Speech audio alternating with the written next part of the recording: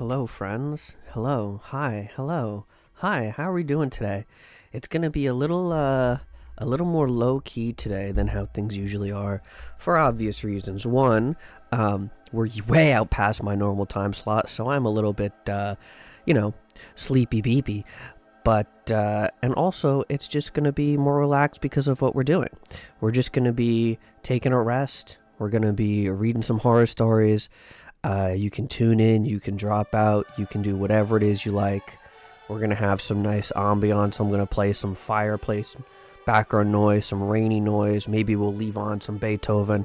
We're listening to Ode to Joy right now, one of the classics, as one does. And that's all, pretty much all we're going to do. We're just going to take it easy. I'm probably going to we're going to start with a classic. We're going to start with The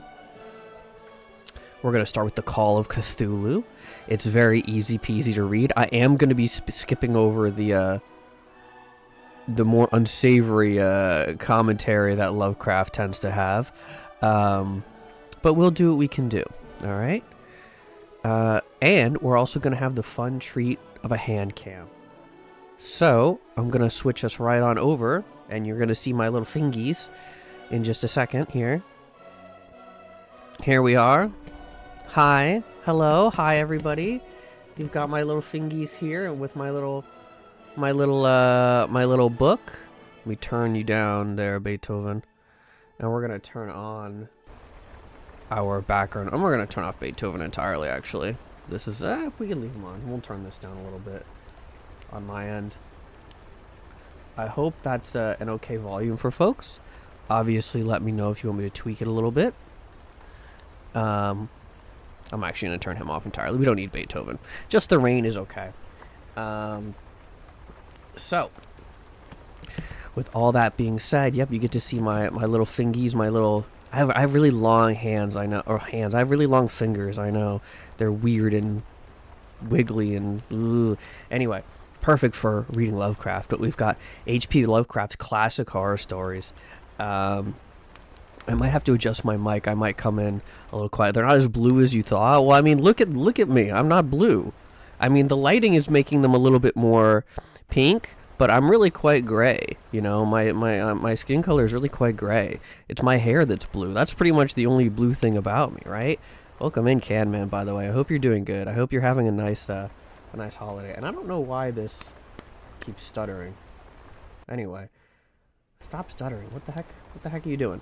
Anyway, we're gonna get started. You can see I have my live Tilly reaction sticker that I'm using as a bookmark. You know, it's really good. It's a good changeling lore to learn about. Yeah, the lighting turns me a little pink, but I'm usually quite gray in terms of skin tone. If you look at me, I'm a little bereft of color. What the heck is going on? Hold on. How is this buffering of all fucking things?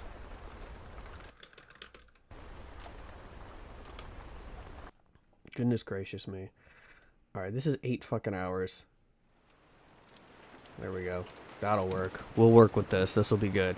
Yes. Shit, now I lost my place. Where was I? We're not reading The Horror of Red Hook. That's an awful story. We're going to be reading The Call of Cthulhu. This is, like, there's a lot of pixels on that book. Yeah. Hopefully, how's the bit rate, Canman? Is it okay? Can you kind of... I know it's going to be a little hard to kind of see the words. But I can make it a little bigger, actually. It just might be a little bit... Yeah. It's going to be a little hard to see the words because it's just kind of text. It looks fine to you, at least on your... Okay. I wasn't sure what you meant by pixels. I wasn't sure if you meant the bitrate was all crazy. But, anyway. So what we're going to do is we're just going to read our story, like I said. I'm pretty much just going to be reading continuously. I'll read the chat. I'll take a look. But we're just going to take it easy. Okay. So we're going to start with The Call of Cthulhu.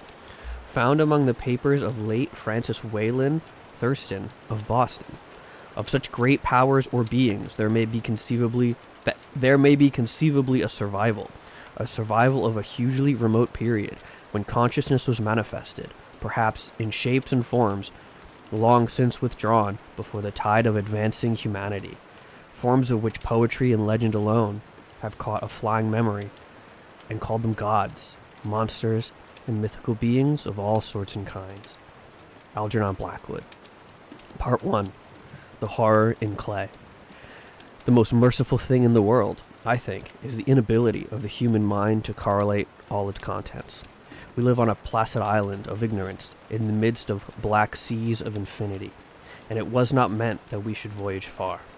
The sciences, each straining in its own direction, have hitherto harmed us little, but someday the piercing of reality and someday the piecing together of a dissociated knowledge will open up such terrifying vistas of reality and of our frightful positions therein, that we shall either go, it's hard for me to read from this angle a little bit actually, that we shall either go mad from the revelation or flee from the deadly light into the peace and safety of a new dark age. Why am I so quiet? It's probably because I don't have my face in the fucking microphone like I usually do. Let's see. Let's turn up the gain a little bit. Let's see. How's that? Is that okay? Okay, that looks a little better. Theosophists have guessed at the awesome grandeur of the cosmic cycle, wherein our world and human race form transient incidents. They have hinted at a strange survival in terms which would freeze the blood, if not masked by a bland optimism. But it is not from them that there came the single glimpse of forbidden eons, which chills me when I think of it, and maddens me when I dream of it. Volume is good, I'm above the rain. Okay, good. Thank you, Can Man. Mwah. It is not from them that there came the single glimpse of forbidden eons, which chills me when I think of it, and maddens me when I dream of it. Hello, Judgment. Welcome in. That glimpse, like all dread glimpses of truth, flashed out from an accidental piercing together of separated things. In this case, an old newspaper item and the notes of a dead professor. I hope that no one will accomplish this piecing out. Certainly, if I live, I shall never knowingly supply a link in so hideous a chain. I think that the professor, too, intended to keep silent regarding the part he knew, and that he would have destroyed his notes had not sudden death seized him. My knowledge of this thing in the winter of 1926 to 27 began in the winter of 1926 to 27 with the death of my great uncle, George Gamel Engel, Professor Emeritus of Semitic Languages in Brown University, Providence, Rhode Island. Professor Engel was widely known as the authority on ancient inscriptions and had frequently been resorted to by the heads of prominent museums, so that his passing at the age of 92 may be recalled by many. Locally, interest was intensified by the obscurity of the cause of death. The professor had been stricken whilst returning from the Newport boat, falling suddenly, as witnesses said, after having been jostled by a nautical-looking sailor who had come from one of the dark courts on the precipitous hillside, which formed a short cut from the waterfront to the deceased homes in William Street. Physicians were unable to find any visible disorder, but concluded after perplexed debate that some obscure lesion of the heart, induced by the brisk ascent of so steep a hill by so elderly a man, was responsible for the end. At the time, I saw no reason to dissent from this dictum, but latterly I am inclined to wonder, and more than wonder. As my uncle's great heir and executor, for he died a childless widower, I was expected to go over his papers with some thoroughness, and for that purpose moved his entire set of files and boxes to my quarters in Boston. Much of the material which I correlated will be later published by the American Archaeological Society, but there was one box which I found exceedingly puzzling, and which I felt much averse from showing to other eyes. It had been locked, and I did not find the key until it occurred to me to examine the personal ring which the professor always carried in his pocket. Then indeed I succeeded in opening it, but when I did so, seemed only to be confronted by a greater and more closely locked barrier. For what could be the meaning of this queer clay bas-relief and the disjointed jottings, ramblings, and cuttings which I found. Had my uncle, in his latter years, become credulous of the most superficial impostures? I resolved to reach out to the eccentric sculptor responsible for the apparent disturbance of an old man's peace of mind. The bas-relief was a rough rectangle, less than an inch thick, and about 5 by 6 inches in area, obviously of modern origin. Its designs, however, were far from modern in atmosphere and suggestion, for, although the vagaries of cubism and futurism are many and wild, they do not often reproduce that cryptic regularity which lurks in prehistoric writing. Hello, Agumi.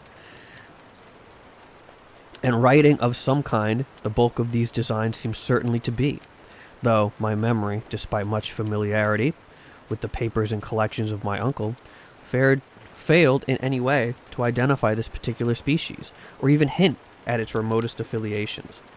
Above these apparent hieroglyphics were a figure of evidently pictorial intent, though its impressionistic execution forbade a very clear idea of its nature. It seemed to be a sort of monster, or symbol representing a monster, of a form which only a diseased fancy could conceive. If I say that my somewhat extravagant imagination yielded simultaneous pictures of an octopus, a dragon, and a human caricature, I shall not be unfaithful to the spirit of the thing. A pulpy, tentacled head surmounted a grotesque and scaly body with rudimentary wings, but it was the general outline of the whole which made it most shockingly frightful. Behind the figure was a vague suggestion of a cyclopean architectural background. The writings accompanying this oddity was, aside from a stack of press cuttings, in Professor Engel's most recent hand, and made no pretension to literary style. What seemed to be the main document was headed Cthulhu Cult, in characters painstakingly printed to avoid the erroneous reading of a word so unheard of. This manuscript was divided into 2 sections, the first of which was headed 1925, Dream and Dream Work of H.A. Wilcox, 7, Thomas Street Residence, Providence, Rhode Island. Hello, Reg. Yeah, you see my fingies? My long and skinny little fingies? The light turns me pink. I'm usually quite gray looking. Thanks for the mpreg, Reg. Rest in peace. The kill team is swift and they are merciless. Let's see, where were we? Here. And the second, Narrative of Inspector John R. Legrasse, 121 Bineville Street, New Orleans, Los Angeles, at 1908. AASMRG. Notes on same Professor Webb's account. Haha, he said. Shut up, Agumi. The other manuscript papers were all brief notes, some of them accounts of the queer dreams of different persons, some of them citations from theosophical, some of these words are hard, theosophical books and magazines, notably W. Scott Eliot's Atlantis and the Lost Lemuria. And the rest comments on long surviving secret societies and hidden cults, with references to passages in such mythological and anthropological source books such as Fraser's Golden Bough and Miss Murray's Witch Cult in Western Europe. The cuttings largely alluded to auteur mental illness and outbreaks of group folly or mania in the spring of 1928. The first half of the principal manuscript told a very peculiar tale. It appears that on March 1st, 1925, a thin, dark young man of neurotic and excited aspect had called upon Professor Engel bearing the singular clay bas-relief, which was then exceedingly damp and fresh. Sorry, I'm scratching my nose. I got an itchy nose. His card bore the name of Henry Anthony Wilcox, and my uncle had recognized him as the youngest son of an excellent family slightly known to him, who had latterly been studying sculpture at the Rhode Island School of Design and living alone in Fleur de Lis building near the institution. Wilcox was a precocious youth of known genius but great eccentricity, and he had from childhood excited attention through the strange stories and odd dreams he was in the habit of relating. He called himself, hi Ty, welcome in. He called himself psychically hypersensitive, but the staid folk of that ancient commercial city dismissed him as merely queer, never mingling much with his kind. He had dropped... Sometimes Lovecraft will sneak that shit in on you. He had dropped gradually from social visibility, and was now known only to a small group of ascetics from other towns. Even the Providence Art Club, anxious to preserve its conservatism, has found him quite hopeless. On the occasion of the visit, around the professor's manuscript, the sculptor abruptly asked for the benefit of his host's archaeological knowledge in identifying the hieroglyphics on the bas-relief. He spoke in a dreamy, stilted manner, which suggested pose and alienated sympathy, and my uncle showed some sharpness in replying, for the conspicuous freshness of the tablet implied kinship with anything but archaeology.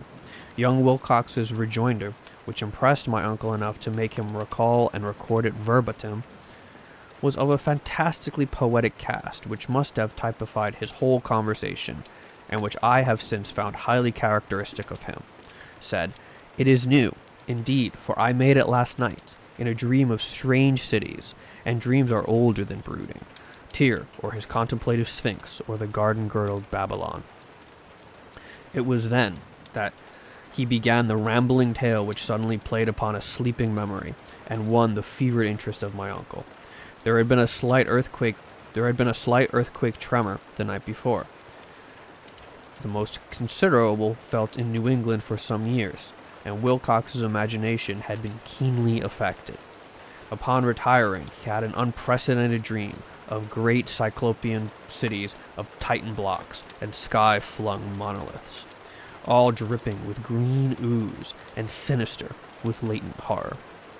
Hieroglyphics had covered the walls and pillars, and from some undetermined point below had come a voice that was not a voice, a chaotic sensation which only fancy could transmute into sound. But when he attempted to render the almost unpronounceable jumble of letters, Cthulhu Fatakin. This verbal jumble was the key to the recollection which excited and disturbed Professor Angle. He questioned the sculptor with scientific minuteness and studied... let me scooch it over. And studied with almost frantic intensity the bas-relief on which the youth had found himself working, chilled and clad only in his nightclothes, when waking had stolen bewilderingly over him. Nice Cthulian, you couldn't even detect an accent. Mwah. Here you go, Prince Anime. Mwah. Thank you. He's a distant uncle of mine, you know. Let's turn down my gain a little bit, actually. When I get too close to the mic, things get a little peaky. We don't want that. Where was I? A waking had stolen bewilderingly over him. My uncle blamed his old age, Wilcox afterward said, for his slowness in recognizing both hieroglyphics and pictorial design. Many of his questions seemed highly out of place to his visitor, especially those which tried to connect the latter with strange cults or societies, and Wilcox could not understand the repeated promises of silence which he was offered in exchange for admission of membership to some widespread mystical or paganly religious body. When Professor Engel became convinced that the sculpt... Sorry, sometimes when I lose where I'm at, I have to actually point on the book. It's a little bit babyish, but that's kind of how it has to be. Here. When Professor Engel became convinced that the sculptor was indeed ignorant of any cult or system of cryptic lore, he besieged his visitor with demands for future reports of dreams. This bore regular fruit, for after the first interview, the manuscript records daily calls of the young man, during which he related startling fragments of nocturnal imagery, whose burdens were always some terrible cyclopean visits of dark and dripping stone, with a subterranean voice or intelligence shouting monotonously in enigmatical sense impacts, undescribable save as gibberish. The two sounds most frequently repeated are those rendered by the letters Cthulhu and R'lyeh. On March 23rd, the manuscript continued, Wilcox failed to appear, and inquiries at his quarters revealed that he had been stricken with an obscure sort of fever and taken to the home of his family in Waterman Street. He had cried out in the night. He had cried out in the night, arousing several other artists in the building, and had manifested since then only alternations of unconsciousness and delirium. My uncle at once telephoned the family, and from that time forward kept close watch of the case, calling often at the Thayer Street office of Dr. Toby, whom he learned to be in charge. The youth's febrile mind, apparently, was dwelling on some strange things, and the doctor shuddered now and then as he spoke of them. They included not only a repetition of what he had formerly dreamed, but touched wildly on a gigantic thing, miles high, which walked or lumbered about. He at no time fully described this object, but occasional frantic words, as repeated by Dr. Toby, convinced the professor that it must be identical with his nameless monstrosity he sought to depict in his dream sculpture. Reference to this object, the doctor added, was invariably a prelude to the young man's subsidence into lethargy. His temperature, oddly enough, was not greatly above normal, but the whole condition was otherwise such as to suggest true fever rather than mental disorder. I'm sorry, Billy, we're not going to be doing any yaoi reading tonight. H.P. Lovecraft is not gonna be making your dreams come true. I apologize. On April, and at about 3 p.m., every trace of Wilcox's malady suddenly ceased. He sat upright in bed, astonished to find himself at home and completely ignorant of what happened in dream or reality since the night of March 22nd. Pronounced well by his physician, he returned to his quarter in 3 days. But to Professor Angle, he was of no further assistance. All traces of strange dreaming had vanished with his recovery, and my uncle kept no record of his night thoughts after a week of pointless and irrelevant accounts of thoroughly usual visions. Here, the first part of the manuscript ended, but references to certain of the scattered notes gave me much material for thought. So much, in fact, that only the ingrained skepticism then forming my philosophy can account for my continued distrust of the artist. The notes in question were those descriptive of the dreams of various persons covering the same period as that in which young Wilcox had arranged visitations. My uncle, it seems, had quickly instituted a prodigiously far-flung body of inquiries amongst nearly all the friends whom he could question without impertinence. H.P. Boy Lovecraft, yeah, I don't think he was not a big fan of yaoi. Unfortunate to the wider Twitch community, H.P. Lovecraft did not support boy kissing. I'm sorry to tell you. Where were we? Asking for nightly reports of their dreams and the dates of any notable visions for some time past. The receptions of his request seems to have been varied, but he must, at the very least, have received more responses than any ordinary man could have handled without a secretary. The original correspondence was not preserved, but his notes formed a thorough and really significant digest. Average people in society and business, New England's traditional salt of the earth, gave an almost completely negative result, though scattered cases of uneasy but formless nocturnal impressions appear here and there, always between March 23rd and April, and the period of young Wilcox's delirium. Scientific men were little more affected, though 4 cases of vague description suggest fugitive glimpses of strange landscapes, and in one case, there is a mention of a dread of something abnormal. You can really tell how this influenced all internet horror. Yes, this is like the straight up this is like almost the most OG of OG, like right behind like fucking Mary Shelley's Frankenstein. This is like where we go. This is like the granddaddy of them all. Of course, honorably behind Frankenstein. It was from the artists and poets that the pertinent answers came, and I knew the panic would have broken loose had they been able to compare notes. As it was, lacking their original letters, I half suspected the compiler of having asked leading questions, or of having edited the correspondence in corroboration of what he had latently resolved to see. That is why I continued to feel that Wilcox, somehow cognizant of the old data which my uncle had possessed, had been imposing on the veteran scientist. Those responses from aesthetes told a disturbing tale. From February 28th to April, and a large proportion of them had dreamed very bizarre things, the intensity of these dreams being immeasurably the stranger during the period of the sculptor's delirium. Over a fourth of those who reported anything reported scenes and half sounds, not unlike those which Wilcox had described. And some of the dreamers confessed acute fear of the gigantic, nameless thing visible towards the last. One case, which the note describes with emphasis, was very sad. A subject, a widely known architect with leanings toward theosophy and occultism, went violently insane on the date of young Wilcox's seizure, and expired several months later after incessant screamings to be saved from some escaped denizen of hell. Had my uncle referred to these cases by name instead of merely by number, I should have attempted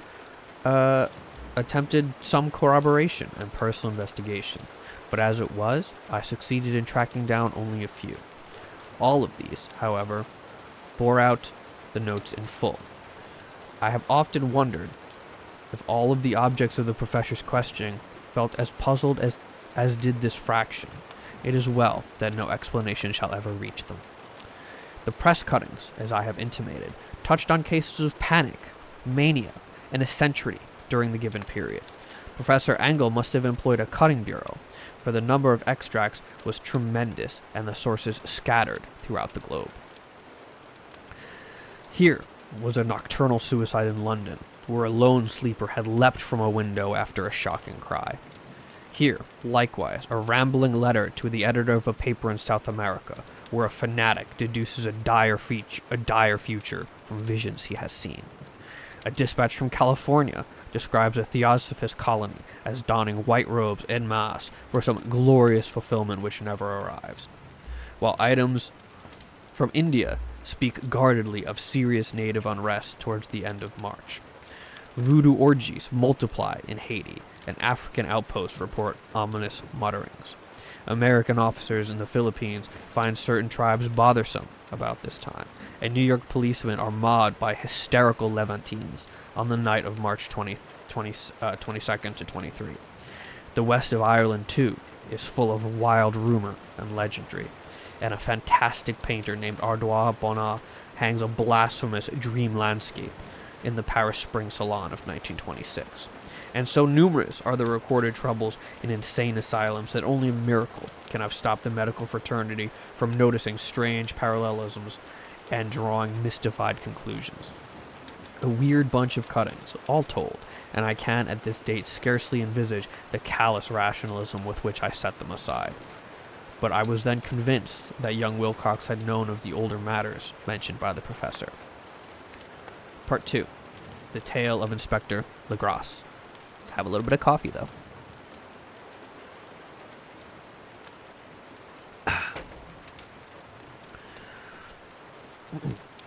The older matters, which had made the sculptor's dream and has bas relief so significant to my uncle, formed the subject of the second half of his long manuscript.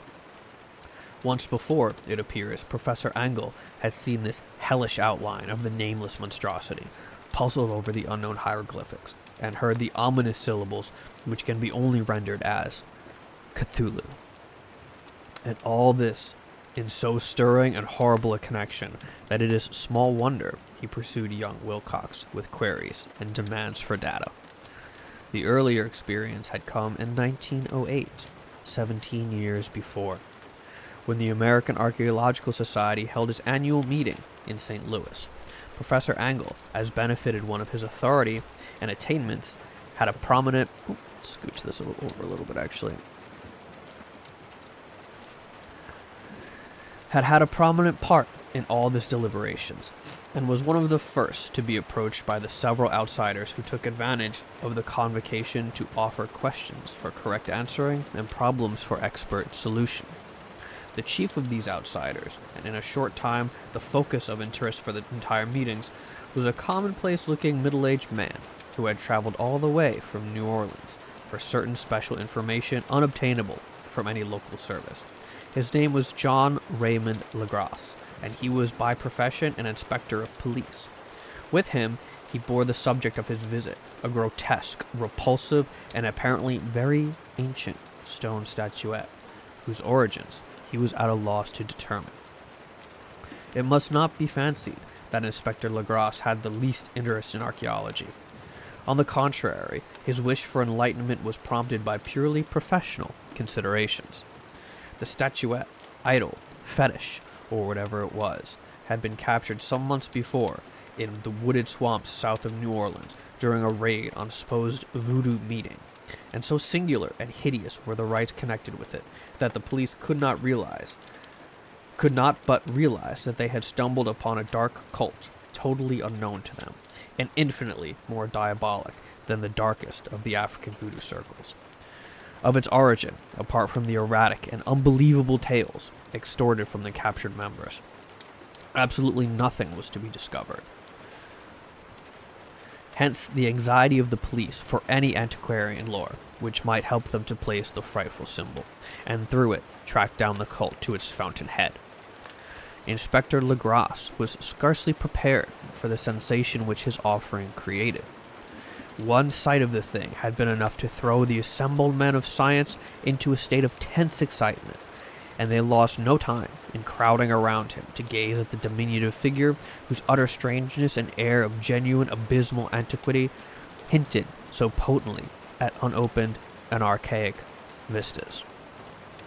No recognized school of sculpture had animated this terrible object, yet centuries and even thousands of years seemed recorded in its dim and greenish surface of unplaceable stone. The figure, which has finally passed slowly from man to man for close and careful study, was between 7 and 8 inches in height, and of exquisitely artistic workmanship. It represented a monster of vaguely anthropoid outline, but with an octopus-like head, whose face was a mass of feelers, a scaly, rubbery-looking body, prodigious claws on hind and fore feet, and long, narrow wings behind. This thing, which seemed instinct with a fearsome and an unnatural malignancy, was of a somewhat bloated corpulence, and squatted evilly on a rectangular block or pedestal, covered with undecipherable characters. The tips of the wings touched the back edge of the block. The seat occupied the center, while the long, curved claws of the doubled-up, crouching hind legs gripped the front edge and extended a quarter the way down towards the bottom of the pedestal. The cephalopod head was bent forward, so the ends of the facial feelers brushed the backs of huge forepaws, which clasped the croucher's elevated knees. The aspect of the whole was abnormally lifelike, and the more subtly fearful became its source was so totally unknown. Because its source was so totally unknown.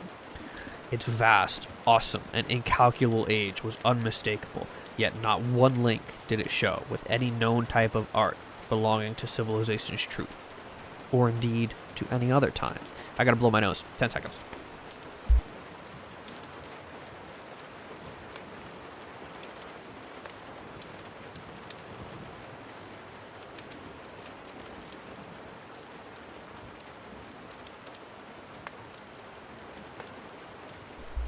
All right. Live Tilly reaction, baby. All right. Totally separate and apart. Its very material was a mystery, for the soapy, greenish-black stone, with its golden or iridescent flecks and striations, revealed nothing familiar in geology or mineralogy. Let me angle it properly here. There we go. The characters along the base were equally baffling, and no member present, despite a representation of half the world's expert learning in this field, could form the least notion of even their remotest linguistic kinship. Summon Tilly. We're gonna say hello to Tilly. I think we only have Giga Tilly right now. Here, let me bring her over. All right, there you go. There's Tilly. We're gonna flip her over. There we go. Alright. They, like the subject and material, belong to something horribly remote and distinct from mankind as we know it. Something frightfully suggestive of old and unhallowed cycles of life, in which our world and our conceptions have no part. And yet, as members severally shook their heads and confessed defeat at the inspector's problem. There was one man in the gathering who suspected a touch of bizarre familiarity in that monstrous shape and writing, and who presently told with some diffidence of the odd trifle he knew. This person was the late William Channeling Webb, professor of anthropology in Princeton University, and an explorer of no slight note. Professor Webb had been engaged 48 years before in a tour of Greenland and Iceland in search of some runic inscriptions which he failed to unearth. And whilst high up in the West Greenland coast, he had encountered a singular tribe or cult of degenerate Eskimos whose religion, a curious form of devil worship, chilled him with its deliberate bloodthirstiness and repulsiveness. It was a faith of which other Eskimos knew little, and which they had mentioned only with shudders, saying it had come down from horribly ancient eons before ever the world was made. Besides nameless rites and human sacrifices, there were certain queer hereditary rituals addressed as Supreme Elder Devil, or Tornask, and of this Professor Webb had taken a careful phonetic copy from an aged Angok, or wizard priest, expressing the sounds in Roman letters as best he knew how. But just now, of prime significance was the fetish of which this cult had cherished, and around which they danced when the auroras leapt high over the ice cliffs. It was, the professor stated, a very crude bas-relief of stone, comprising a hideous picture and some cryptic writing. And as far as he could tell, it was a rough parallel to all essential features of the bestial thing now lying before the meeting. This data, received with suspense and astonishment by the assembled members, provided doubly exciting to Inspector Legrasse, and he began at once more to ply his informant with questions. Having noted and copied an oral ritual among the swamp cult worshippers his men had arrested, he besought the professor to remember as best he might the syllables taken down amongst the diabolist Eskimos. There then followed an exhaustive comparison of details, and a moment of truly awed silence when both detective and scientist agreed on the virtual identity of the phrase common to two hellish rituals so many worlds of distance apart. What, in substance, both the Eskimo wizards and the Louisiana swamp priests had chatted to their kindred idols was something very like this, the word divisions being guessed at from traditional breaks in the phrase as they chanted aloud. Plugi mnta, Cthulhu Relay Unach Al Fatak. Legrasse had at one point, in advance of Professor Webb, for several among his mongrel prisoners repeated to him what the older celebrants had told them the words meant. This text, as given, ran something like this. In his house at Rylech, dead Cthulhu waits dreaming. And now, in response to a general urgent demand, Inspector Legrasse relates as fully as possible to his experience with the swamp worshippers, telling a story in which I could see my uncle attached profound significance. It savored of the wildest dreams of mythmaker and theosophist, and disclosed an astonishing degree of cosmic imagination among such half-castes and pariahs as might be least expected to possess it. On November 1st, 1907, there came to New Orleans police a frantic summons from the swamp and lagoon country to the south. The squatters there, mostly primitive but good-natured descendants of Lafitte's men, were in the grip of stark terror from an unknown thing which had stolen upon them in the night. It was voodoo, apparently, but voodoo of a more terrible sort than they had ever known, and some of their women and children had disappeared since the malevolent tom-tom had begun its incessant beating far within the black haunted woods where no dweller ventured. There were insane shouts and harrowing screams, soul-chilling chants and dancing devil flames, and the frightened messenger added, the people could stand it no more. So, a body of 20 police, filling 2 carriages and an automobile, had set out in the late afternoon, with the shivering squatter as a guide, At the end of this passable road they alighted, and for miles splashed on in silence through terrible cypress woods where day never came. Ugly roots and malignant hanging nooses of Spanish moss beset them, and now and then a pile of dank stones on fragments of a rotting wall, intensified by its hint of morbid habitation, a depression which every malformed tree and every fungus islet combined to create. At length, the squatter settlement, a miserable huddle of huts, hove in sight, and hysterical dwellers ran out to cluster around the group of bobbing lanterns. The muffled beat of tom-toms was more faintly audible, far, far ahead, and a curdling shriek came at infrequent intervals when the winds shifted. A reddish glare, too, seemed to filter through the pale undergrowth beyond endless avenues of forest night. Reluctant even to be left alone again, each one of the cowed squatters refused point blank to advance another inch toward the scene of unholy worship.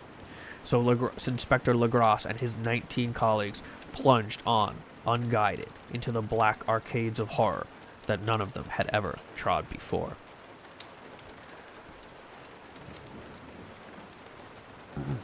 The region now entered by the police was one of traditionally evil repute, substantially unknown and untraversed. There were legends of a hidden lake unglimpsed by mortal sight, in which dwelt a huge, formless, white polypous thing with luminous eyes, and squatters whispered that bat-winged devils flew up out of caverns in the inner earth to worship it at midnight. They said it had been there before D'Iberville, before La Salle, before the Indians, and before even the wholesome beasts and birds of the woods. It was nightmare itself, and to see it was to die. But it made men dream, and so they knew enough to keep away. The present voodoo orgy was, indeed, on the merest fringe of this abhorred area, but that location was bad enough. Hence, perhaps, the very place of this worship had terrified the squatters more than the shocking sounds and incidents. Only poetry or madness could do justice to the noises heard by Legrasse's men as they plowed on through the black morass toward the red glare and the muffled tom-toms. There are vocal qualities peculiar to men and vocal qualities peculiar to beasts, and it is terrible to hear the one when the source should yield the other. Animal fury and orgiastic license here whipped themselves into demonic heights by howls and squawking ecstasies that tore and reverberated through these nighted woods like pestilential tempests from the gulfs of hell. Now and then, the less organized ululations would cease, and from what seemed a well-drilled chorus of hoarse voices would rise in sing-song chant that hideous phrase or ritual. Fnulgi Montalganf Cthulhu Rile Nuga Fragtag. Hi, Kogrin. Yes, I am literate, and I can read. And this book is like hard. Actually, this is like some of these words are a bit of a challenge. Then the men, having reached a spot where the trees were thinner, came suddenly to the sight of the spectacle itself. Thank you for the bits, Downawar. Happy Thanksgiving to you too. Thanks for coming in and saying hi. 4 of them reeled, and 1 fainted, and 2 were shaken into a frantic cry, which the mad cacophony of the orgy fortunately deadened. Legrasse dashed swamp water on the face of the fainting man, and all stood trembling, nearly hypnotized with horror. In a natural glade of the swamp stood a grassy island, perhaps an acre's extent, clear of trees and tolerably dry. On this now leaped and twisted a more indescribable horde of human abnormality than any but a Simu or Angola could paint. Void of clothing, this hybrid spawn were braying, bellowing, and writhing about a monstrous, ring-shaped bonfire, in the center of which, revealed by occasional rifts in the curtain of flame, stood a great granite monolith, some 8 foot in height, on top of which, incongruous in its diminutiveness, rested the noxious carven statuette. From a wide circle of 10 scaffolds set up at regular intervals with the flame-girt monolith as center hung, head downward, the oddly marred bodies of the helpless squatters who had disappeared. It was inside this circle that the ring of worshippers jumped and roared, the general direction of the mass motion being from left to right, in an endless bacchanal between the ring of bodies and the ring of fire. It may have been only imagination, and it may have been only echoes, which induced one of the men, an excitable Spaniard, to fancy he heard antiphonal responses to the ritual from some far and unillusioned spot deeper within the wood of ancient legendary and horror. This man, Joseph de Galvez, I later met and questioned, and he proved distractingly imaginative. He indeed went so far as to hint of the faint beating of great wings, and of a glimpse of shining eyes and mountainous white bulk beyond the remotest trees. But I suppose he had been hearing too much native superstition. Actually, the horrified pause of the men was of comparatively brief duration. Duty came first, and although there must have been nearly 100 celebrants in the throng, the police relied on their firearms and plunged determinedly into the nauseous rout. For 5 minutes, the resultant din and chaos were beyond description. Wild blows were struck, shots were fired, and escapes were made, but in the end Legras was able to count some 47 sullen prisoners, whom he forced to dress in haste and fall into line between 2 rows of policemen. 5 of the worshippers lay dead, and 2 severely wounded. And 2 severely wounded ones were carried away on improvised stretchers by their fellow prisoners. The image on the monolith, of course, was fully removed and carried back to Legras.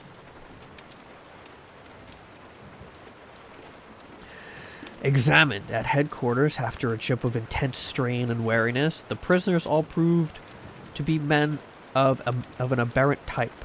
Most were seamen, and a sprinkling of various other types largely. West Indians or Portuguese from the Cape Verde Islands, given to voodooism or cultism.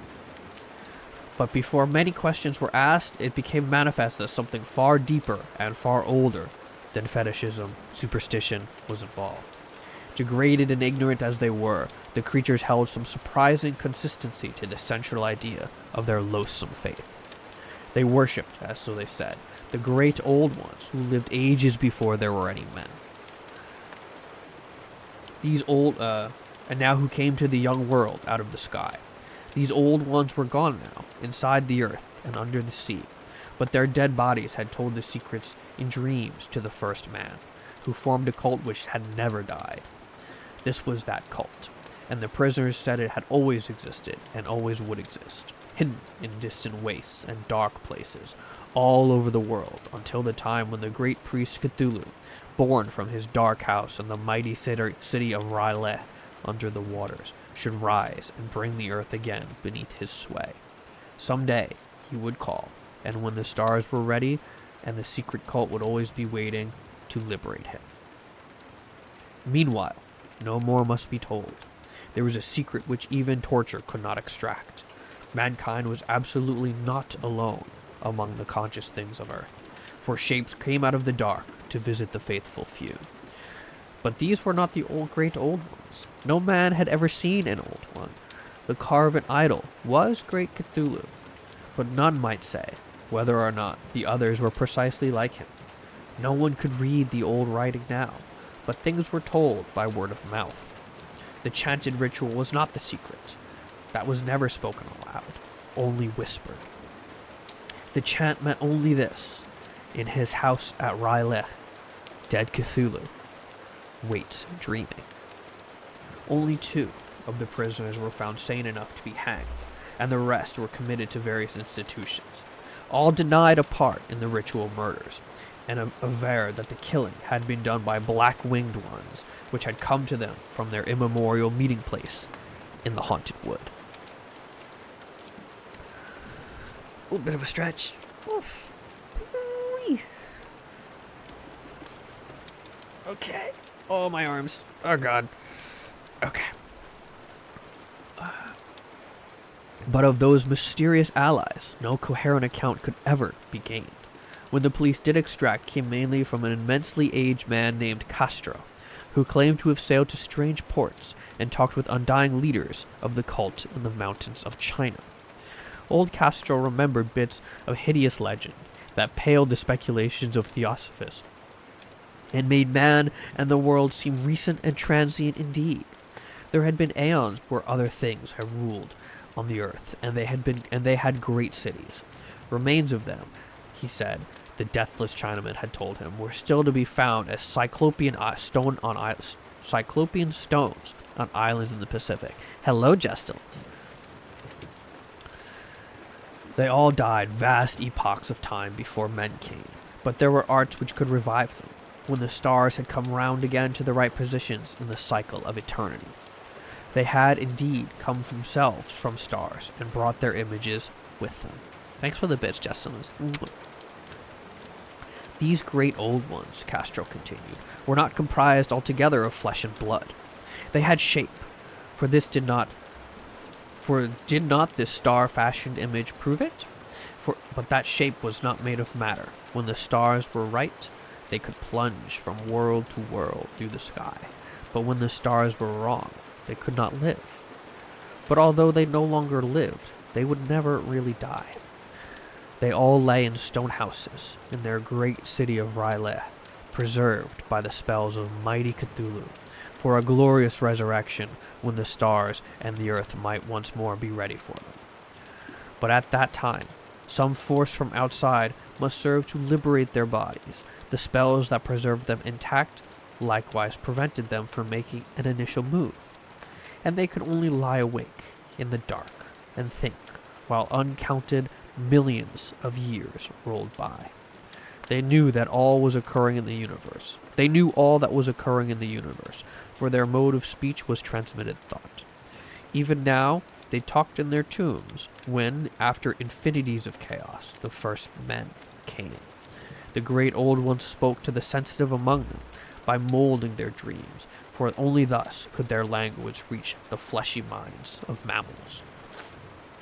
Then, whispered Castro, those first men formed the cult around small idols which the great ones showed them, idols brought in dim eras from dark stars.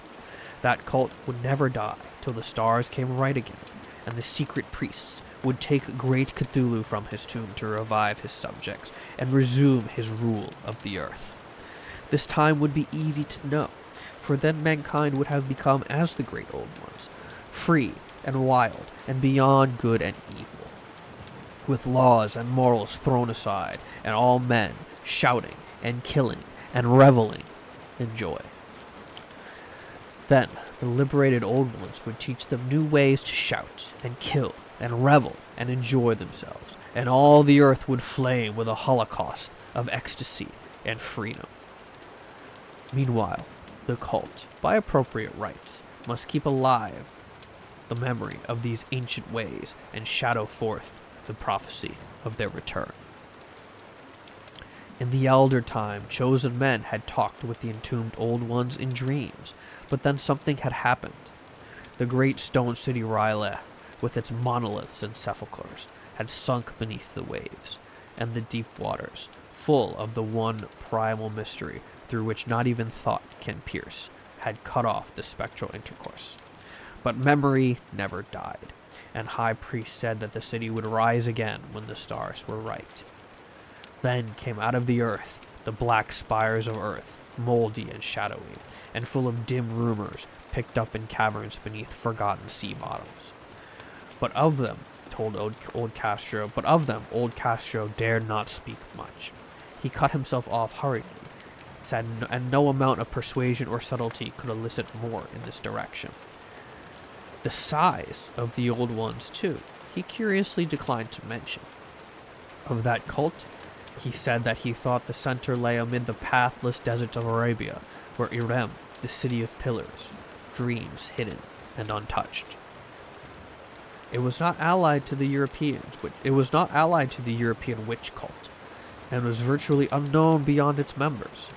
No book had ever really hinted of it, though the deathless Chinaman said that there were double meanings in the Necronomicon of the mad Arab Abdul al-Hazred, which the initiated might read as they chose, especially the much-discussed couplet, "That is not dead, which can eternal lie.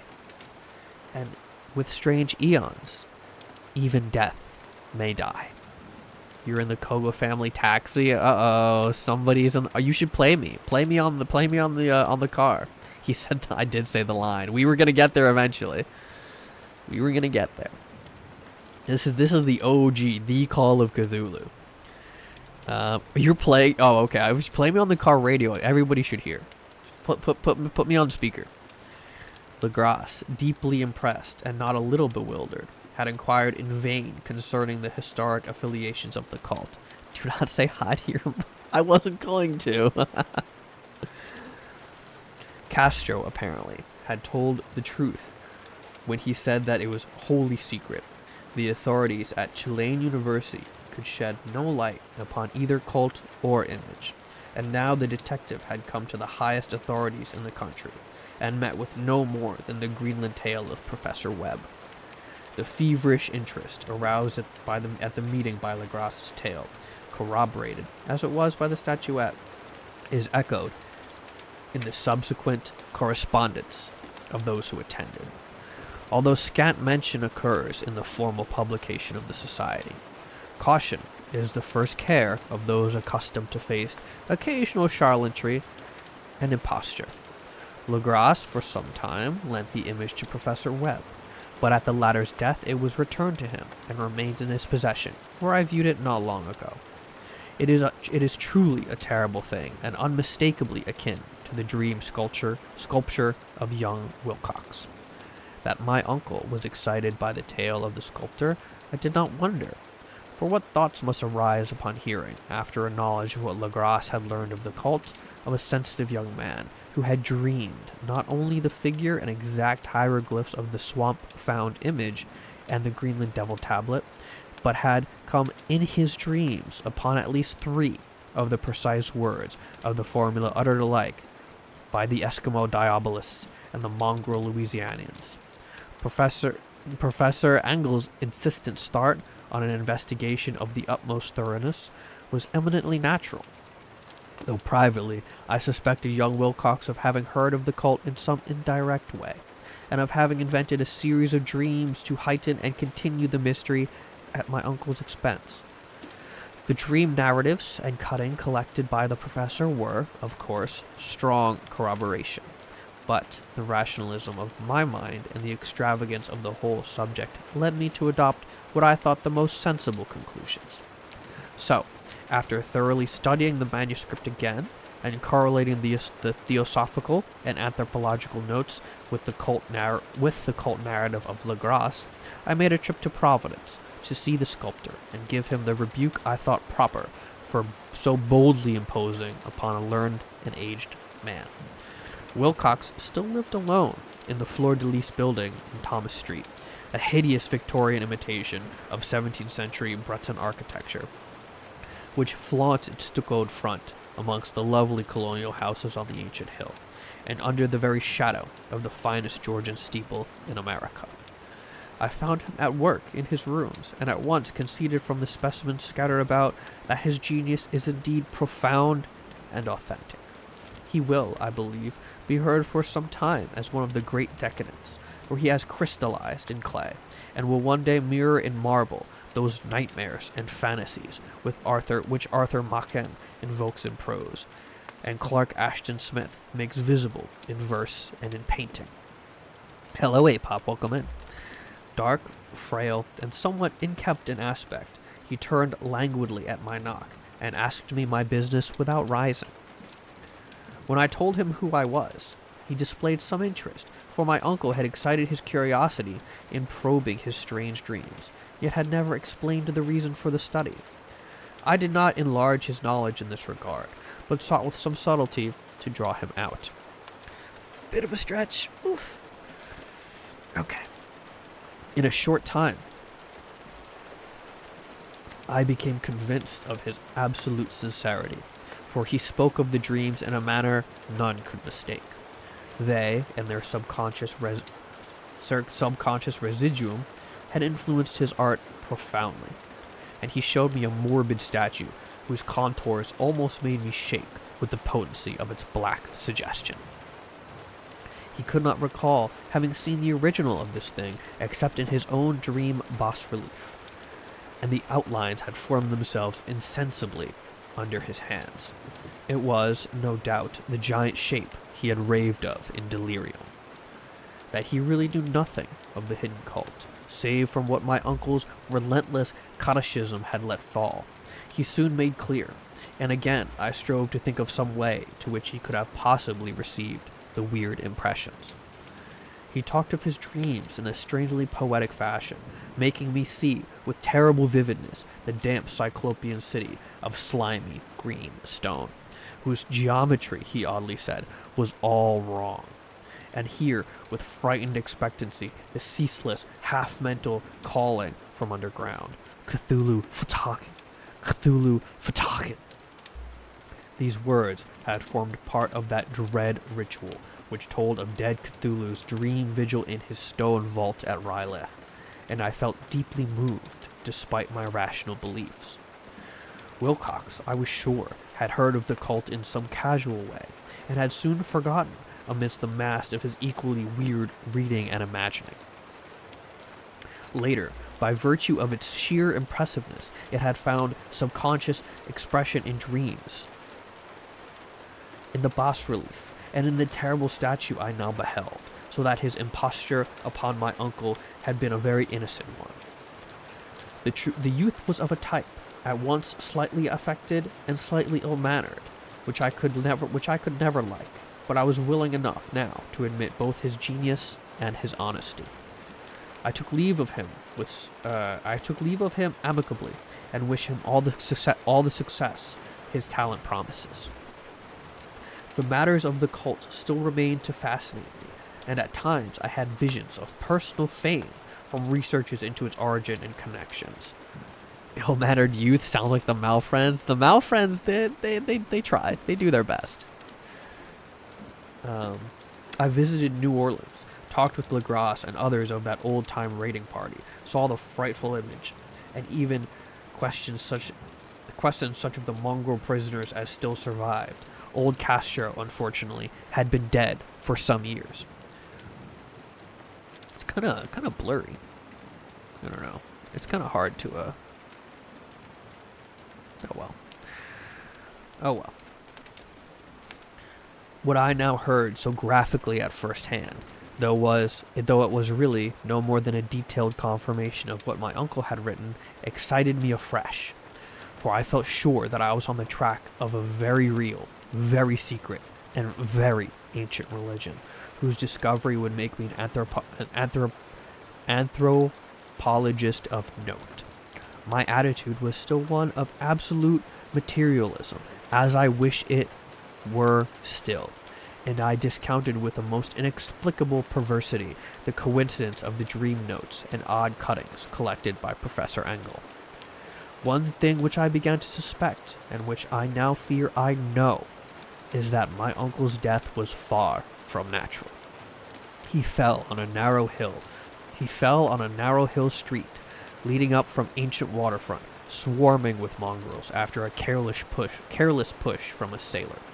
I did not forget the Maist blood and marine pursuits of the cult members in Louisiana, and would not be surprised to learn of secret methods and poison needles as ruthless and as anciently known as the cryptic rites and belief.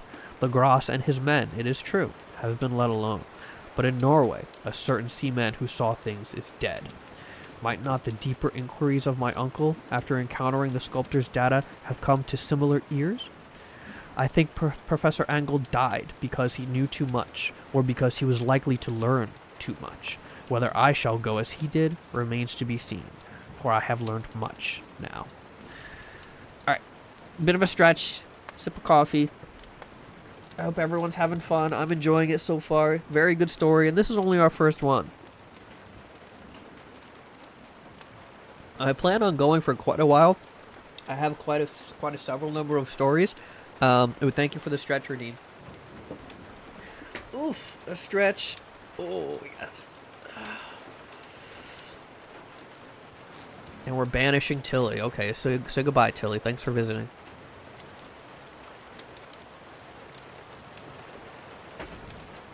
And we're summoning Tilly.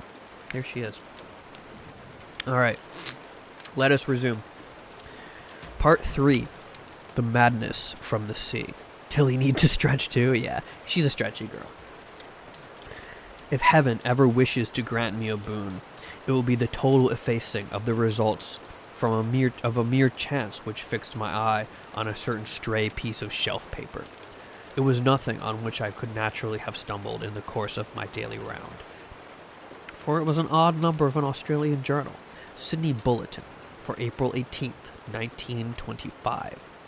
It had escaped even the Cutting Bureau, which had at the time of its issuance been avidly collecting material for my uncle's research.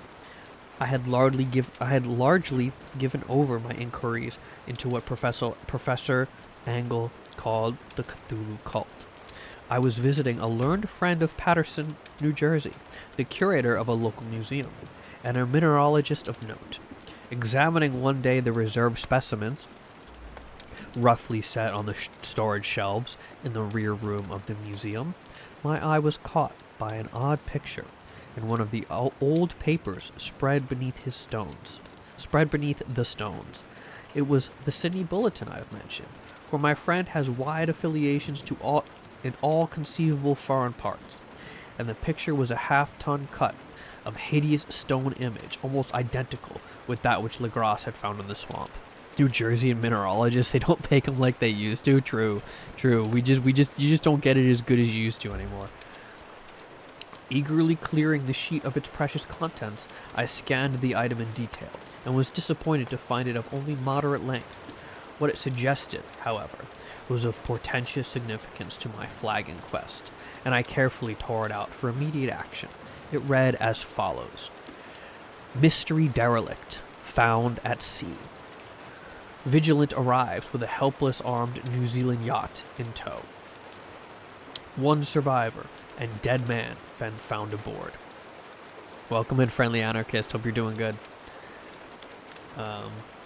Tale of desperate battle and deaths at sea. Rescued seaman refuses particulars of strange experience. Odd idol found in his possession. Inquiry to follow. The Morrison Company's freighter Vigilant, bound from Valparaiso, arrived this morning at its wharf in Darling Harbor, having in tow the battled and disabled but heavily armed steam yacht Alert of Dunedin, New Zealand, which was alerted April 12th in south latitude 3431, west longitude 152.17, with one living and one dead man aboard. Welcome in, Zen Parsnip Head. Scary tonight. We're reading a little bit of Lovecraft. The Vigilant left Valspario March 25th, and was driven considerably south of her course by exceptionally heavy storms and monster waves. On April 12th, the derelict was sighted, and though appeared seemingly deserted, was found upon boarding to contain one survivor in a half-delirious condition, and one man who had evidently been dead for more than a week.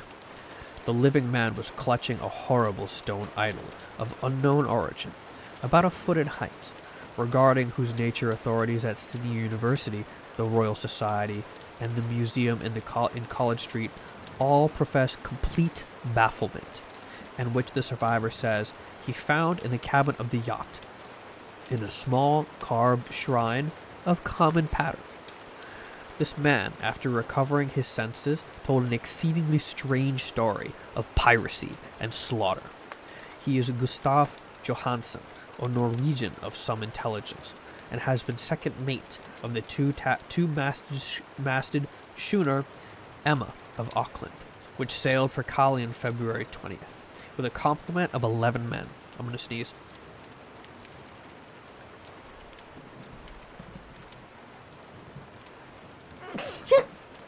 Excuse me.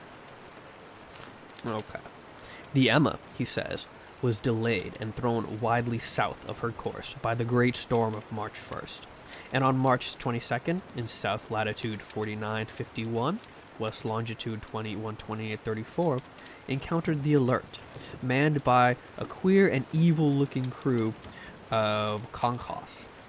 Being ordered peremptorily to turn back, Captain Collins refused, whereupon the strange crew began to fire savagely and without warning upon the schooner, with a particularly heavy battery of brass cannons forming part of the yacht's equipments. Bless me, thank you for the bless.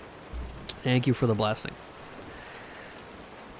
The Emma's men showed fight, says the survivor, and though the schooner began to sink from shots beneath the waterline, they managed to heave alongside their enemy and board her, grappling with the savage crew on the yacht's deck, and being forced to kill them all, their number being slightly superior because of their particularly abhorrent and desperate, though rather clumsy, mode of fighting.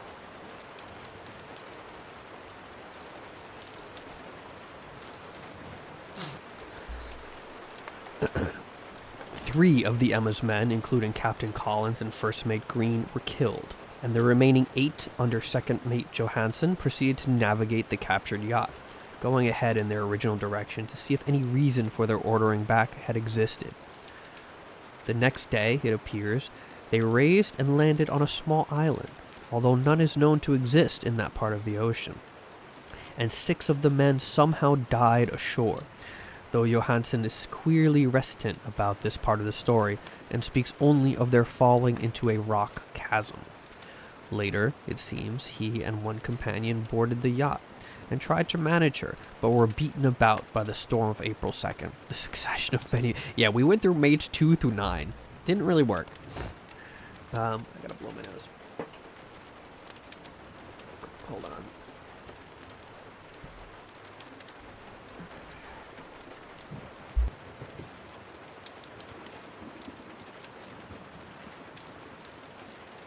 Okay. Sorry. Where were we?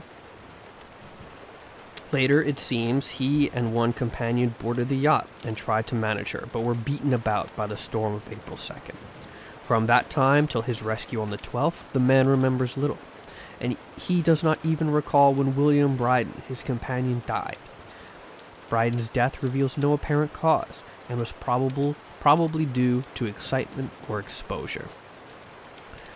Cable advices from Dunedin report that the Alert was well known there as an island trader, and bore an evil reputation among the waterfront. It was owned by a curious group of men whose frequent meetings and night trips to the woods attracted no little curiosity, and it had set sail in great haste just after the storm and the earth tremors of March 1st.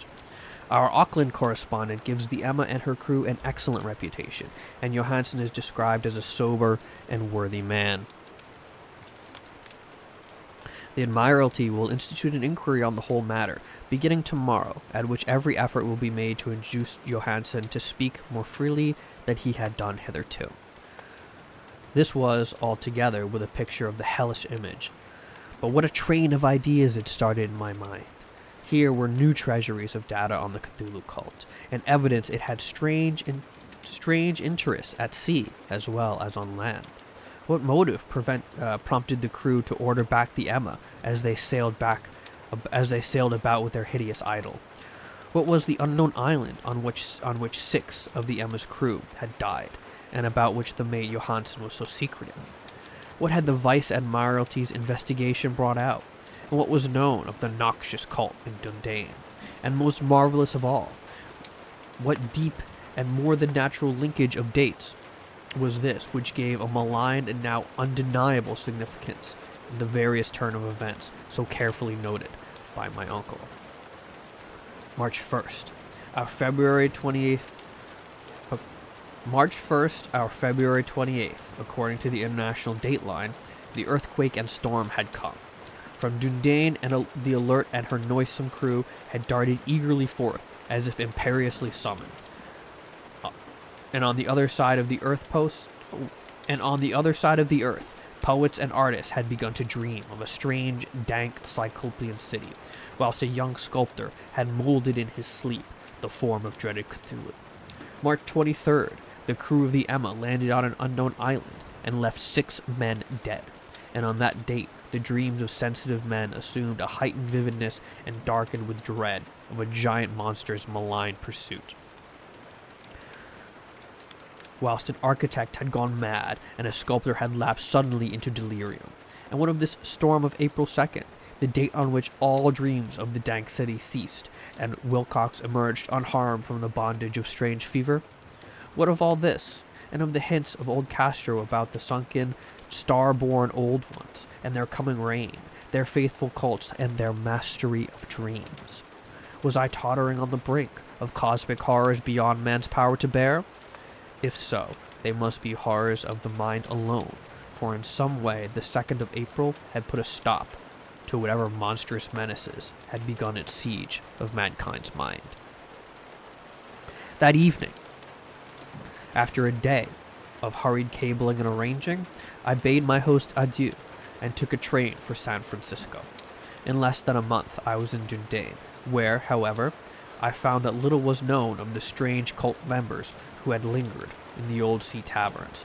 Waterfront scum was far too common for special mention, though.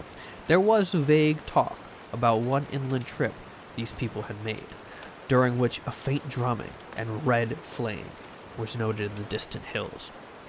In Auckland, I learned that Johansen had returned with yellow hair turned white, after a perfunctory and inconclusive questioning at Sydney, and had thereafter sold his cottage in West Street and sailed with his wife to his old home in Oslo.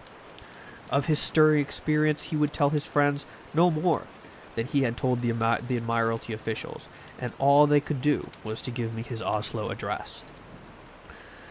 After that, I went to Sydney and talked profitlessly with seamen and members of the Vice Admiralty Court. I saw the Alert, now sold and in commercial use, at Circular Quay in Sydney Cove, but gained nothing from its non-committal bulk. The crouching image with its cuttlefish head, dragon body, scaly wings, and hieroglyphed pedestal was preserved in the museum at Hyde Park, and I studied it long and well, finding it a thing of balefully exquisite workmanship, and with the same utter mystery, terrible antiquity, and unearthly strangeness of material, which I had noted in Legras's smaller specimen. Geologists, the curator told me, had found it a monstrous puzzle, for they vowed that the world held no rock like it. Then I thought with a shudder of what old Castro had told Legras about the primal great ones. They had come from the stars and had brought their images with them. Shaken with such a mental revolution as I had never before known, I now resolved to visit mate Johansen in Oslo.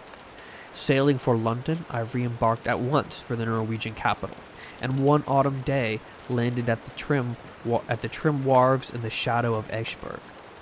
Johansen's address, I discovered, lay in the old town of King Harald Hardrada, which kept alive the name of Oslo during all the centuries that the greater city masqueraded as Christiania. I made the brief trip by taxicab and knocked with palpitant heart at the door of a neat and ancient building with plastered front. A sad-faced woman in black answered my summons, and I was stung with disappointment when she told me in halt English that Gustav Johansen was no more. A sippy? Let's take a bit of a sippy, shall we? Let's have a bit of a sippy here.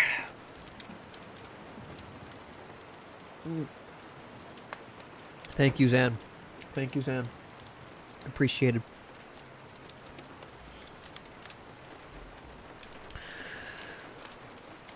He had not long survived his return, and said his wife, for the doings of sea in 1925 had broken him. He had told her no more than he had told the public, but had left a long manuscript of technical matters, as he said, written in English, evidently in order to safeguard her from the peril of casual perusal. During a walk through a narrow lane near the Gothenburg dock, a bundle of papers falling from an attic window had knocked him down. 2 Lascar sailors at once helped him to his feet, but before the ambulance could reach him, he was dead. Physicians found no adequate cause for the end, and laid it to heart trouble and a weakened condition. Welcome in, Lolek 1911G. Knew a guy who collected candy. They were all in mint condition. Alright, that's a good one. Pretty good, pretty good. I now felt, gnawing at my vitals, that dark terror which will never leave me, till I, too, am at rest, accidentally or otherwise. Persuading the widow that my connection with her husband's technical matters was sufficient to entitle me to his manuscript. I bore the document away and began to read it on the London boat. It was a simple, rambling thing, a native sailor's effort at a post facto diary, and strove to recall day by day that awful voyage. I cannot attempt to transcribe it verbatim in all its cloudiness and redundance, but I will tell you its gist, enough to show why the sound of the water against the vessel's sides became so unendurable to me that I stopped my ears with cotton. Johansen, thank God, did not quite know all, even though he saw the city and the thing. But I shall never sleep calmly again when I think of the horrors that leak ceaselessly behind life in time and in space, and of those unhallowed blasphemies from elder stars which dream beneath the sea. Known and favored by a nightmare cult, ready and eager to loose them on the world whenever another earthquake shall heave their monstrous stone city again to the sun and air. Johansen's voyage had begun just as he told it to the Vice Admiralty. The Emma, in ballast, had cleared Auckland on February 20th, and had felt the full force of the earthquake-born tempest, which must have heaved up from the sea bottom the horrors that filled men's dreams. Once more under control, the ship was making good progress when held up by the Alert on March 22nd, and I could feel the mate's regret as he wrote of her bombardment and sinking. Of the cult fiends on the Alert, he speaks with significant horror. There was some particularly abominable quality about them, which made their destruction seem almost a duty.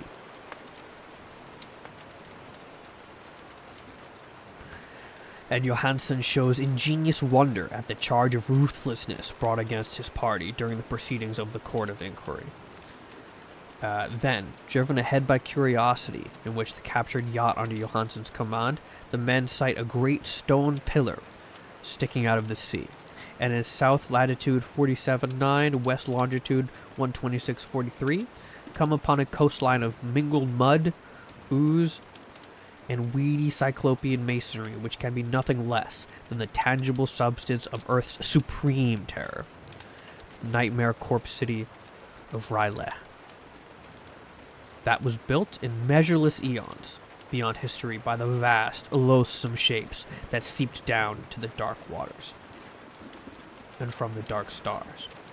There lay great Cthulhu and his hordes, hidden in green, slimy vaults, and sending out at last, after cycles incalculable, the thoughts that spread fear to the dreams of the sensitive, and called imperiously to the faithful to come on a pilgrimage of liberation and restoration. All this Johansen did not suspect, but God knows he soon saw enough. I suppose that only a single mountaintop, the hideous monolith-crowned citadel, whereupon great Cthulhu was buried, actually emerged from the waters. When I think of the extent of all that may be brooding down there, I almost wish to kill myself forthwith. Johansen and his men were awed by the cosmic majesty of this dripping Babylon of elder demons, and must have guessed without guidance that it was nothing of this or any sane planet. Awe at the unbelievable size of the greenish stone blocks, at the dizzying height of the great carven monolith, and at the stupefying identity of the colossal statues and bas-reliefs with the queer image found on the shrine on the Alert is poignantly visible in every line of the man's frightened description. Without knowing what futurism is like, Johansen achieved something very close to it when he spoke of the city. For instead of describing any definite structure or building, he dwells only on the broad impressions of vast angles and stone surfaces too great to belong to anything right or proper for this earth, and impious with horrible images and hieroglyphs. I mention his talk about angles because it suggests something Wilcox had told me of his awful dreams. He said that the geometry of the dream place he saw was abnormal, non-Euclidean, and loathsomely redolent of spheres and dimensions apart from ours. Now, an unlettered seaman felt the same thing whilst gazing at the terrible reality. Johansen and his men landed at a sloping mud bank on this monstrous acropolis, and clambered slipperily up over tightened, oozy blocks which could have been no mortal staircase. The very Son of Heaven seemed distorted when viewed through the polarizing miasma welling out from the sea-soaked perversion. And twisted menace and suspense lurked leeringly in these crazily elusive angles of carven rock, where a second glance showed concavity after the first showed convexity. Something very like fright had come over all the explorers before anything more definite than rock and ooze and weed were seen.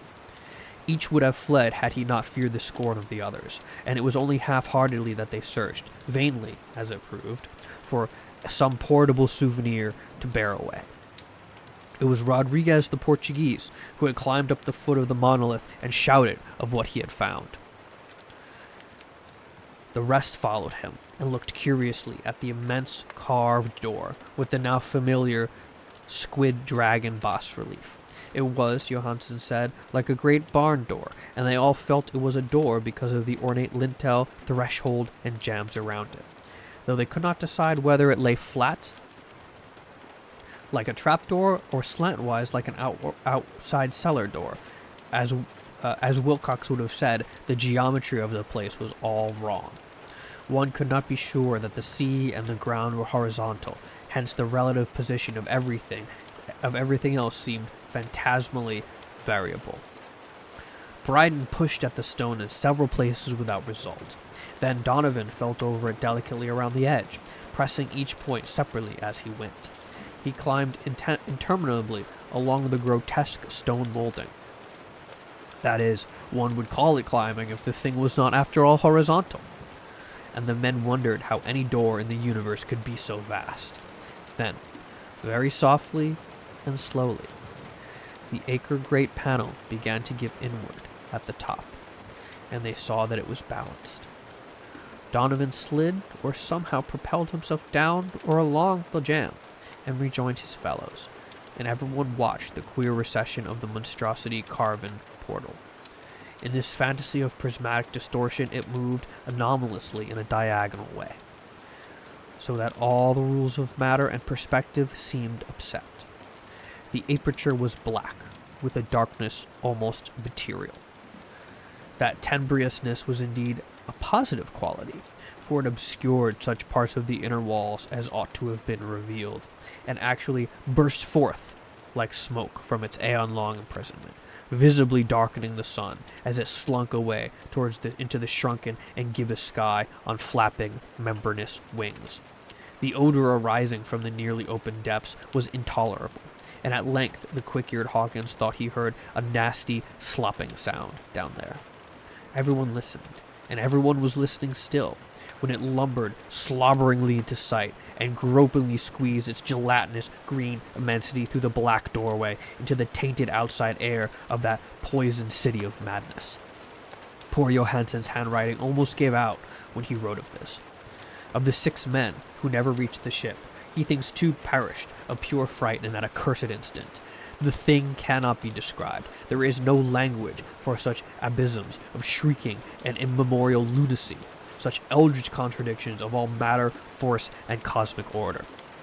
A mountain walked or stumbled.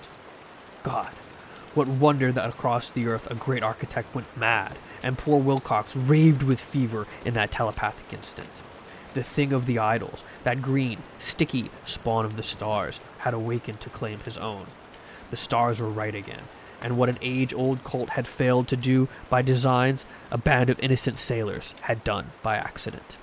After vigintillions of years, great Cthulhu was loose again, and ravening for delight. 3 men were swept up by the flabby claws before anybody turned. God rest them, if there is any rest in the universe. They were Donovan, Guerrera, and Angstrom.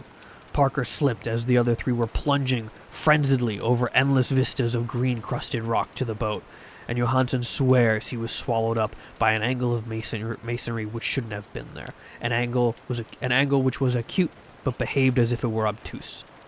So only Bryden and Johansen reached the boat and pulled desperately for the alert, as the mountainous monstrosity flopped down the slimy stones and hesitated, floundering at the edge of the water. Steam had not been sufficient to go down entirely.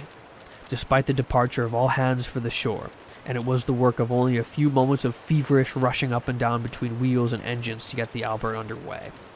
Slowly, amidst the distorted horrors of that indescribable scene, she began to churn the lethal waters, whilst on the masonry of that charnel shore that was not of the earth, the Titan thing from the stars slavered and gibbered like Polypheme cursing the fleeing ship of Odysseus. Then, bolder than the storied Cyclops, great Cthulhu slid greasily into the water and began to pursue with vast, wave-raising strokes of cosmic potency.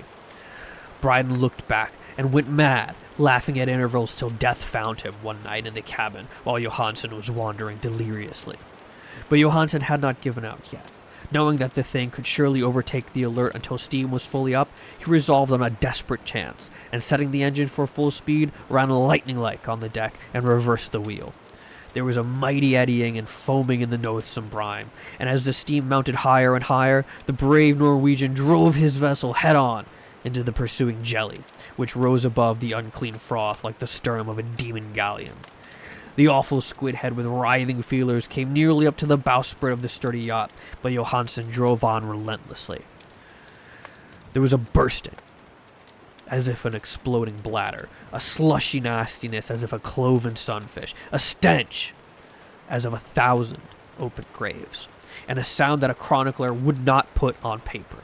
For an instant, the ship was befouled by an arid and blinding green cloud, and then there was only a venomous seething astern, where, God in heaven, the scattered plasticity of that nameless sky spawn was nebulously recombining in its hateful original form, while its distance widened every second as the Alert gained impetus from its mounting steam. That was all. After that, Johansen only brooded over the idol in the cabin, and attended to a few matters of food for himself and the laughing maniac by his side. He did not try to navigate after the first bold flight, for the reaction had taken something out of his soul. Then came the storm of April, and a gathering of the clouds about his consciousness. There was a sense of spectral whirling through the liquid gulfs of infinity, of dizzying rides through reeling on universes on a comet's tail, and of hysterical plunges from the pit to the moon, from the moon and back again to the pit, all livened by a cachinnating chorus of the distorted, hilarious elder gods and the green, bat-winged mocking imps of Tartarus. Out of the dream came rescue, the vigilant, the Vice-Admiralty Court, the streets of Dundane, and the long voyage back home to the old house by Egberg. He could not tell. They would think him mad. He would write of what he knew before death came, but his wife must not guess. Death would be a boon if only it could blot out the memories.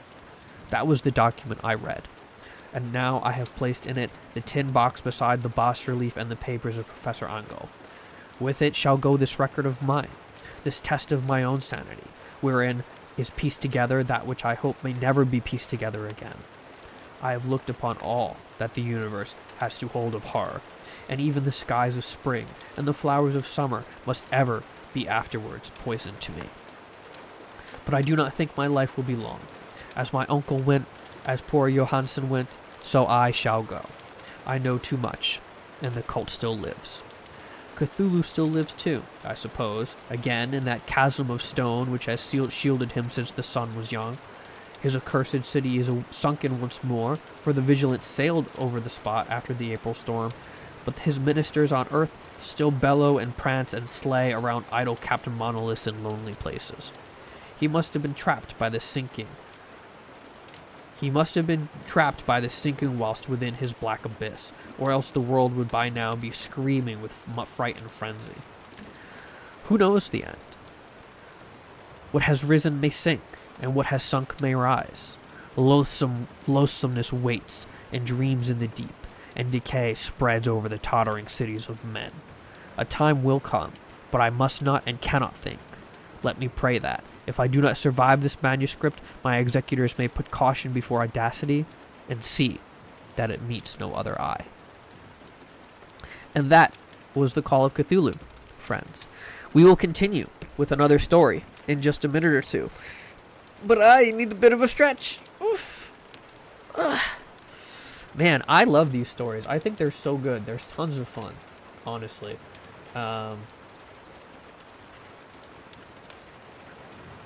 It's kind of crazy. It's kind of crazy how good they are. I mean, like, they're kind of hard to read, but, you know, they're pretty enjoyable.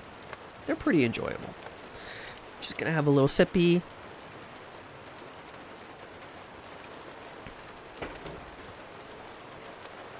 Clap, thank you. It was a good story. Now, we've got some options here. We can do Color Out of Space, which I love. We can do Color Out of Space, The Dunwich Horror, The Whisper in Darkness, At the Mountains of Madness, Dreams of the Witch House, which I haven't read, Shadow over Innsmouth, and The Shadow Out of Time. I personally enjoy Color Out of Space, Dunwich Horror, and The Mountains of Madness. I think what we're going to do is we're probably going to do Color Out of Space, and then maybe we'll switch to something that's not Lovecraft for a little bit. I think that might be good. But, yeah, I think we're going to do Color Out of Space. I remember really enjoying that one. There was a movie about it recently. I think with Nicolas Cage, right? But it was good. It was good. Let's see. So, we're going to do the Color Out of Space. West of Arkham, the hills rise wild, and there are valleys with deep wounds, with deep woods that no axe has ever cut.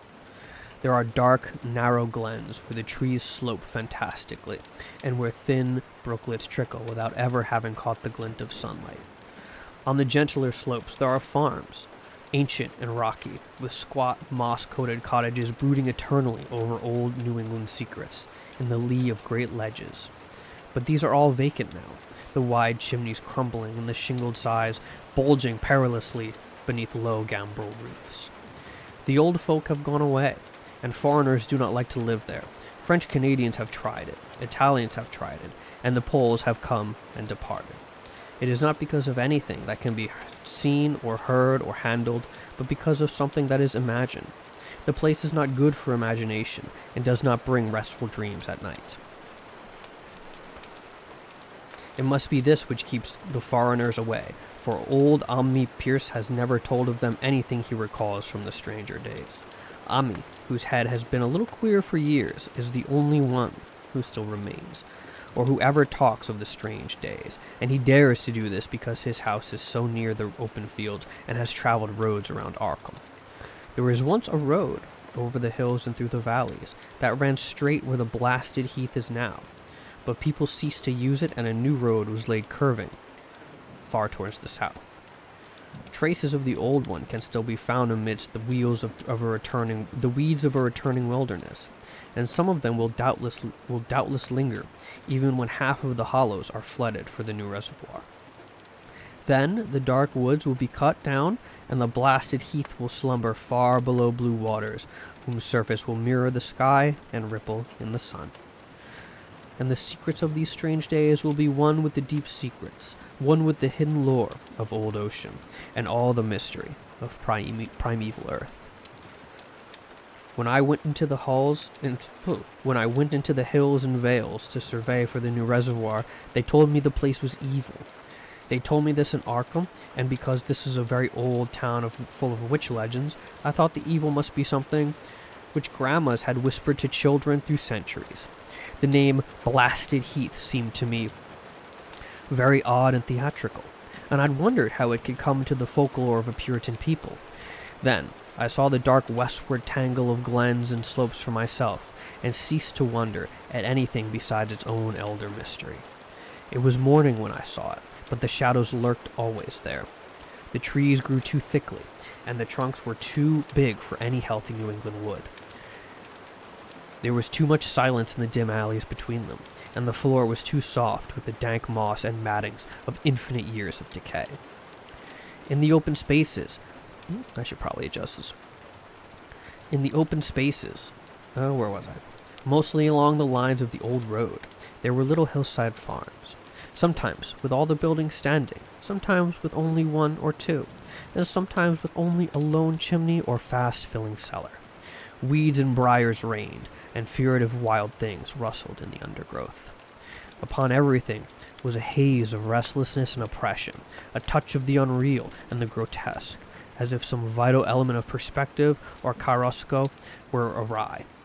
I did not wonder that the foreigners would not stay, for this was no region to sleep in. It was too much like a landscape of Salvador Rosa, too much like some forbidden woodcut in a tale of terror. But even all this was not so bad as the blasted heath. I knew it the moment I came upon at the bottom of a spacious valley, for no other name could fit such a thing, or any other thing fit such a name. It was as if the poet had coined the phrase from having seen this one particular region. It must, I thought as I viewed it, be the outcome of a fire. But why had nothing new ever grown there, over these 5 acres of gray desolation that sprawled open to the sky like a great spot eaten by acid in the woods and fields? It lay largely to the north of the ancient road line, but encroached a little on either side. I felt an odd reluctance about approaching, and only did so at last because my business took me through and past it. There was no vegetation of any kind on that broad expanse, but only a fine gray dust or ash which no wind ever seemed to blow about. The trees near it were sickly and stunted, and many dead trunks stood or lay rotting at the rim.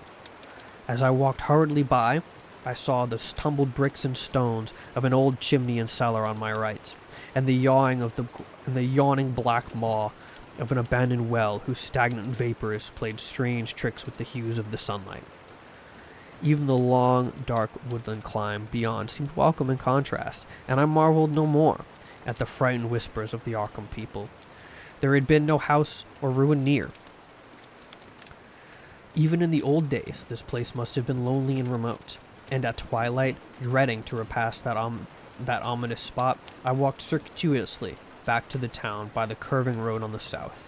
I vaguely wished some clouds would gather, but for an odd timidity about the deep sky voids above had crept into my soul. In the evening, I asked old people in Arkham about the blasted heath, and was met by that phrase, "strange days," which so many evasively muttered. I could not, however, get any good answers, except that all the mystery was much more recent than I had dreamed. It was not a matter of old legendary at all, but something within the lifetime of those that spoke. It happened in the 80s, and a family had disappeared, or had been killed. Speakers would not be exact, and because they all told me to pay no attention to old Ami Pierce's crazy tales, I sought him out the next morning, having heard that he lived alone in the ancient, tottering college where the trees first began to get very thick. It was a fearsomely ancient place, and had begun to exude the faint miasmal odor which clings about houses that have stood for too long. Only with persistent knocking could I rouse the aged man, and when he shuffled timidly to the door, I could tell he was not glad to see me. He was not so feeble as I had expected, but his eyes drooped in a curious way, and his unkempt clothing and white beard made him seem very worn and dismal. Not knowing just how he could best be launched on his tales, I feigned a matter of business, told him of my surveying, and asked vague questions about the district. He was far brighter and more educated than I had been led to think, and before I knew it, had grasped quite as much of the subject as any man I had talked with in Arkham. I fear he was not like the other rustics I had known in the sections where reservoirs were to be. For him there was no protest at the miles of old wood and farmland to be blotted out, though perhaps there would have been, had not his home lain outside the bounds of the future lake. Relief was all that he showed, relief at the doom of the dark, ancient valleys through which he had roamed all his life. They were better underwater now, better underwater since the strange days, and with this opening his husky voice sank low, and while his body leaned forward and his right forefinger began to point shakily and impressively. It was then that I heard the story, and as the rambling voice scraped and whispered on, I shivered again and again, despite the summer day. Often, I had to recall the speaker from Ramblings, piece out scientific points through which he knew only a fading parrot memory of Professor's talk, or bridge over gaps where his sense of logic and continuity broke down. When he was done, I did not wonder that his mind had snapped. Hold on. Okay. I did not wonder that his mind had snapped a trifle, or that the folk of Arkham would not speak much of the blasted hearth. I hurried back before sunset to my hotel, unwilling to have the stars come out above me in the open, and the next day returned to Boston to give up my position. I could not go into that dim chaos of the old forest and slope again, or face another time that gray, blasted heath where the black well yawned deep beside the tumbled bricks and stones. The reservoir will soon be built now, and all those elder secrets will be safe forever under the watery fathoms. But even then, I do not believe that I would like to visit that country by night, at least not when the sinister stars are out, and nothing could bribe me to drink the new city water of Arkham. It all began, old Ami said, with the meteorite. Before that time, there had been no wild legends at all since the witch trials, and even then, the western woods were not feared half so much as the small island in the Miskatonic, where the devil held court beside a curious stone altar older than the Indians.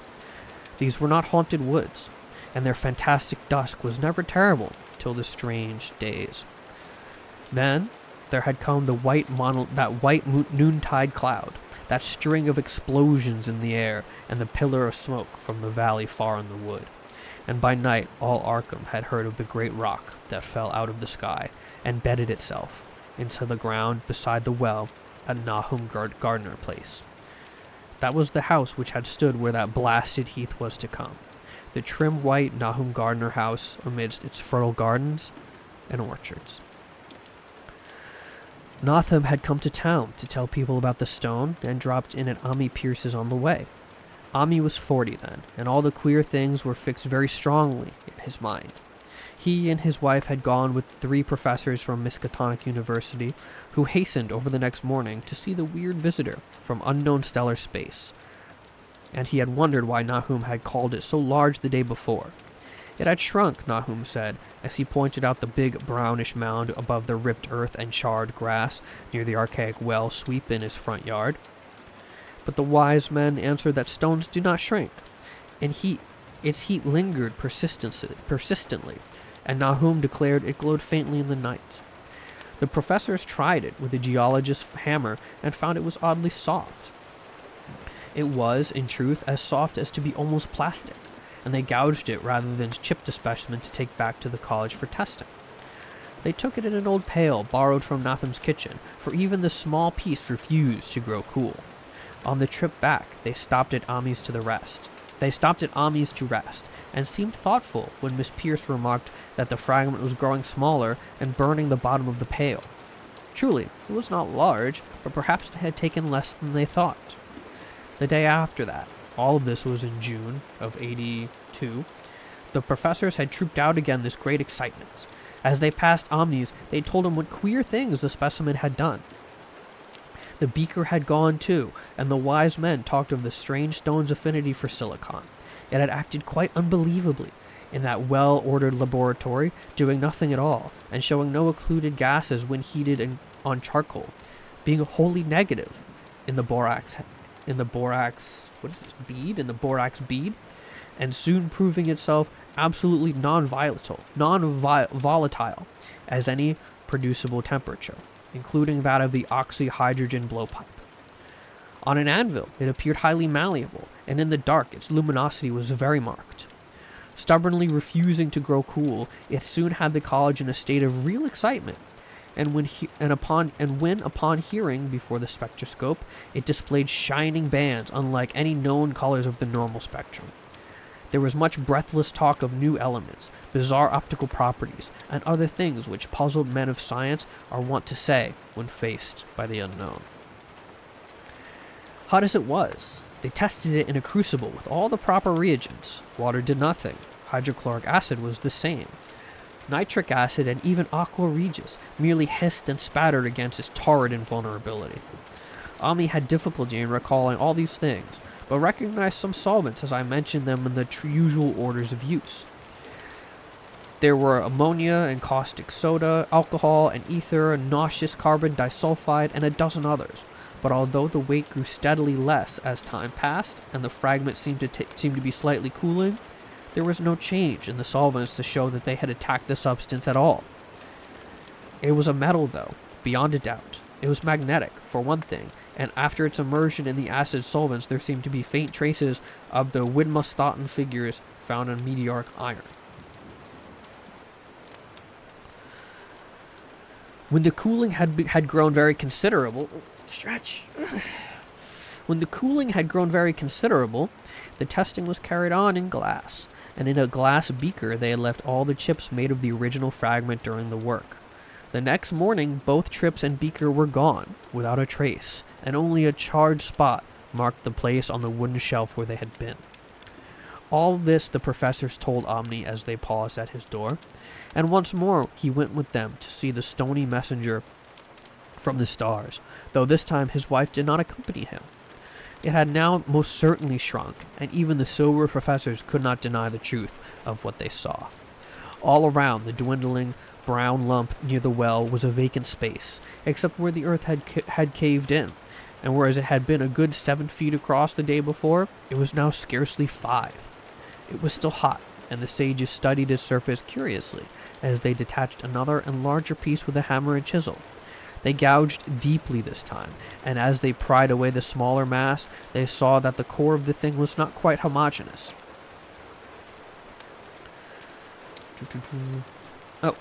They had uncovered what seemed to be the side of a large colored globule embedded in the substance. The color, which resembled some of the bands in the meteor's strange... Hold on.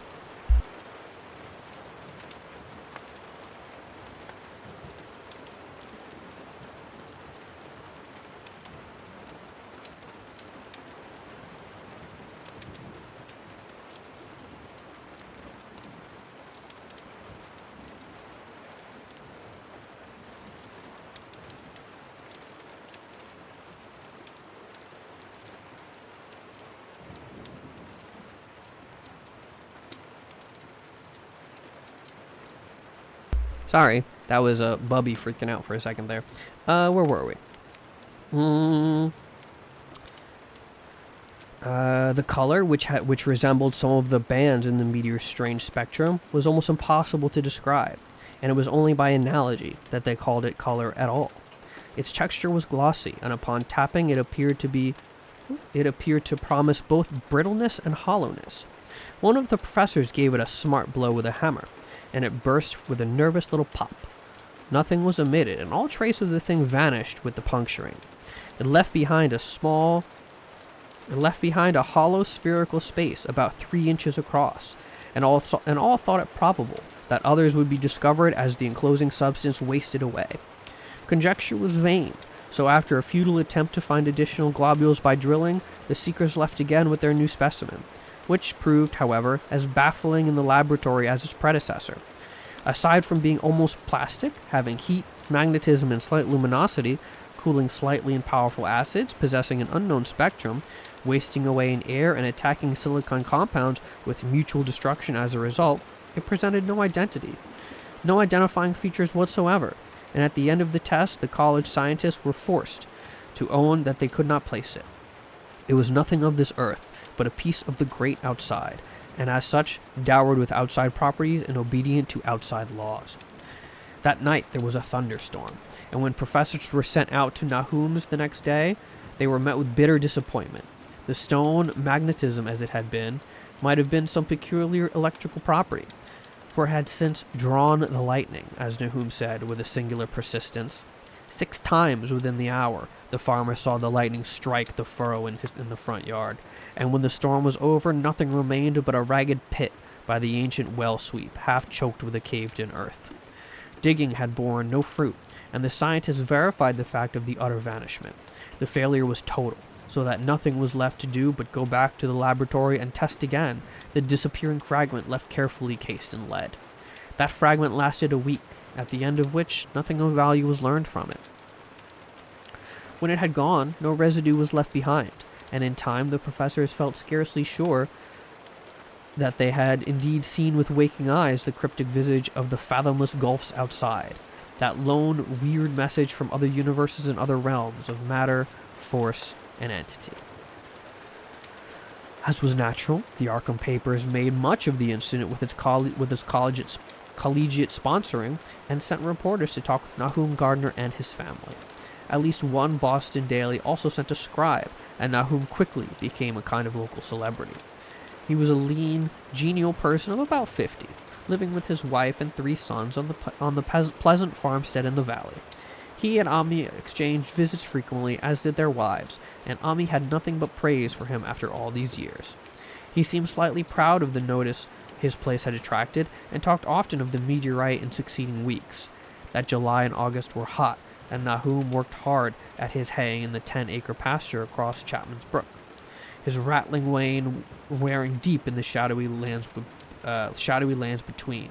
The labor tired him more than it had in other years, and he felt that age was beginning to tell on him. Then fell the time of fruit and harvest. These pears and apples slowly ripened, and Nahum vowed that his orchards were prospering as never before. The fruit was growing to a phenomenal size and unwonted gloss, and in such abundance that extra barrels were ordered to handle the future crop. But with the ripening came sore disappointment, for of all that gorgeous array of specimen lusciousness, not one single jot was fit to eat. Into the fine flavor of the pears and apples had crept a stealthy bitterness and sickishness, so that even the smallest bites induced a lasting disgust. It was the same with the melons and the tomatoes, and Nahum sadly saw that the entire crop was lost. Quick to connect events, he declared that the meteorite had poisoned the soil, and thanked heaven that most of the other crops were in the upland lot along the road. Winter came early, and it was very cold. Omni saw Nahum less often than usual, and observed that he began to look worried. The rest of his family, too, seemed to have grown taciturn, and were far from steady in their church-going or their attendance at the various social events of the countryside. For this reserve or melancholy no cause could be found, though all the household confessed now and then to poor health and a feeling of vague disquiet. Nahum himself had given the most definite statement of anyone when he said that he was disturbed about certain footprints in the snow. They were the usual winter prints of red squirrels, white rabbits, and foxes, but the brooding farmer professed to see something not quite right about their nature and arrangement. He was never specific, but appeared to think that they were not as characteristic of the anatomy and the habits of squirrels and rabbits and foxes as they ought to be. Ami listened without interest to this talk until one night he drove past Nahum's house in his sleigh on the way back from Clark's Corners. There had been a moon, and a rabbit had run across the road, and the leaps of the rabbit were longer than either Omni or his horse liked. The latter, indeed, had almost run away when brought up by a firm rein. Thereafter, Omni gave Nahum's tales more respect, and wondered why the Gardner dogs seemed so cowed and quivering every morning. They had, it developed, nearly lost the spirit to bark. In February, the McGregor boys from Meadow Hill were out shooting woodchucks, and not far from the Gardner place bagged a very peculiar specimen. The proportions of its body seemed slightly altered in a queer way impossible to describe, while its face had taken on an expression which no one ever saw in a woodchuck before. The boys were genuinely frightened. Tales of it and threw the thing away at once, so that only their grotesque tales of it ever reached the people of the countryside. But the shying of horses near Nahum's house had now become an acknowledged thing, and all the basis for a cycle of whispered legend was fast taking form. People vowed that the snow melted faster around Nahum's than it did anywhere else, and early in March there was an odd discussion in Potter's General Store at the Clark's Corners. Stephen Rice had driven past Gardner's in the morning, and had noticed the skunk cabbages coming up through the mud by the woods across the road. Never were things of such size seen before, and they held strange colors that could not be put into any words. Their shapes were monstrous, and the horse had snorted at an odor which struck Stephen as wholly unprecedented. That afternoon, several persons drove past to see the abnormal growth, and all agreed that the plants of that kind ought never to sprout in a healthy world. The bad fruit of the fall before was freely mentioned, and it went from mouth to mouth that there was a poison in Nahum's ground. Of course it was the meteorite, and remembered how strange the men from the village found that stone to be. Several farmers spoke about this matter to them. One day they paid Nahum a visit, but having no love of wild tales and folklore, were very conservative in what they inferred. The plants were certainly odd, but all the skunk cabbages are more or less odd in shape and hue. Perhaps some mineral element from the stone had entered the soil, but it would soon be washed away. And as for the footprints and the frightened horses, of course this was mere country talk. With such a phenomenon as the aerolite would be certain to start. There was really nothing for serious men to do in cases of wild gossip, for superstitious rustics will say and believe anything. And so all through the strange days the professors stayed away in contempt. Only one of these, when given 2 files of dust for analysis in a police job over a year and a half later, recalled that the queer color of that skunk cabbage had been like the very one of the anomalous bands of light shown by the meteor fragment in the college spectroscope. And like this brittle globule found embedded in the stone from the abyss, the samples in this analysis case gave the same odd bands at first, though later they lost the property. The trees budded prematurely around Nahum's, and at night they swayed ominously in the wind. Nahum's second son, Thaddeus, a lad of 15, swore that they swayed also when there was no wind, but even the gossips would not credit this. Certainly, however, restlessness was in the air. The entire Gardner family developed the habit of stealthy listening, though not for any sound which they could consciously name. The listening was, indeed, rather a product of moments which consciousness seemed to half slip away. Unfortunately, such moments increased week by week, till it became common speech that something was wrong with all Nahum's folks. When the early saxifrage came out, it had another strange color.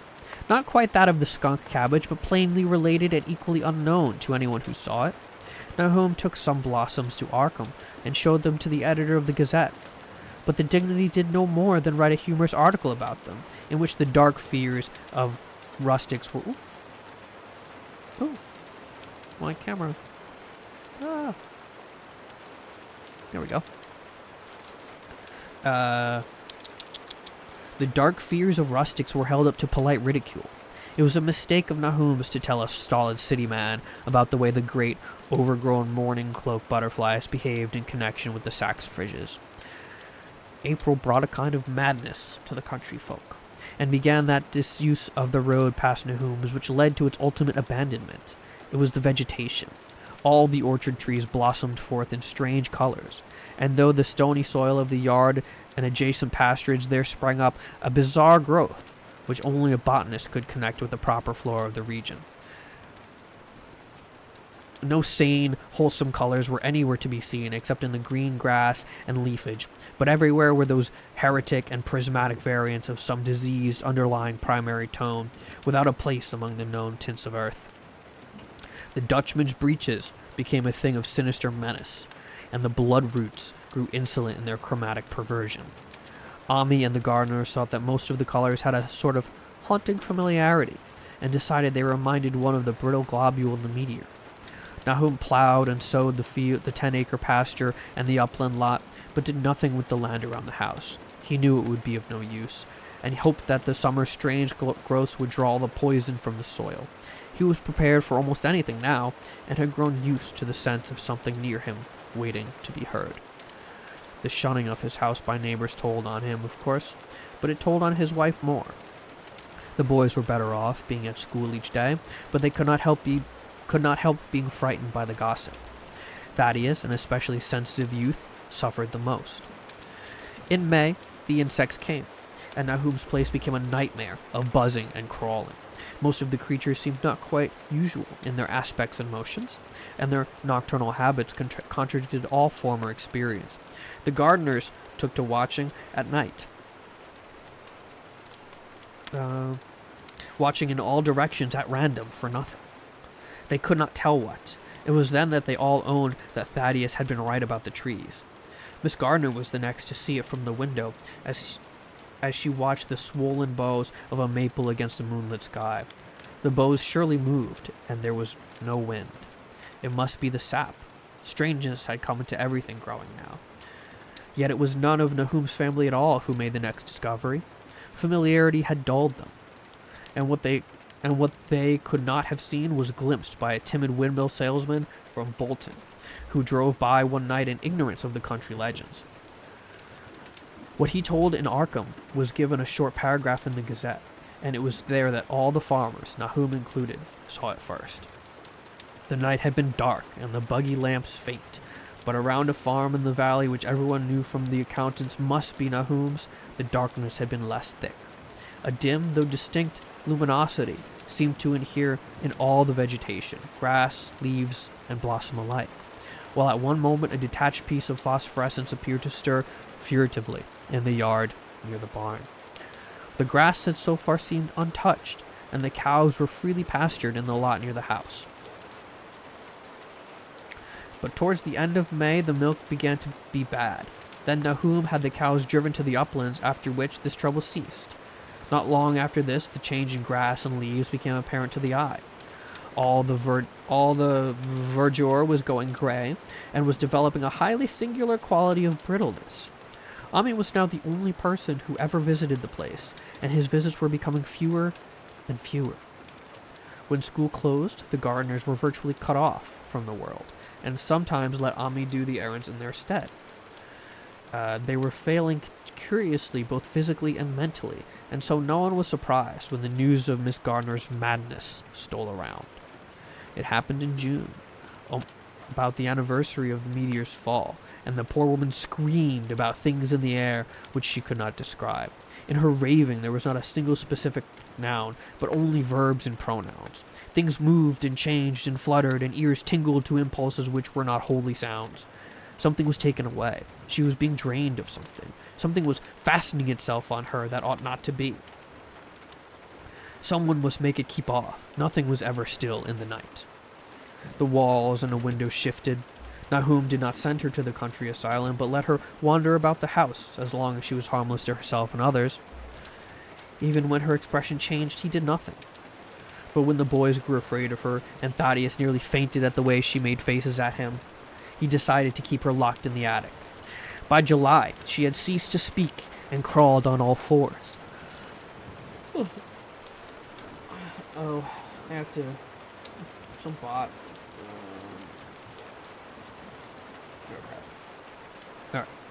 Where were we? And crawled on all fours. And before that month was over, Nahum got the mad notion that she was slightly luminous in the dark. And as he now clearly saw, that was the case with the nearby vegetation. It was a little before this that the horses had stampeded. Something had aroused them in the night, and their neighing and kicking in their stalls had been terrible.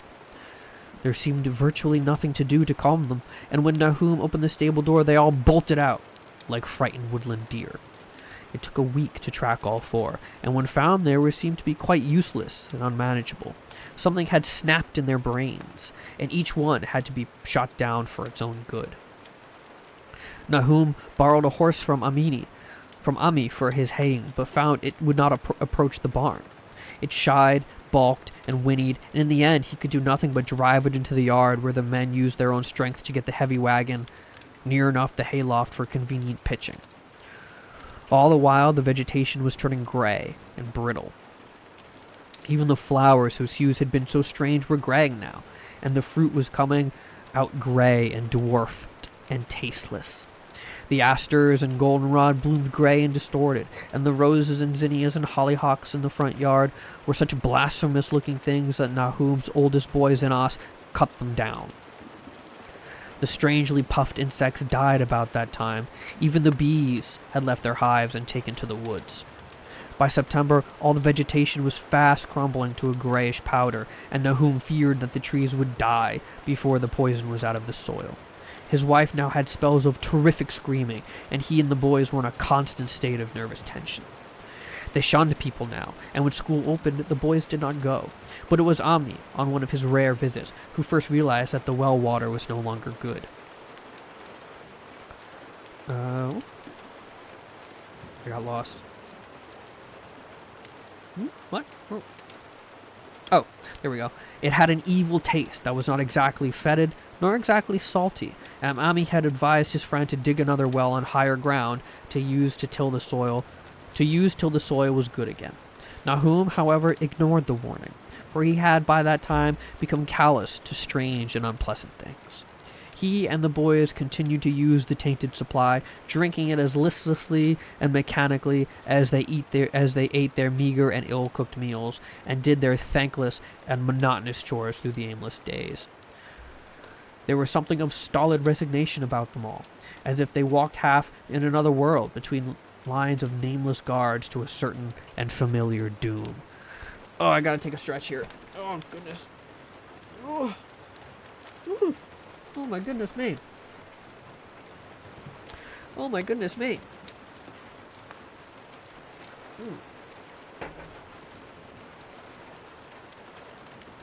Alright.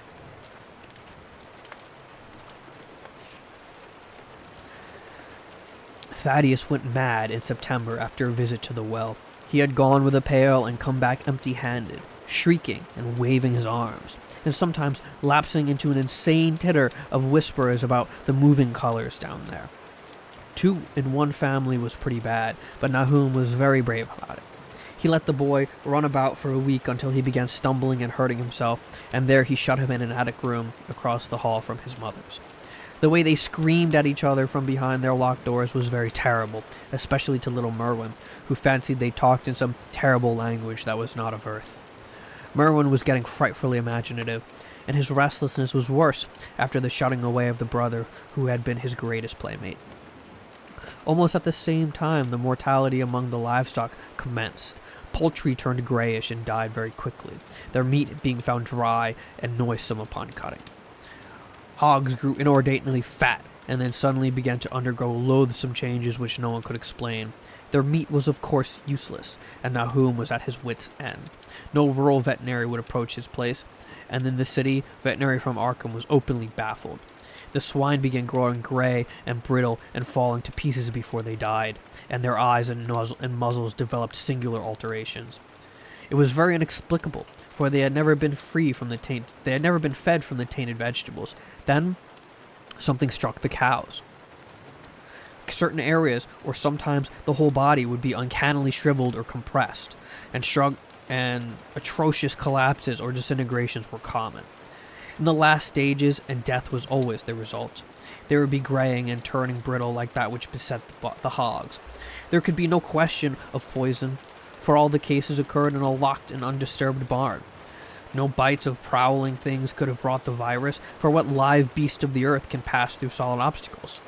It must be only natural disease, yet what disease could wreak such results was beyond any mind's guessing. When the harvest came, there was not an animal surviving on the place, for its stock and poultry were dead and the dogs had run away. These dogs, 3 in number, had all vanished in the night, and were never heard of again. The 5 cats had left some time before, but their going was scarcely noticed, since there seemed to have been no mice, and only Miss Gardner had made pets of the graceful felines. On the 19th of October, Nahum staggered into Ami's house with hideous news. Death had come to poor Thaddeus in his attic room, and it had come in a way which could not be told. Nahum had dug a grave in the railed family plot behind the farm, and had put therein what he had found. There could have been nothing from outside, for the small barred window and locked door were intact, but it was as much as it had been in the barn. Ami and his wife consoled the stricken man as best they could, but shuddered as they did so. Stark terror seemed to cling around the gardeners and all they touched, and the very presence of one in the house was a breath from regions unnamed and unnameable. Ami accompanied Nahum home with the greatest reluctance, and did what he might to calm the hysterical sobbing of little Merwin. Zenas needed no calming. He had come out of late to do nothing but stare into space and obey what his father told him, and Ami thought his fate was very merciful. Now and then Merwin's screams were answered faintly from the attic, and in response to an inquiring look, Nahum said his wife was getting very feeble. When night approached, Ami managed to get away, for not even friendship could make him stay in that spot where the faint glow of the vegetation began, and the trees may or may not have been swayed without wind. It was really lucky for Ami that he was not more imaginative. Even as things were, his mind was bent over so slightly, but he had been able to connect and reflect. But had he been able to connect and reflect upon all the portents around him, he must inevitably have turned a total maniac. In the twilight he hastened home, the screams of the mad woman and the nervous child ringing horribly in his ears. 3 days later, Nahum burst into Ami's kitchen in the early morning, and in the absence of his host, stammered out a desperate tale once more, while Miss Pierce listened in a clutching fright. It was little Merwin this time. He was gone. He had gone out late at night with a lantern and pail for water, and had never come back. He'd been going to pieces for days, and hardly knew what he was about. Screamed at everything. There had been a frantic shriek from him, the yard then, but before the father could get to the door, the boy was gone. There was no glow from the lantern he had taken, and of the child himself no trace. At the time, Nahum thought the lantern and pail were gone too. But when dawn came, the man had plodded back from his all-night search of the woods and fields. He had found some very curious things near the well. There was a crushed and apparently somewhat melted mass of iron, which could have certainly been the lantern, while a bent handle and twisted iron hoops beside it, both half fused, seemed to hint at the remnants of the pail. That was all. Nahum was past imagining. Miss Pierce was blank, and Ami, when he had reached home and heard the tale, could give no guesses. Merwin was gone, and there was no use in telling the people around, who shunned all gardeners now. No use either in telling the city people at Arkham, who laughed at everything. Thad was gone, and now Merwin was gone. Something was creeping and waiting to be seen and heard. Nahum would go soon, and he wanted Ami to look after his wife and Zenas if they survived him. It must all be a judgment of some sort, though he could not fancy what for, since he had always walked uprightly in the Lord's ways so far as he knew. For over 2 weeks, Ami saw nothing of Nahum, and then wondered about what might have happened. He overcame his fears and paid the gardener place a visit. There was no smoke from the great chimney, and for a moment the visitor was apprehensive of the worst. The aspect of the whole farm was shocking. Grayish, withered grass and leaves on the ground, vines falling in brittle wreckage from archaic walls and gables, and great trees clawing up at the great bare trees clawing up at the gray November sky with a studied malevolence which Ami could not but feel had come from some subtle change to the tilt of the branches. But Nahum was alive, after all. He was weak and lying on the couch in the low-ceilinged kitchen, but perfectly conscious and able to give simple orders to Zenas. The room was deathly cold, and as Ami visibly shivered, the host shouted huskily to Zenas for more wood. Wood indeed was sorely needed, since the cavernous fireplace was unlit and empty. With a cloud of soot blowing about in the chill wind that come down the chimney. With a cloud of soot blowing about on the chill wind that came down from the chimney.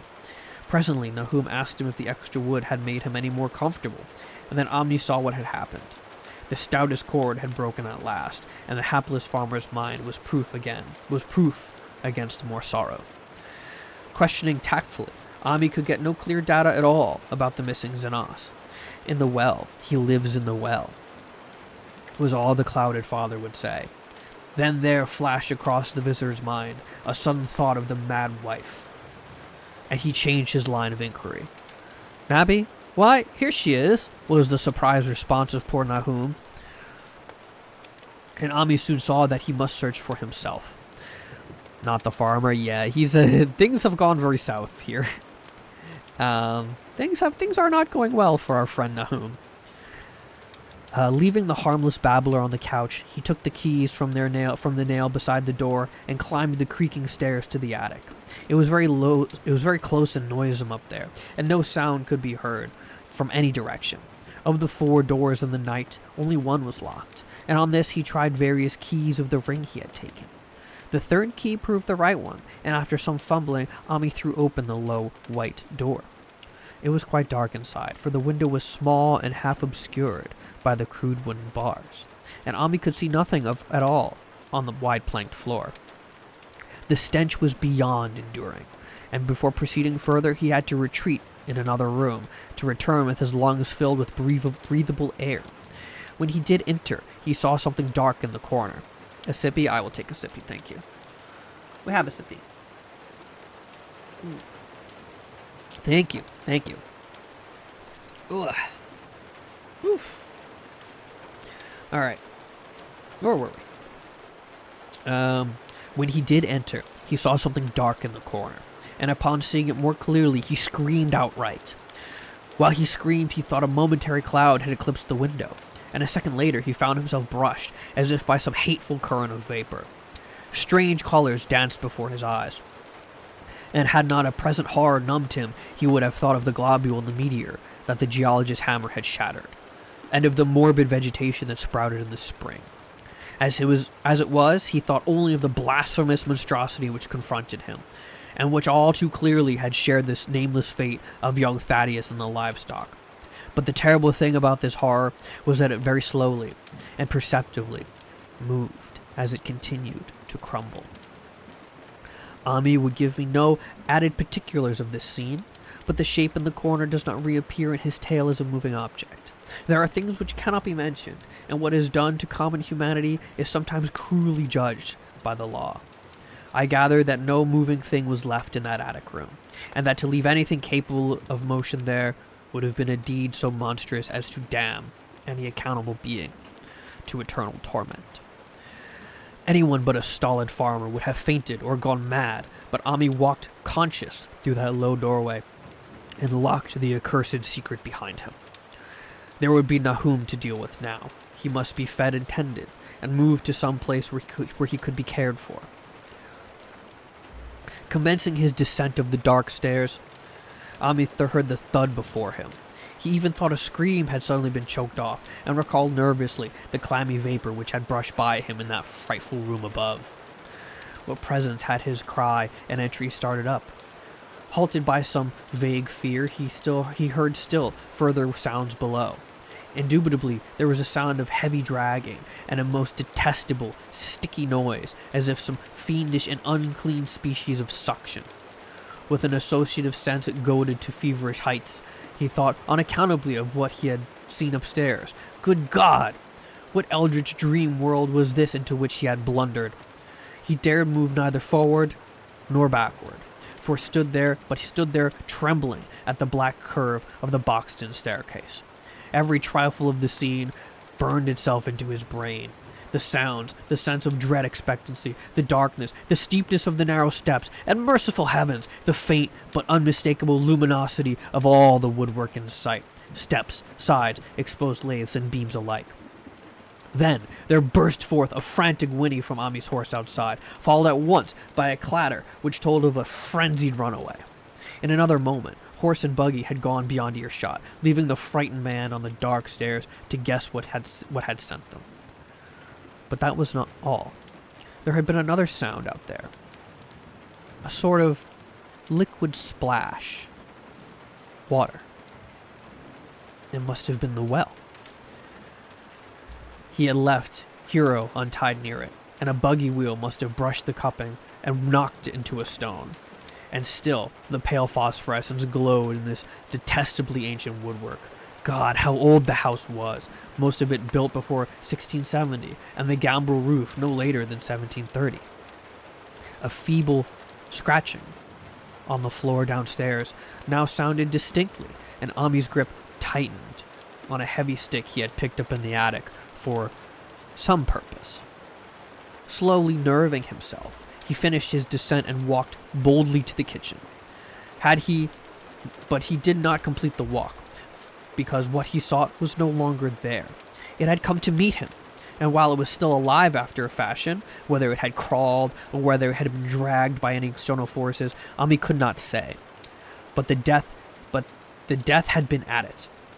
Everything had happened in the last half hour, but collapse, graying, and disintegration were already far advanced.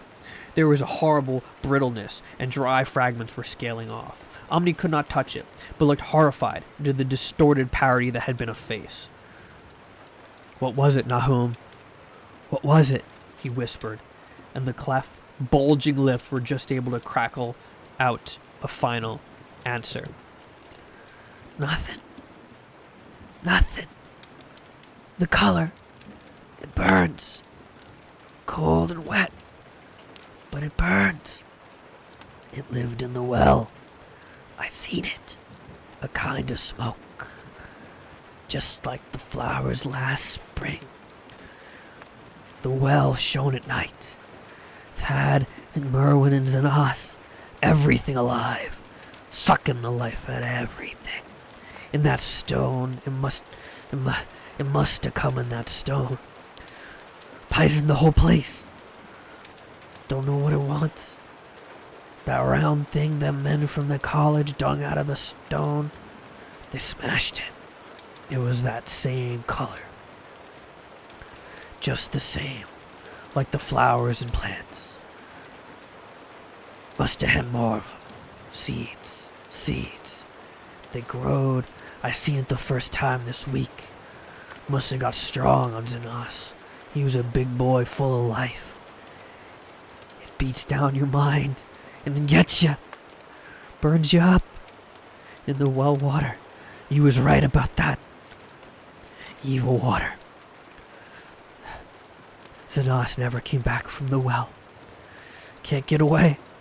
Draws you. You know something's coming, but ain't no use. I seen it time and again. Xenos was took. What's an abbey, Mommy? My head's no good. Dunno how long since I fed her. It'll get her if we ain't careful. Just a color. Face is getting to have that color sometimes towards night. And it burns and sucks. Comes from some place what things ain't as they hear. One of 'em professors said so. He was right. Look out, Hummy. It'll do nothing more. Sucks the life out. Hi, Mama. Welcome in. Thumbs. My thummies. My little thummies. Pew, pew, pew, pew, pew. But that was all. That which spoke could speak no more, because it had completely caved in. Ami laid a red checked tablecloth over what was left, and reeled out the back door into the fields. Fingies, my fingies, pew pew pew pew. Thumbs up. He climbed the slope to the 10-acre pasture and stumbled home by the north road in the woods.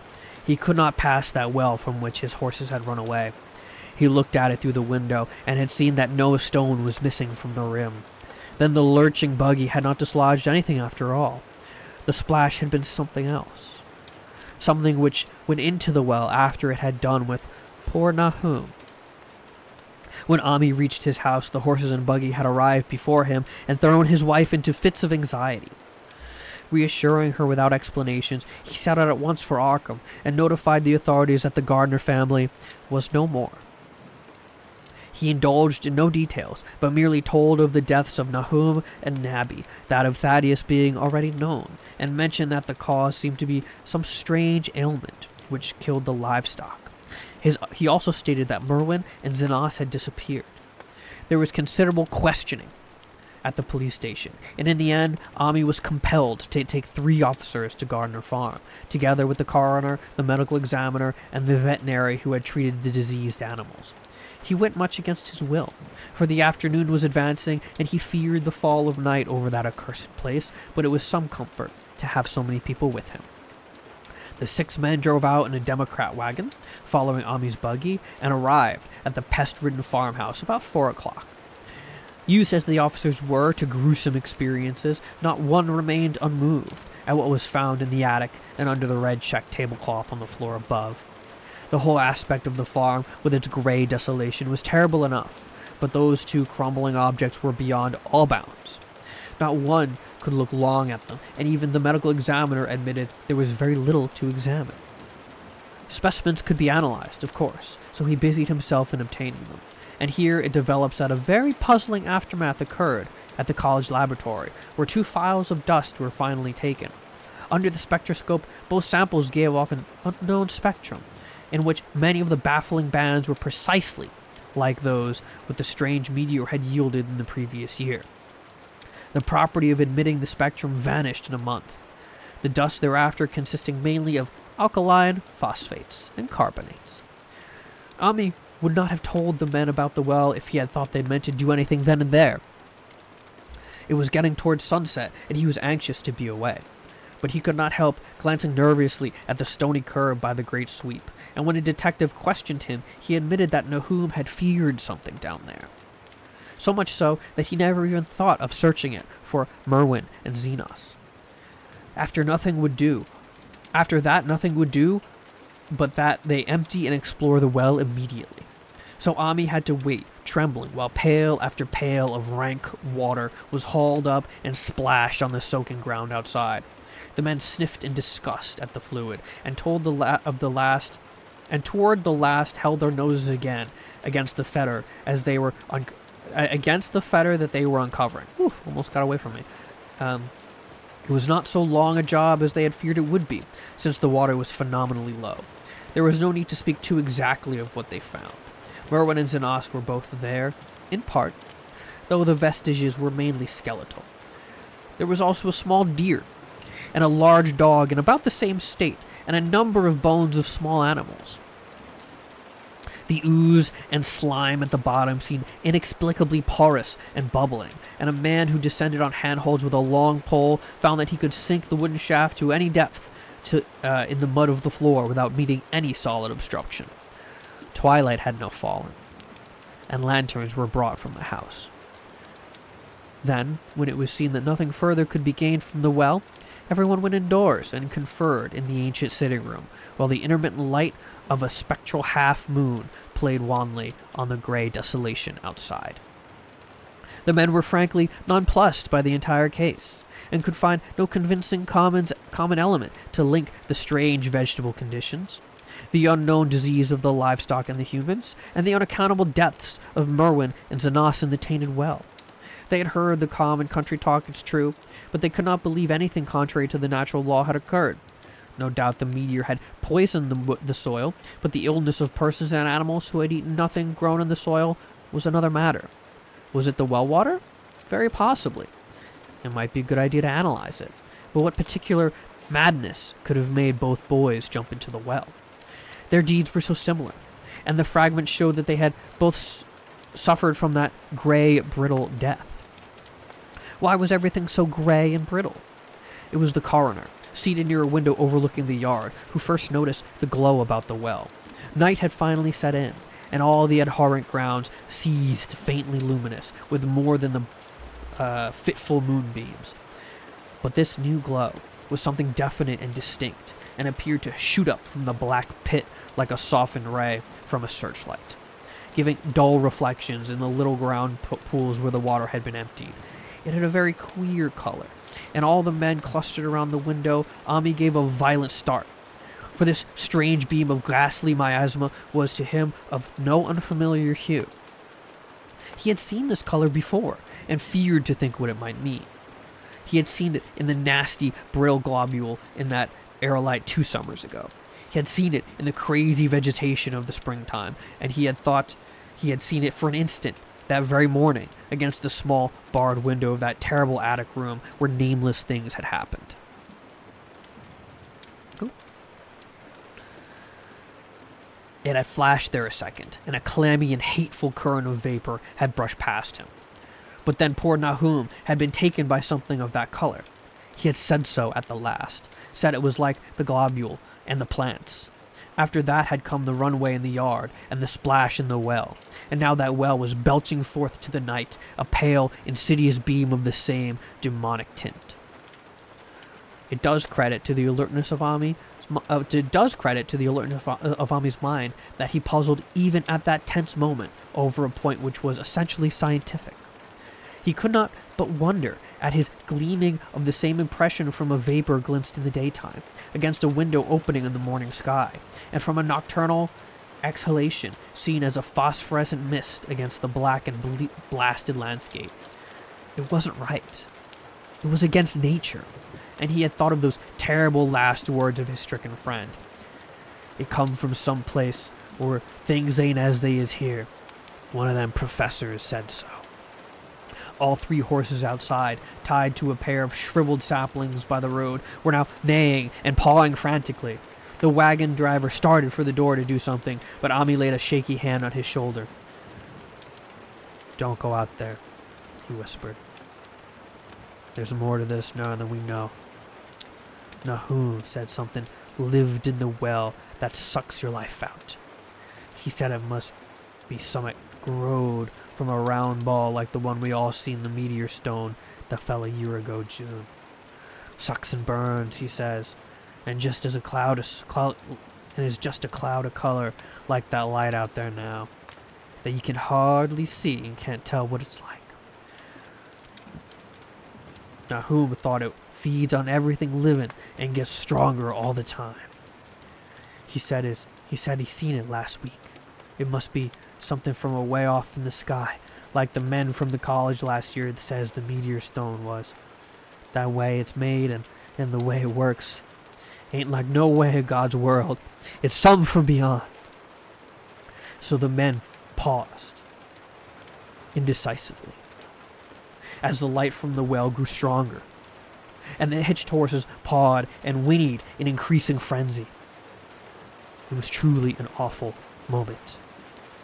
With terror in that ancient accursed home itself, 4 monstrous sets of fragments, 2 from the house and 2 from the well, in the woodshed behind, and that shaft of unknown and unholy iridescence from the slimy depths in front. Ami had restrained the driver on impulse, forgetting how uninjured he himself was after the clammy brushing of that colored vapor in the attic room. But perhaps it was just as well that he acted as he did. No one will ever know what was abroad that night, and though the blasphemy from beyond had not so far as hurt any human of unweakened mind, there's no telling what it might have done at that last moment. With its seemingly increased strength and the special signs of purpose it was soon to display beneath the half-clouded, moonlit sky. All at once, one of the detectives at windows gave a short, sharp gasp. The others looked at him, and then quickly followed his own gaze upwards to the point at which its idle estraying had been suddenly arrested. There was no need for words. What had been disputed in country gossip was disputable no longer, and it is because of the thing which every man of the party agreed in whispering later on, that the strange days are never talked about in Arkham. It is necessary to premise that there is no wind at this hour of the evening. One did not arise not long afterwards, but there was absolutely none then.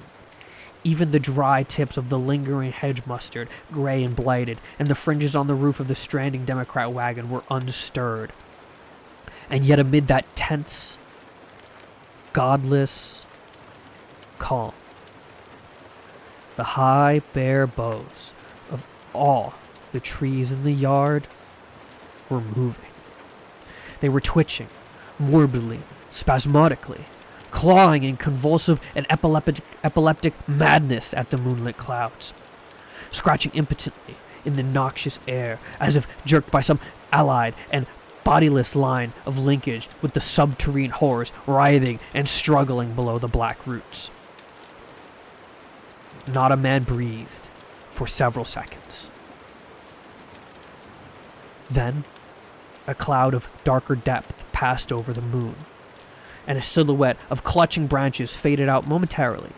At this, there was a general cry, muffled with awe, but husky and almost identical from every throat.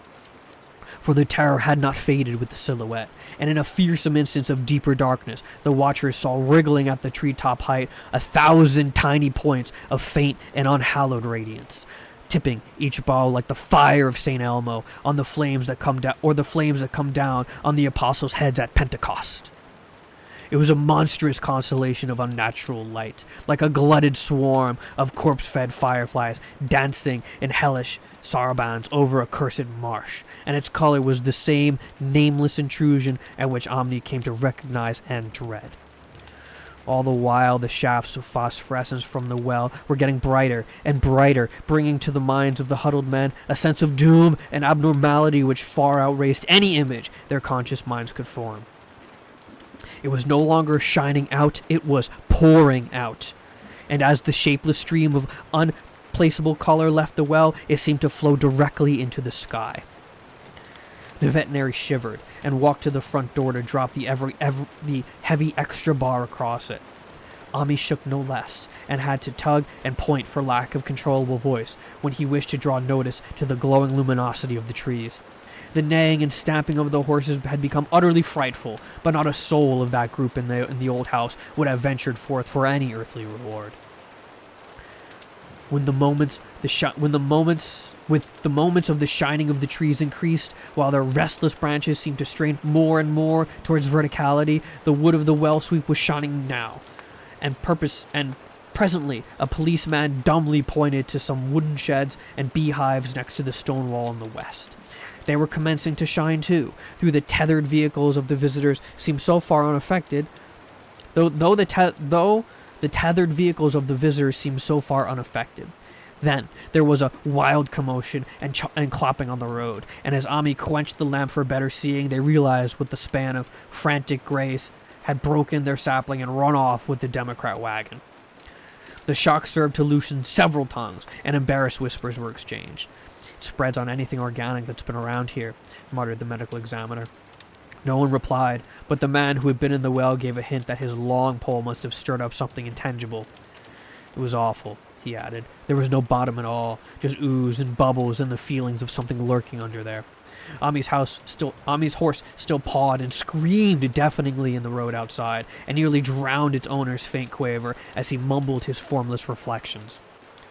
"It comes from the stone. It grows down there. It got everything living. It fed itself on 'em, mind and body. Thad, Merwin, and Zenos, and Nabby. Nahum was the last. They all drank the water. It got strong. It came from beyond. What things ain't like they be here. Now it's going home." At this point, as the column of unknown color flared, suddenly stronger, and began to weave itself into the fantastic suggestions of shape which each spectator later described differently, there came from poor tethered hero such a sound as no man before or ever since had heard from a horse. Every person in that low-pitched sitting room stopped his ears, and Ami turned away from the window in horror and nausea. Words could not convey it. When Ami looked out again, the helpless beast lay huddled, inert, on the moonlit ground between the splintered shafts of the buggy. That was the last of Hero as they buried him the next day. But the present was no time to mourn, for almost at this instant a detective silently called attention to something terrible in the very room with them. In the absence of the lamplight, it was clear that a faint phosphorescence had begun to pervade the entire apartment. It glowed on the broad planked floor and the fragments of rag carpet, and shimmered over the sashes of the small paned windows. It ran up and down the exposed corner posts, coruscated above the shelf and mantel, infected the very doors and furniture. Each minute saw it strengthen, and at last it was very plain that healthy, living things must leave that home.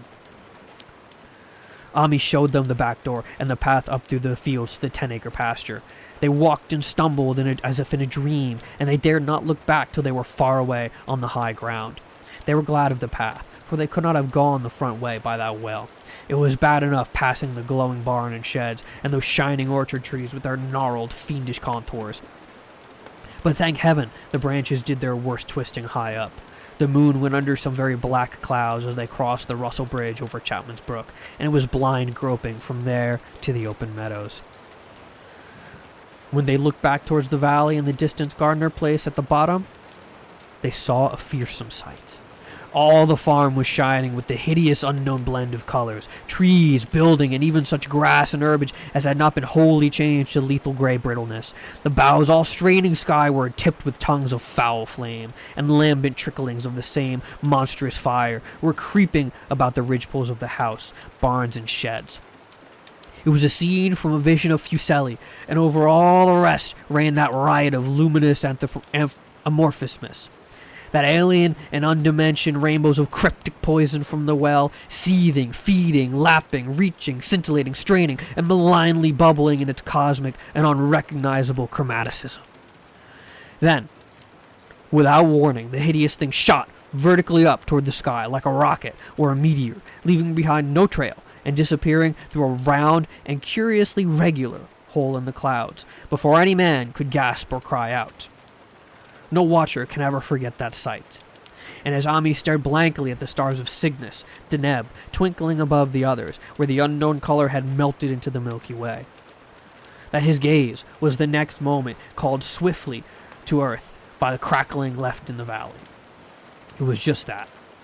Only a wooden ripping and crackling, and not an explosion, as so many others of the party vowed. Yet the outcome was the same, for in one feverish kaleidoscopic instant, there were burst up from that doomed and accursed farm a gleamingly eruptive cataclysm of unnatural sparks and substance, blurring the glance of the few who saw it, and sending forth to the zenith a bombarding cloudburst of such colored and fantastic fragments as our universe must need to sound. Through quickly reclosing vapors, they followed the great morbidity that had vanished, and in another second they had vanished too. Behind and below was only a darkness, to which the men dared not return. And all shout was a mounting wind, which seemed to sweep down in black furor gusts from interstellar space. It shrieked and howled and lashed the fields and distorted woods in a mad cosmic frenzy, till soon the trembling party realized that it would be no use waiting for the moon to show it was left down there at Nalms. Too awed to even hint theories, the 7 shaking men trudged backwards towards Arkham by the North Road. Ami was worse than his fellows, and begged them to see him inside his own kitchen, instead of keeping straight on to town. He did not wish to cross the blighted, wind-whipped woods alone to his home on the main road, for he had an added shock that the others were spared, and was crushed forever with a brooding fear he dare not even mention for many years to come. As the rest of the watchers on that tempestuous hill had stolidly set their faces toward the road, Ami had looked back, an instant at the shadowed valley of desolation so lately sheltering his ill-starred friend. And from that stricken, faraway spot, he had seen something feebly rise, only to sink down again upon the place from which the great, shapeless horror had shot into the sky. It was just a color, but not any color of our earth or heavens. And because Ami recognized that color and knew that this was the last faint remnant must still lurk down there in the well, he had never been quite right since. Ami would never go near the place again. It is 44 years now since the horror happened, but he has never been there, and will be glad when the new reservoir blots it out. I shall be glad too, for I do not like the way the sunlight changed color around the mouth of the abandoned well I passed. I hope the water will always be very deep, but even so, I shall never drink it. I do not think I shall visit the Arkham country hereafter. 3 of the men who had been with Ami returned the next morning to see the ruins by daylight, but there were not any real ruins, only the bricks of the chimney, the stones of the cellar, some mineral and metallic litter here and there, and the rim of that nefarious well. Save for Ami's dead horse, which they towed away and buried, and the buggy which they had shortly returned to him, everything that had ever been living had gone. 5 eldritch acres of shady, dusty, gray desert remained. Nor has anything ever grown there since. To this day, it sprawls open to the sky, like a great spot, eaten by acid in the woods and fields, and the few who have ever dared glimpse it in spite of the rural tales have named it the Blasted Heath. The rural tales are queer. They might be even queerer if the city men and college chemists could be interested enough to analyze the water from the disused well, or the gray dust that no wind seems to dispose. Botanists, too, ought to study the stunted flora on the borders of that spot, for they might shed light on the country notion that the blight is spreading, little by little, perhaps an inch a year. People say that the color of the neighboring herbage is not quite right in the spring, and that wild things live queer prints in the light winter snow. Snow never seems quite so heavy on the Blasted Heath as it is elsewhere. Horses, the few that are left in this motor age, grow skittish in the silent valley, and hunters cannot depend on their dogs too near the splotch of grayish dust. They say the mental influences are very bad, too. Numbers went queer in the year after Nahum's taking, and always they lacked the power to get away. Then the stronger-minded folk all left the region, and only the foreigners tried to live in the crumbling old homesteads. They could not stay, though, and one sometimes wonders what insight beyond ours their wild, weird stories of whispered magic have given them. Their dreams at night, they protest, are very horrible in that grotesque country. And surely the very look of the dark realm is enough to stir a morbid fancy. No traveler has ever escaped a sense of strangeness in these deep ravines, and artists shiver as they paint thick woods whose mystery is as much to the spirits as of the eye. I myself am curious about the sensation I derived from my one lone walk before Ami told me his tale. When twilight came, I had vaguely wished some clouds would gather, for an odd timidity about the deep skyey voids above had crept into my soul. Do not ask me for my opinion. I do not know. That is all. There was no one but Ami to question, for Arkham people will not talk about the strange days. And all three professors who saw the aerolite and its colored globule are dead. There were other globules. Depend upon that. One must have fed itself and escaped, and probably there was another for which was too late. No doubt it is still down in the well. I know. There was something wrong with the sunlight I saw above the miasmal brink. The rustics say the blight creeps an inch a year, so perhaps there is a kind of growth or nourishment even now. But whatever demon hatchling is there, it must be tethered to something or else it would quickly spread. Is it fastened to the roots of these trees that claw the air? One of the current Arkham tales is about fat oaks that shine and move as they ought not to do at night. What it is, only God knows. In terms of matter, I suppose the things Ami described would be called a gas. But this gas obeyed the laws that are not of our cosmos. There was no fruit of such worlds and suns as shine on the telescopes and photographic plates of our observatories. This was no breath from the skies whose motions and dimensions our astronomers measure or deem too vast to measure. It was just a color out of space.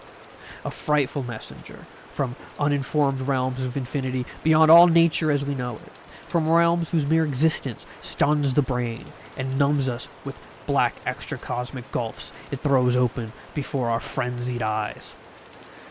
I doubt very much if Ami consciously lied to me, and I do not think his tale was all a freak of madness as the townsfolk had forewarned. Something terrible came to the hills and valleys on that meteor, and something terrible, though I know not in what proportion, still remains. I shall be glad to see the water come. Meanwhile, I hope nothing will happen to Ami. He saw so much of the thing, and its influence was so insidious. Why has he never been able to move away? How clearly he recalled those dying words of Nahum's, "Can't get away, draws you. You know something's coming, but it ain't no use." Ami is such a good old man. When the reservoir gang gets to work, I must write the chief engineer to keep a sharp watch on him. I would hate to think of him as a gray, twisted, brittle monstrosity which persists more and more troubling in my sleep. And that was the color out of space. Ami is not making out of this one. Ami's staying right where he is, I think, by the sounds of it. That was color out of space. That was I very much enjoy that story. It takes a little bit to get going, but when it gets going, oh, you really feel it, don't you? It really gets the blood pumping. Ugh. Ending description is really good. Oh, they do a great job with it. It's so good. Oh, man. Oh, I'm all like hunched over. I was shrimping real bad. Oof, oof, oof, oof. Have some coffee here. Mm-hmm. Oh, man. H.P. Lovecraft does a very good job of drawing you in, and as a property storyteller, a shrimp position is needed. I was definitely turbo shrimping. I'm not sure which one I want to do next. I think we're probably going to take a quick break so I can get up and move around and stretch a little bit. I think I'm gonna move us over to my starting screen, and then I'm gonna turn a little bit of music on because it's gonna be maybe a minute or two for me to stand up and use the bathroom. All right, so I will be back shortly. Everyone, take it easy. I'll see you in a bit. Mwah.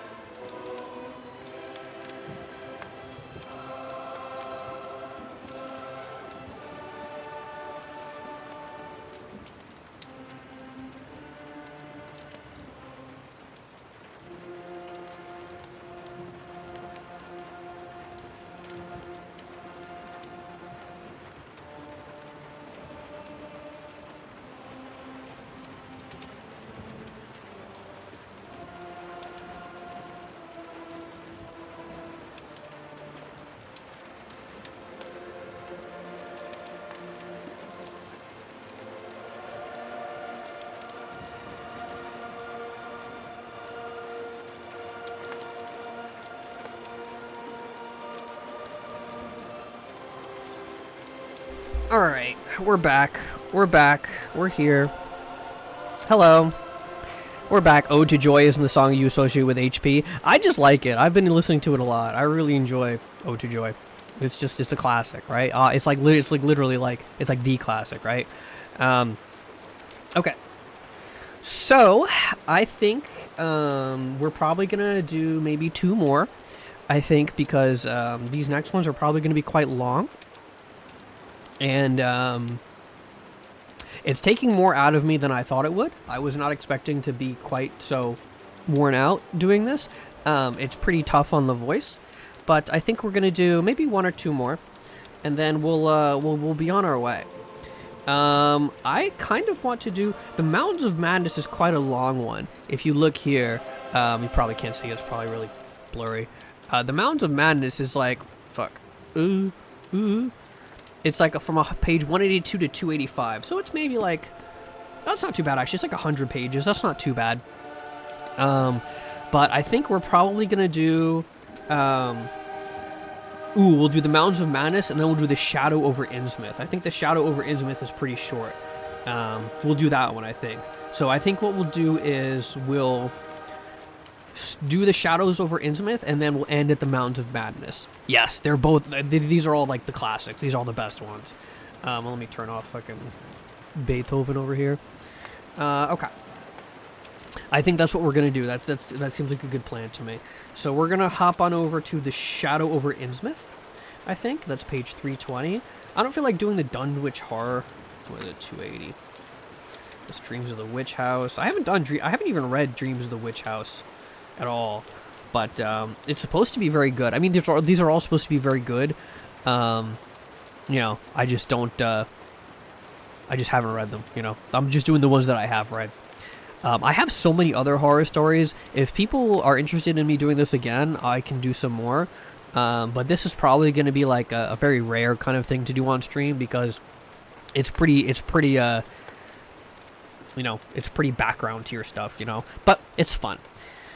Okay. Finish off my coffee. All right. Okay. So we're gonna start with we're gonna go back and we're gonna do the Shadow over Innsmouth. Okay. You can tell I've got like my hands are clammy a little bit.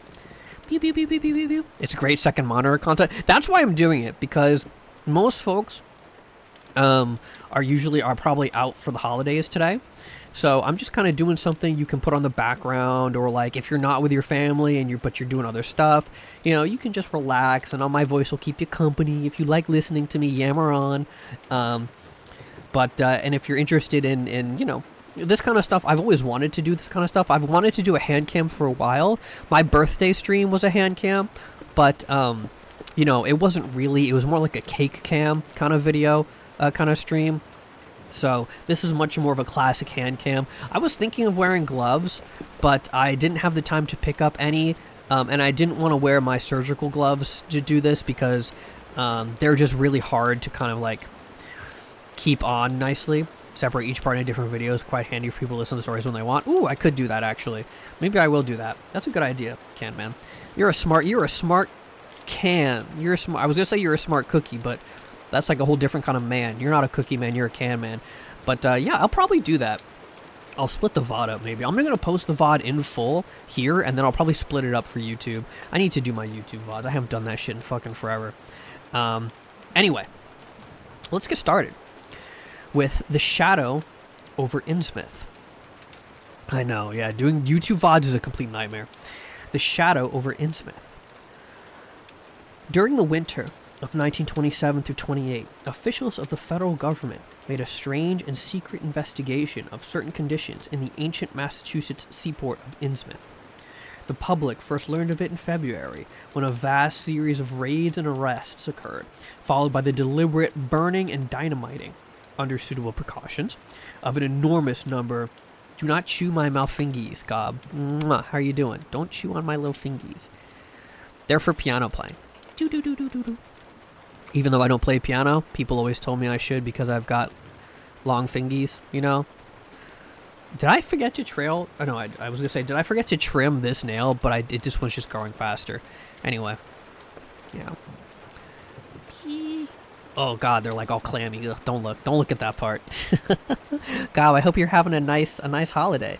I hope you're having a nice holiday. Tune in. We're gonna read some nice horror stories. Got a couple more on the list, and we'll listen to the rain. Okay. Okay. We're doing the Shadow over Innsmouth. I do have some good ones. We're gonna end off on the Mountains of Madness, which is like my #1 favorite story. I love Mountains of Madness. It's so good. But during the winter of 1927 through 28, officials at the federal government made a strange and secret investigation of certain conditions in the ancient Massachusetts seaport of Innsmouth. The public first learned of it in February, when a vast series of raids and arrests occurred, followed by the deliberate burning and dynamiting, under suitable precautions, of an enormous number of crumbling, worm-eaten, and supposedly empty houses along the abandoned waterfront. Uninquiring souls let this occurrence pass as one of the major classes in a spasmodic war on liquor. Keener news followers, however, wondered at the prodigious number of arrests, the abnormally large force of men used in making them, and the secrecy surrounding the disposal of the prisoners. No trials or even definite charges were reported, nor were any of the captives seen thereafter in the regular jails of the nation.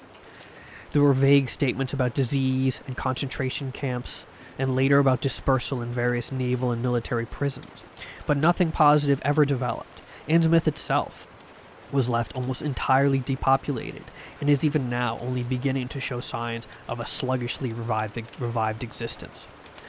Complaints from many liberal organizations were met with long, confidential discussions, and representatives were taken on trips to certain camps and prisons. As a result, these societies became surprisingly passive and reticent. Newspapermen were harder to manage, but seemed to largely cooperate with the government in the end.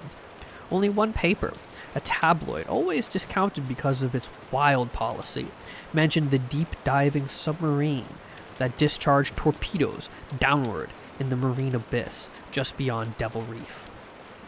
That item, gathered by chance in a haunt of sailors, seemed indeed rather far-fetched, since the low black reef lies a full mile and a half out from Innsmouth Harbor. People around the country and in nearby towns muttered a great deal amongst themselves, but had said very little to the outer world. They had talked about dying and half-deserted Innsmouth for nearly a century, and nothing new could be wilder or more hideous than what had whispered and been hinted years before. Many things had taught them secretiveness, and there was no need to exert pressure on them. Besides, they really knew little, for wide salt marshes, desolate and unpeopled, kept neighbors off from Innsmouth on the landward side. But at last, I am going to defy the ban on speech about this thing. Results, I am certain, are so thorough that no public harm, save a shock of repulsion, could ever accrue from a hinting of what was found by these horrified raiders at Innsmouth. Besides, what found might possibly have been more than one explanation. I do not know just how much of the whole tale has been told even to me, and I have many reasons for not wanting to probe deeper. For my contact with this affair has been much closer than that of any other layman, and I have carried away impressions which are yet to drive me to drastic measures. It was I who fled frantically out of Innsmouth in the early morning hours of July 16, 1927, and whose frightened appeals for government inquiry and actions brought on the whole reported episode.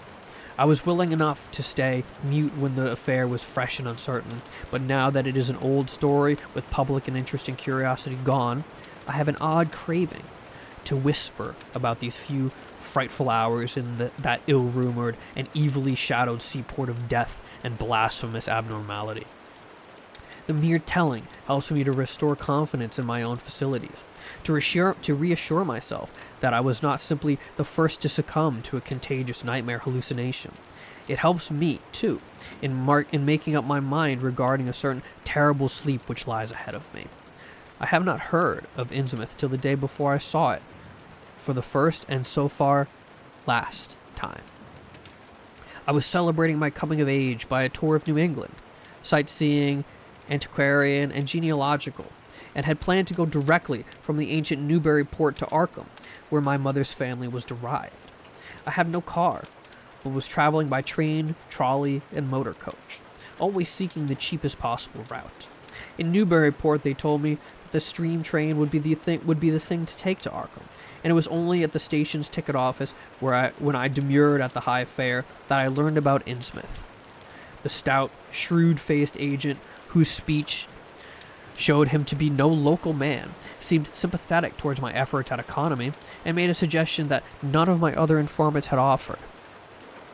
You could take that old bus, I suppose, bring back stagecoaches. Brother, listen, man, that's how I'd rather go to work on horseback than in a car. The sounds of horse hooves on pavement is like one of my favorite sounds. I don't know why. You could take that old bus, I suppose, he said with a certain hesitation, but it ain't thought much of hereabouts. Goes through Innsmouth. You may have heard about that, and so the people don't like it.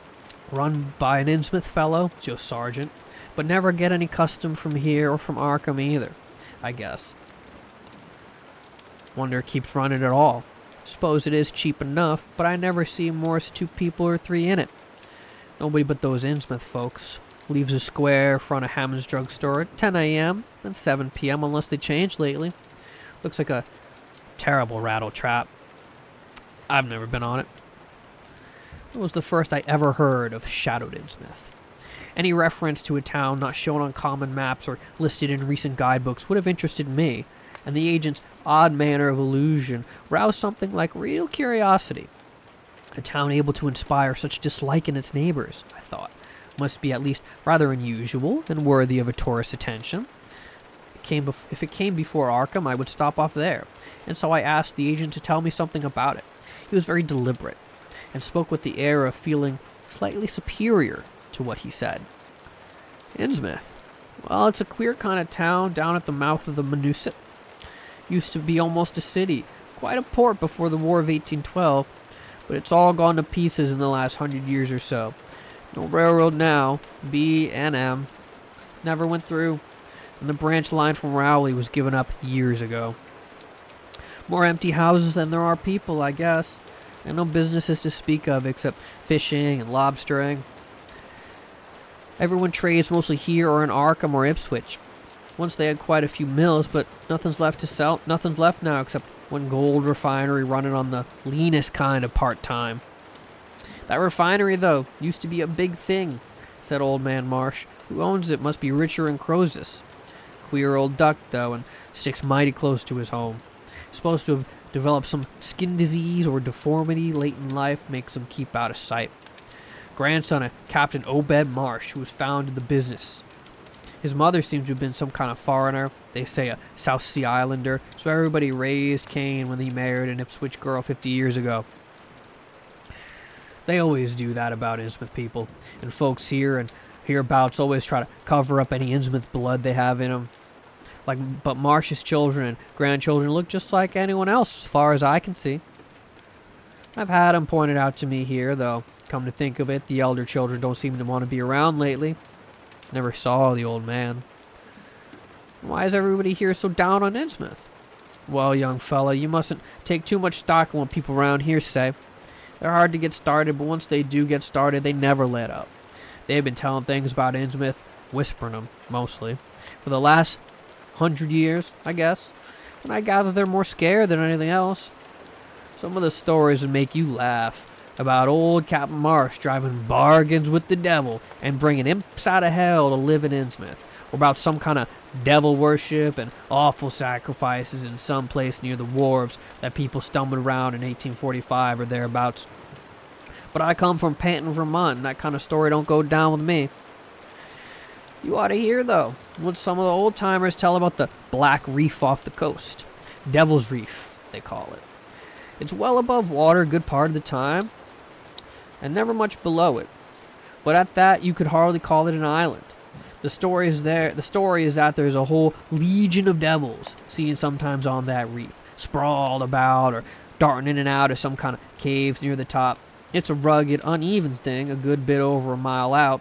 Towards the end of the shipping day, sailors used to make big detours just to avoid it. That is, sailors that don't hail from Innsmouth. One of the things they had against old Captain Marsh was that he was supposed to land on it sometimes at night when the tide was right. Maybe he did, for I dare say that rock formation was interesting. And it's just barely possible he was looking for some pirate loot, maybe finding it, but there was talk about his dealing with demons there. Fact is, I guess on the whole of it, it really was the captain that gave the bad reputation to the reef. That was before the big epidemic of 1846, when over half the folks in Innsmouth was carried off. They never did quite figure out what the trouble was, but it was probably some foreign kind of disease brought from China or somewhere by the shipping. It surely was bad enough. There were riots over it and all sorts of ghastly damage to the... I skipped a page, I think. Ghastly damage that I don't believe ever got outside of town. And I left the place in awful shape. Never came back. There can't be more than 300 or 400 people living there now. But the real thing behind the way the folks feel is simply race prejudice. And I don't say I'm blaming those that hold it. I hate those Innsmouth folks myself, and I wouldn't care to go near their town, I suppose you know. Though I can see you're a Westerner by your talk. What a lot of our New England ships used to have to do with queer ports in Africa, Asia, the South Seas, and everywhere else, and what queer kinds of people they sometimes brought back with them. You probably heard about the Salem man that come home with a Chinese wife, and maybe you know still there's a bunch of Fiji Islanders somewhere around Cape Cod. Well, there must be something like the back of the Innsmouth people. There must be something like that back of the Innsmouth people. The place always was badly cut off from the rest of the country by marshes and creeks, and we can't be sure about the ins and the outs of the matter, but it's pretty clear that old Captain Marsh must have brought home some odd specimens when all 3 of his ships in commissions back in the 20s and 30s.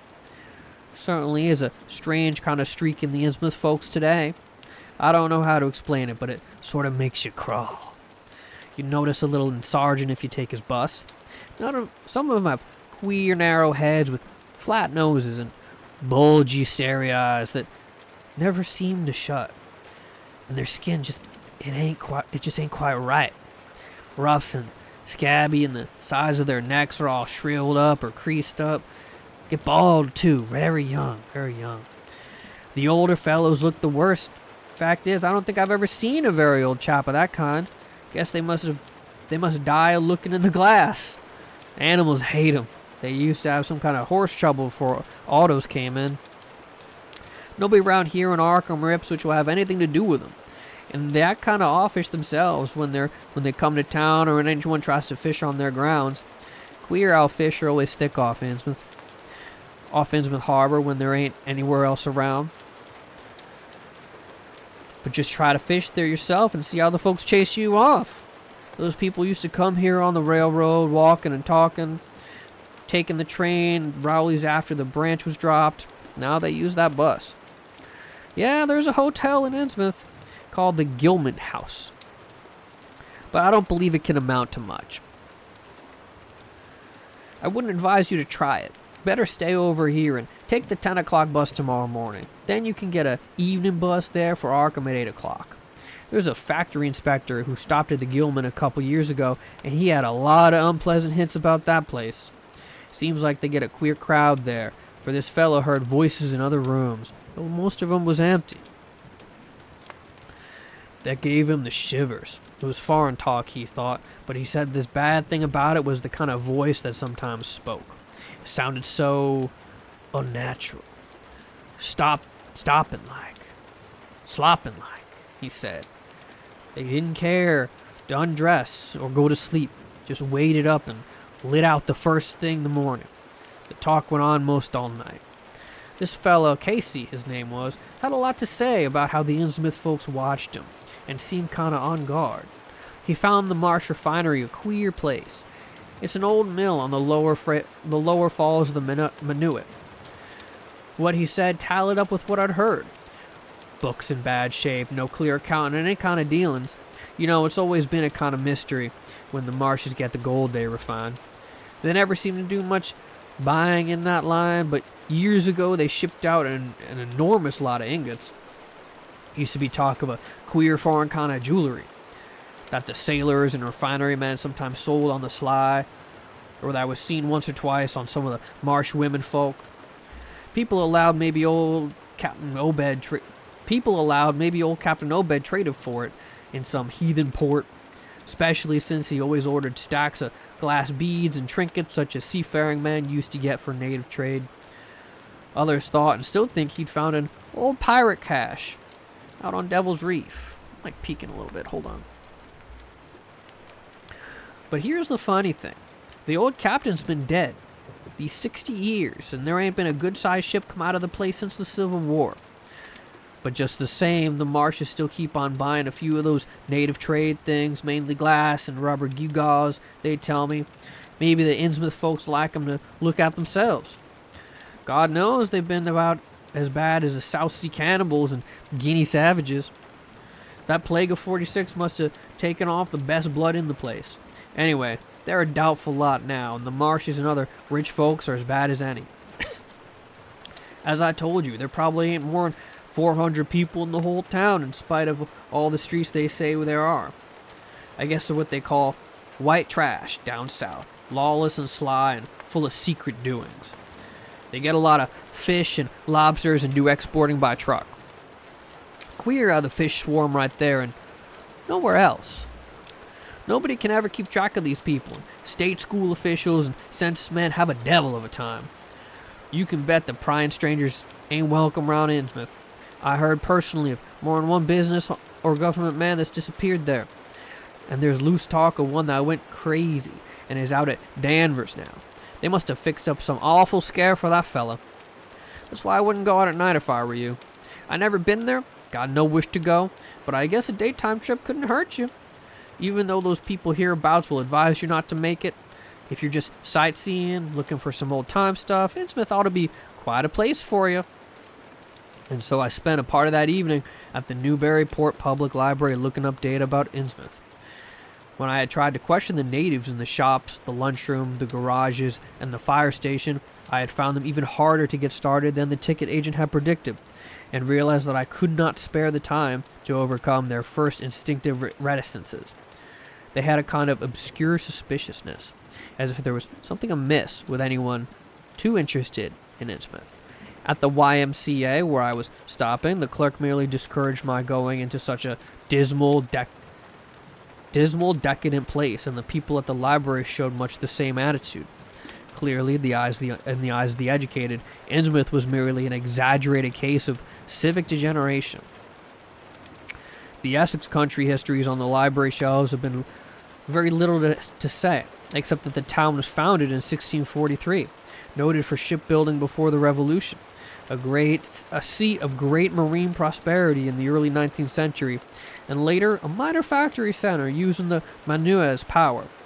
The epidemic and riots of 1846 were very sparsely treated, as if they formed a discredit to the county.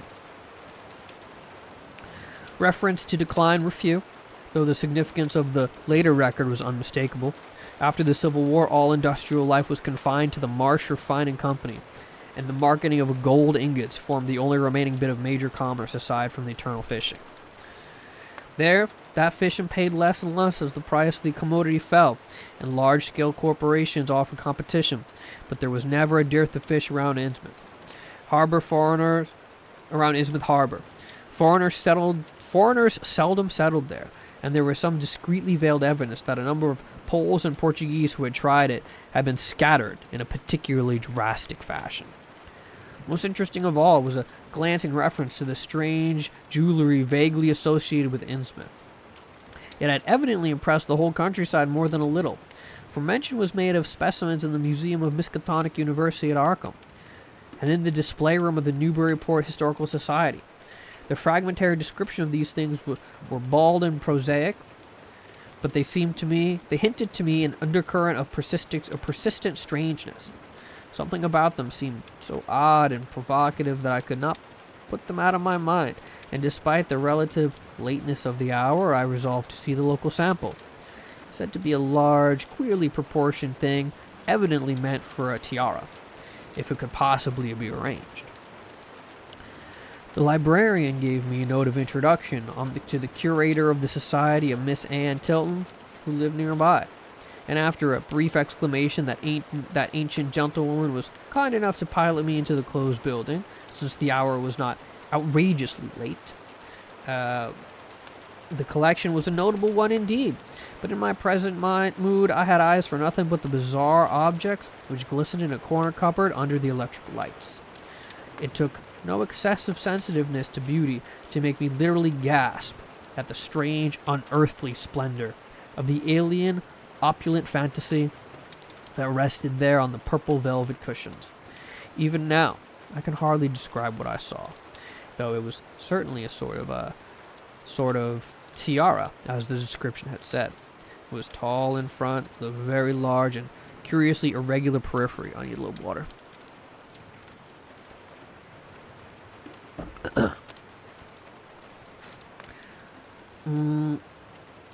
As if designed for the head of an almost freakishly elliptical outline. The material seemed to be predominantly gold, though a weird, lighter lustrousness hinted at some strange alloy with an equally beautiful and scarcely identifiable metal. Its condition was almost perfect, and one could have spent hours in studying the striking and puzzlingly untraditional design. Some simply geometrical, and some plainly marine, chased or molded in high relief on its surface with a craftsmanship of incredible skill and grace. The longer I looked, the more the thing fascinated me.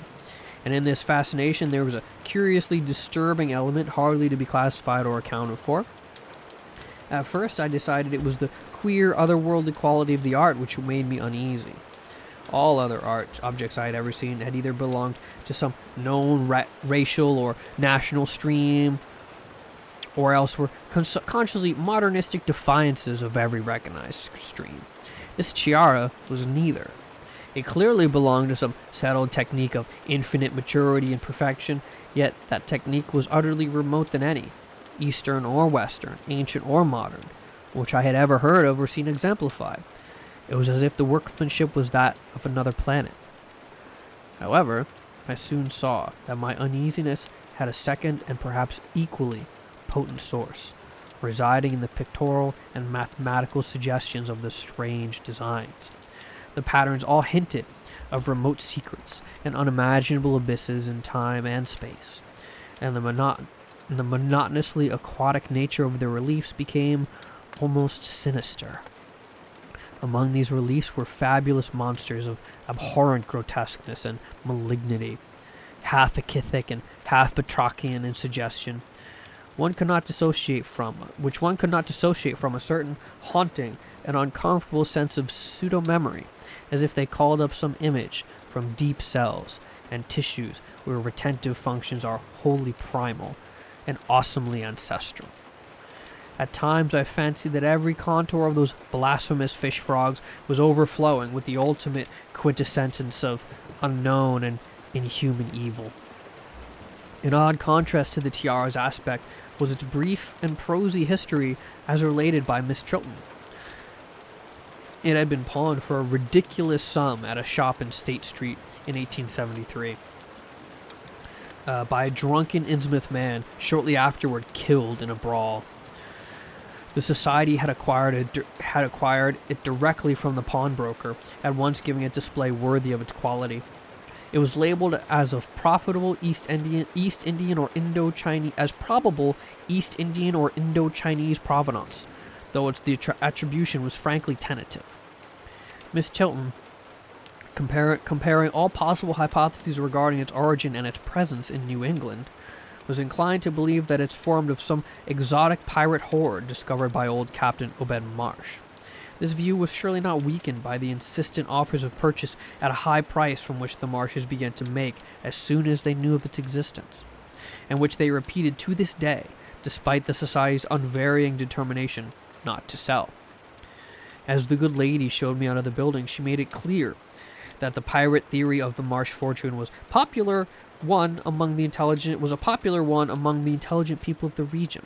Her own attitude towards Shadowed Innsmouth, which she had never seen, was one of disgust at a community slipping far down the cultural scale, and she assured me that the rumors of devil worship were partly justified by a peculiar secret cult which had gained force there and engulfed all Orthodox churches. It was called, she said, the Esoteric Order of Dagon, and was undoubtedly a debased, quasi-pagan thing transported from the East a century before. At a time where the Innsmouth fisheries seemed to be going barren, its persistence among a simple people was quite natural in view of the sudden and permanent return of abundantly fine fishing, and it soon came to be the greatest influence in this town, replacing Freemasonry altogether and taking up headquarters in the old Masonic Hall on New Church Green. Hello, Big Dave. Mwah. Thank you for liking my cute fingies. Pew, pew, pew, pew, pew. Pew, pew, pew, pew, pew. Happy Thanksgiving to you too, Big Dave. I hope you're taking it easy. I hope you're having a very big day of Thanksgiving. Oof. All right. All this to the pious Miss Triton for an excellent reason for shunning the ancient town of decay and desolation, but to me it was merely a fresh incentive. To my architectural and historic anticipations was now added an acute anthropological zeal, and I could scarcely sleep in my small room at the Y as nights wore away. Alright. Part 2. Shortly before 10 the next morning, I started out with one small valise in front of Hammond's drugstore in the old market square, waiting for the Innsmouth bus. As the hour for its arrival drew near, I noticed a general drift of the loungers to other places up the street, or the ideal lunch across the square. Evidently, the ticket agent had not exaggerated the dislike which local people bore towards Innsmouth and its denizens. In a few moments, a small motor coach of extreme decrepitude and dirty gray color rattled along State Street, made a turn, and drew up the curb beside me. I felt immediately it was the right one. I guessed where the half-legible sign on the windshield, Arkham, Innsmouth, Newport, soon verified. There were only 3 passengers, dark, unkempt men with sullen visage and somewhat youthful cast, and when the vehicle stopped, they clumsily shambled out and began walking up State Street in a silent, almost furtive fashion. Happy Thanksgiving. Mwah. Did I already say that? I think I already did. Either way, I hope everyone's having a good one so far. The driver also alighted, and I watched him as he went to the drugstore to make some purchase. This, I reflected, must be the Joe Sargent mentioned by the ticket agent. And even before I noticed any details there, spread over me a wave of spontaneous aversion, which could neither be checked nor explained. It suddenly struck me as very natural that the local people should not wish to ride on a bus owned and driven by this man, or to visit any oftener than possible the habitat of such a man and his kinsfolk. When the driver came out of the store, I looked at him more carefully and tried to determine the source of my evil impression. He was a thin, stoop-shouldered man, not much under 6 feet tall, dressed in shabby blue civilian clothes and wearing a frayed golf cap. His age was perhaps 35, but the odd, deep creases in the sides of his neck made him seem older when none did not study his dull, expressionless face. He had a narrow head, bulging, watery blue eyes that seemed to never to wink, a flat nose, a receding forehead and chin, and singularly undeveloped ears. His long, thick lip and coarse-pored, grayish cheeks seemed almost beardless, except for some sparse, yellow hairs that straggled and curled in irregular patches, and in places the surface seemed queerly irregular, as if peeling from some cutaneous disease. His hands were large and heavily veined, and had a very unusual grayish-blue tinge. Ooh. The fingers were strikingly short in proportion to the rest of the structure, and seemed to have a tendency to curl closely into the huge palm. As he walked toward the bus, I observed his particularly shambling gait, and saw that his feet were inordinately immense. The more I studied them, the more I wondered how he could buy any shoes to fit them. A certain greasiness about the fellow increased my dislike. He was evidently given to working or lounging around the fish docks, and carried with him much of their characteristic smell. Just what foreign blood was in him, I could not even guess. His oddities certainly did not look Asiatic, Polynesian, Levantine, or anything else, yet I could see why the people found him alien. I myself would have given thoughts of biological degeneration rather than alienage. I was sorry when I saw that there would be no other passengers on the bus.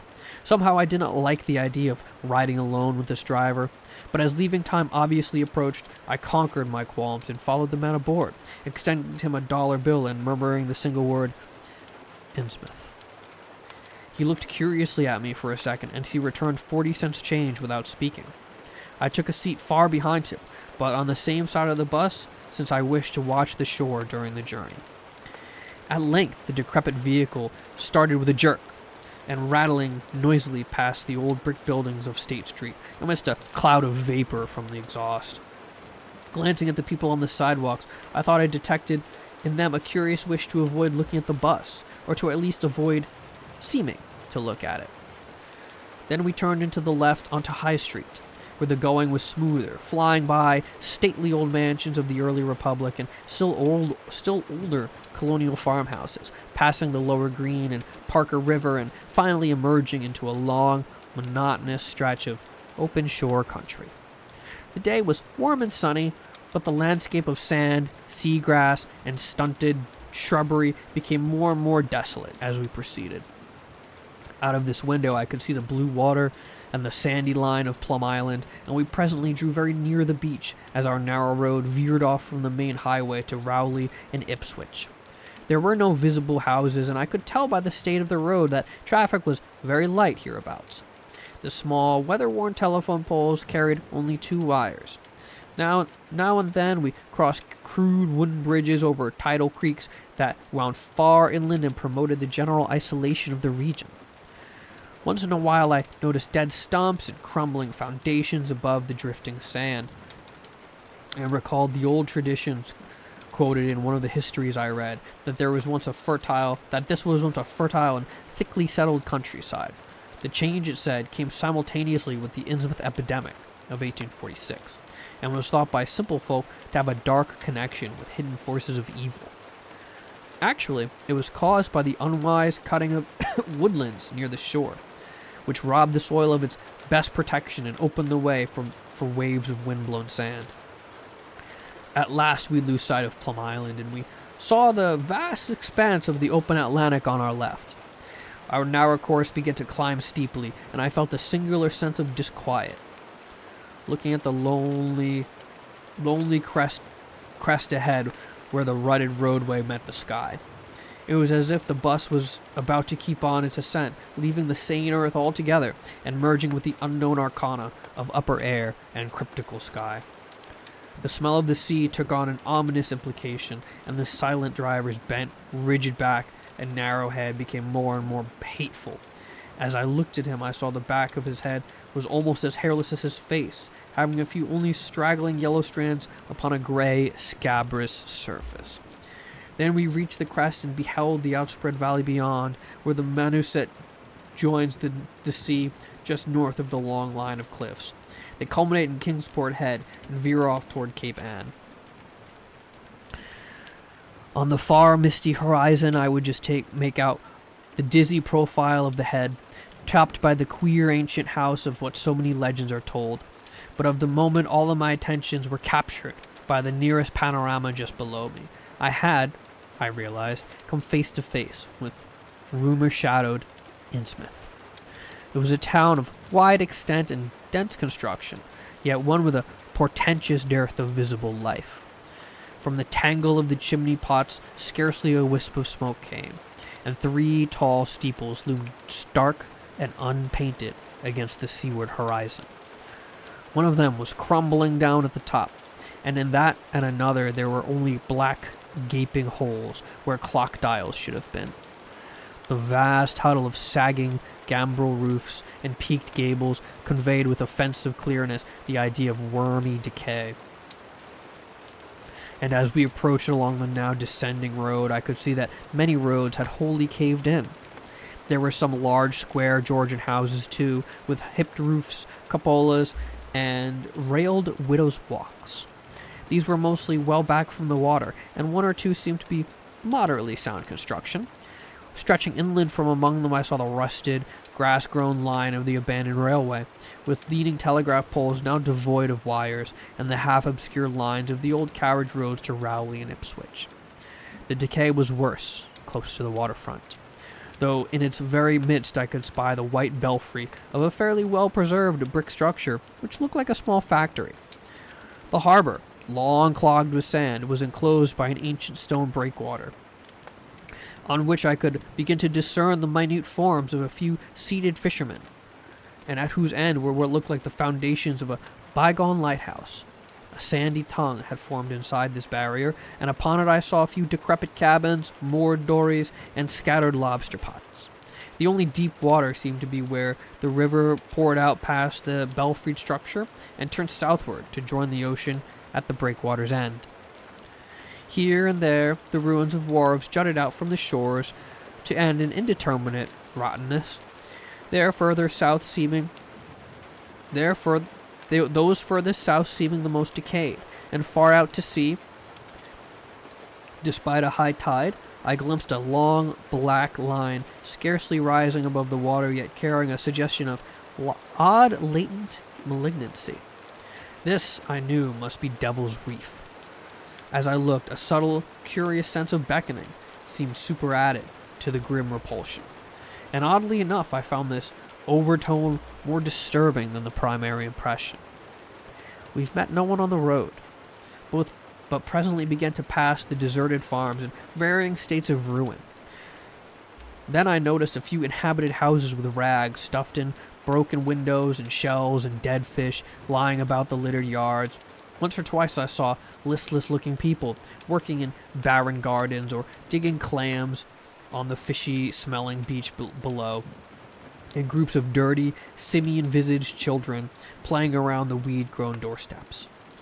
Somehow, these people seemed more disquieting than the dismal buildings, for almost every one had certain peculiarities of the face and motions which I instinctively disliked, without being able to define or comprehend them. For a second I thought this typical physique suggested some picture I had seen, perhaps in a book, under circumstances of particular horror or melancholy, but this pseudo-recollection passed very quickly.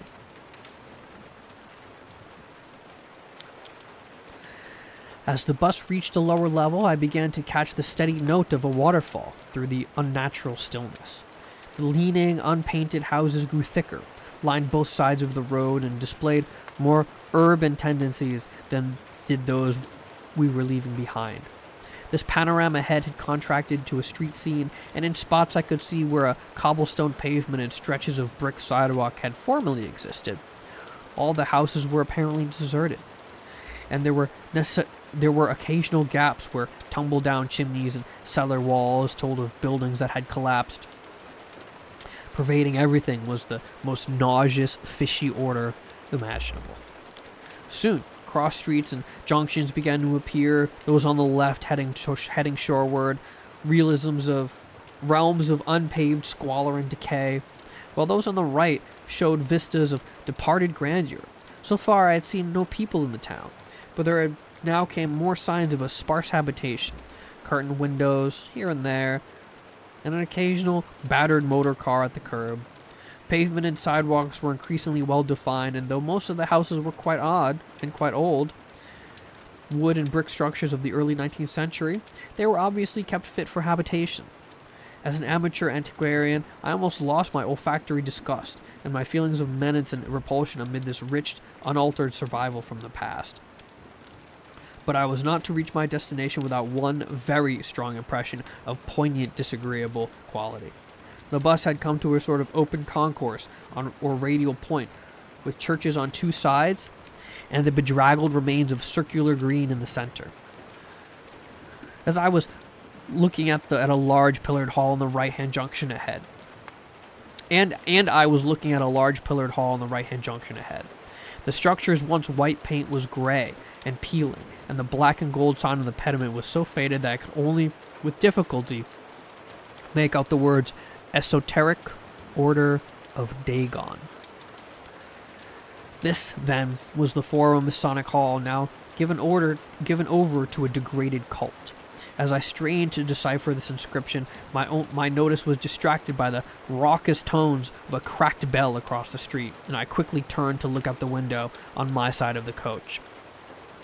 The sound came from a squat, towered stone church of manifestly later date than most of the houses, built in a clumsy Gothic fashion and having a disproportionately high basement with shuttered windows.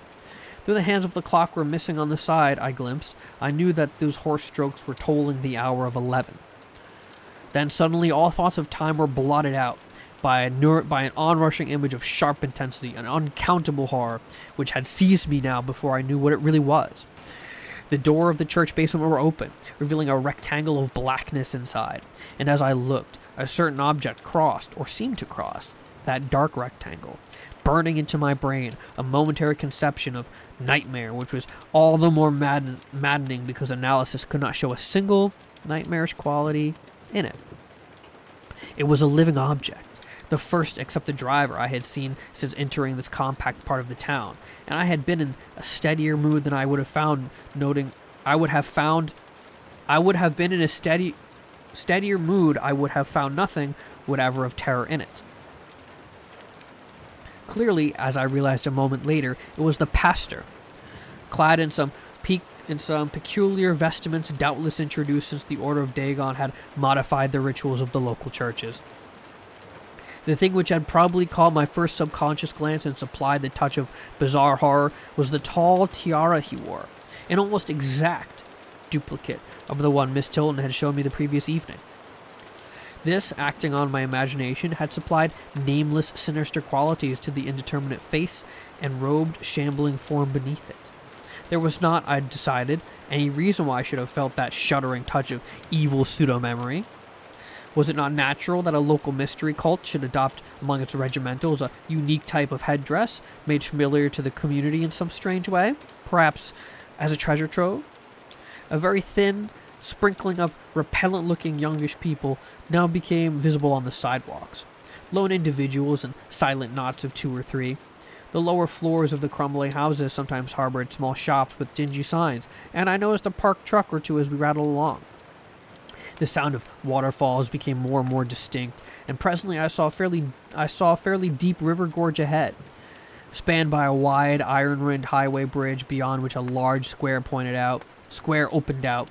As we clanked over the bridge, I looked out on both sides and observed some factory buildings on the edge of this grassy bluff or part way down.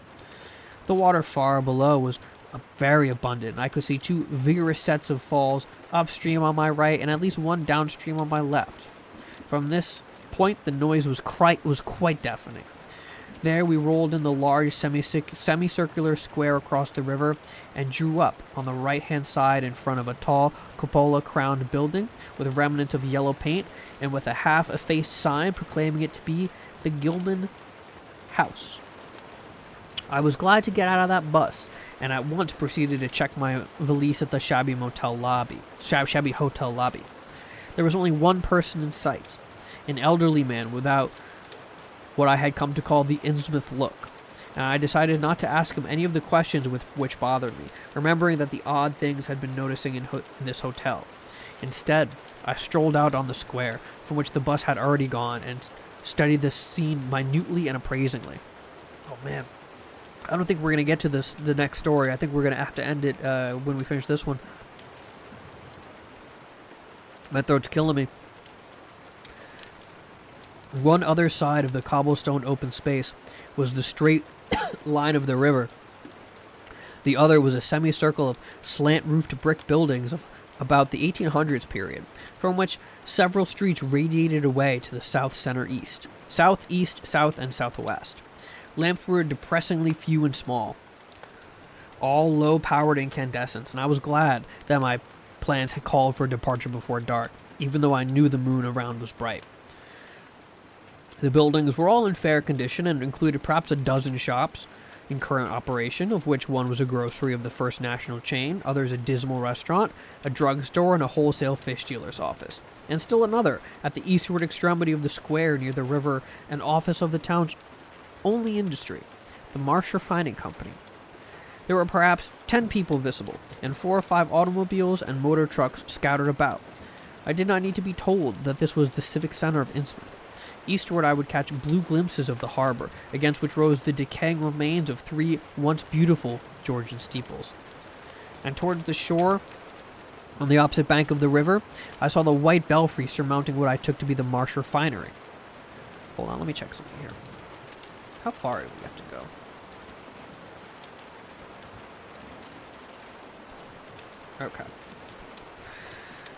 Okay. Alright. For some reason or another, I chose to make my first inquiries at the chain grocery, whose personnel were not likely to be native to Innsmouth. I found a solitary boy about 17 in charge, and was pleased to note the brightness and affability which promised cheerful information. He seemed exceptionally eager to talk, and I soon gathered that he did not like the place, its fishy smell, or its furtive people. A word with any outsider was a relief to him. He hailed from Arkham, boarded with a family who came from Ipswich, and went back whenever he got a moment off. His family did not like him to work in Innsmouth, but the chain had transferred him there, and he did not wish to give up his job. There, he said, no public library or chamber of commerce in Innsmouth. There was, he said, there was none of those things, but I could probably find my way about. The street I had come down was Federal. West of that were the old fine residence streets, Broad, Washington, Lafayette, and Adams, and east of it were the shoreward slums. It was in these slums, along Main Street, that I would find the old Georgian churches, but they were all long abandoned. It would not be well to make oneself too conspicuous in these neighborhoods, especially north of the river, since the people there were sullen and hostile. Some strangers had even disappeared. Certain spots were almost forbidden territory, as he had learned at considerable cost. One must not, for example, linger much around the Marsh Refinery, or any of the still-used churches, or around the pillared Order of the Dagon Hall at New Church Green. These churches were very odd, all violently disavowed by their respective denominations elsewhere, and apparently using the queerest kind of ceremonials and clerical vestments. Their creeds were heterodox and mysterious, involving hints of certain marvelous transformations leading to bodily immortality, of a sort. On this earth, the youth's own pastor, Dr. Wallace of Ashbury M.J. Church in Arkham, had gravely urged him to not join any church in Innsmouth. As for the Innsmouth people, the youth hardly knew what to make of them. They were furtive and seldom seen as animals that live in burrows, and one could hardly imagine how they passed the time apart from their desultory fishing. Perhaps, judging from the quantities of bootleg liquor they consumed, they lay for most of the daylight hours in an alcoholic stupor. They seemed suddenly banded together in some sort of fellowship and understanding, despising the world as if they had access to other and preferable spheres of entity. Their appearance, especially those staring, unwinking eyes to which no one ever saw shut, were certainly shocking enough, and their voices were disgusting. It was awful to hear them chanting in their churches at night, and especially during their main festivals or revivals, which fell twice a year on April 30th and October 31st. They were very fond of the water, and swam a great deal in both river and harbor. Swimming races out to Devil's Reef were very common, and everyone in sight seemed well able to share in this arduous sport. When one came to think of it, it was generally only rather young people who were seen about in public, and of these oldest were apt to be the most tainted looking. When exceptions did occur, they were mostly persons with no trace of aberrancy, like the old clerk of the hotel. Others wondered what became of the bulk of the older folk, and whether the Innsmouth look was not a strange and insidious disease phenomenon which increased its hold as years advanced. Only a very rare affliction, of course, could bring about such a vast and radical anatomical changes in a single individual after maturity. Changes involving osseous features such as basic shape of the skull, but even this aspect was no more baffling and heard of than the visible features of the malady as a whole.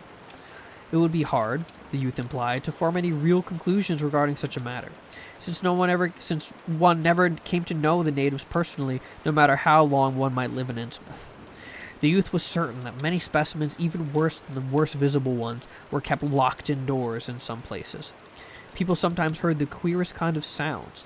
The tottering waterfront hovels north of the river were reputedly connected by hidden tunnels, beyond being thus a veritable warren of unseen abnormalities.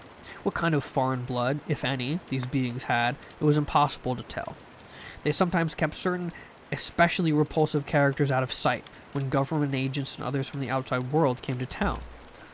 It would be of no use, my informant said, to ask the natives anything about the place. The only one who would talk was a very aged but normal-looking man who lived at the poorhouse in the north rim of the town and spent his time walking about or lounging around the fire station. This hoary character, Zadok Allen, was 96 years old and sometimes touched in the head. Besides being the town drunkard, he was a strange, furtive creature who constantly looked over his shoulder as if afraid of something, and when sober could not be persuaded to talk at all with strangers. He was, however, unable to resist any offer of his favorite poison, and once drunk would furnish the most astonishing fragments of whispered reminiscence. Ooh, stretch. Okay. Okay. After all, though, little useful data could be gained from him, since his stories were all insane, incomplete hints of impossible marvels and horrors, which could have no source save his own disordered fancy. None ever believed him, but the natives did not like him to drink and talk with strangers, and it was not always safe to be seen questioning him. It was probably from him that some of the wildest popular whispers and delusions were derived. Several non-native residents have reported monstrous glimpses from time to time, but between old Zadok's tales and the malformed inhabitants, it was no wonder such illusions were current. None of the non-natives ever stayed out late at night, there being a widespread impression that it was not wise to do so. Besides, the streets were loathsomely dark. As for business, the abundance of fish was certainly almost uncanny, but the natives were taking less and less advantage of it. Moreover, prices were falling and competition was growing. Of course, the town's real business was the refinery, whose commercial office was out in the square only a few doors east of where we stood. Old Man Marsh was never seen, but sometimes went to the works in a closed, curtained car. There were all sorts of rumors about how Marsh had come to look. He had once been a great dandy, and people said he still wore the frock-coated finery of the Edwardian age, curiously adapted to certain deformities. His sons had formerly conducted the office in the square, but latterly they had been keeping out of sight a good deal and leaving the brunt of their affairs to the younger generation. The sons and their sisters had come to look very queer, especially the elder ones, and it was said that their health was failing. One of the Marsh daughters was a repellent, reptilian-looking woman who wore the excess of weird jewelry clearly of the same exotic tradition as to which the strange tiara belonged. My informant had noticed it many times, and had heard it spoken of as coming from some secret horde, either of pirates or of demons. The clergymen, or priests, or whatever they were called nowadays, also wore this kind of ornament as a headdress, but one seldom caught glimpses of them. Other specimens the youth had not seen, though many were rumored to exist around Innsmouth. Wow, take a sippy. Thank you, Zan. Ugh. Thank you. Mwah. Alright, where are we at?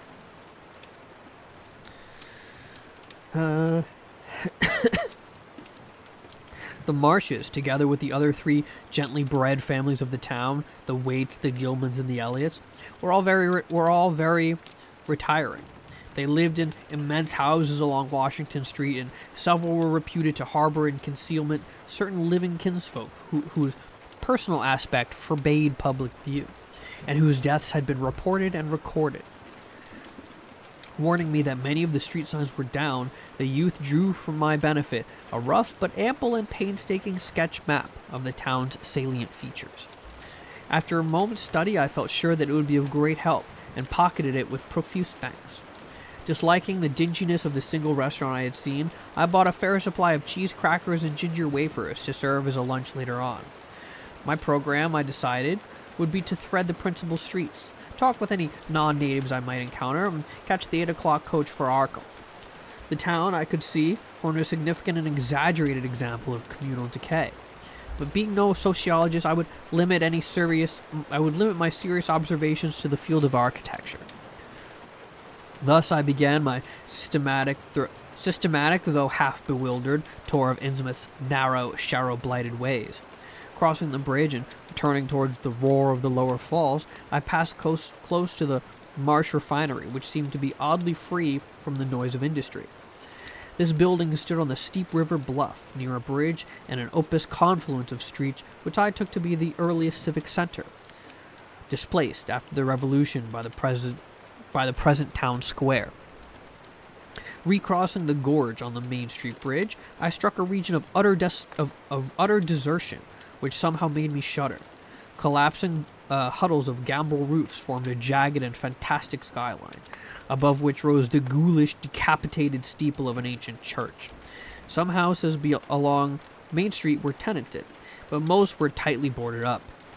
Despite down unpaved side streets, I saw the black, gaping windows of deserted hovels, many of which leaned at perilous and incredible angles. Through the sinking of the part of the foundations, these windows stared so spectrally that it took courage to turn eastward towards the waterfront.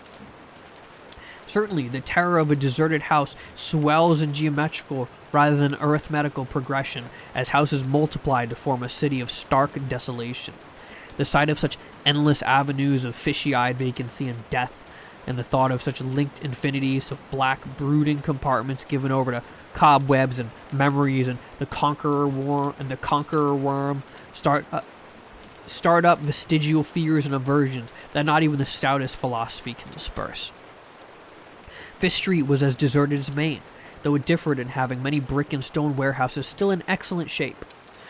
Water Street was almost its duplicate, save that there were great seaward gaps where wharves had been. Not a living thing did I see, except for the scattered fishermen on the distant breakwater, and not a sound did I hear, save the lapping of the harbor tides and the roar of the falls and the Menuset. The town was getting more and more on my nerves, and I looked behind me furtively as I picked my way back over the tottering Water Tower Street Bridge. The Fish Street Bridge, according to the sketch, was in ruins. North of the river there were traces of squalid life. Active packing houses in Water Street, smoking chimneys and patched roofs here and there, occasional sounds from indeterminate sources, and infrequent shambling forms in the dismal streets and unpaved lanes. But I seem to find this even more oppressive than the southerly desertion. For one thing, the people were more hideous and abnormal than those near the center of town, so that I was several times evilly reminded of something utterly fantastic which I could not quite place. Undoubtedly, the alien strain in the Innsmouth folk was stronger here than further inland, unless, indeed, the Innsmouth look was a disease rather than a blood strain, in which case this district might be held to harbor the more advanced cases. One detail that annoyed me was the distribution of the few faint sounds I heard. They ought naturally to have come wholly from the visibly inhabited houses, yet in reality were often strongest inside the most rigidly boarded-up facades.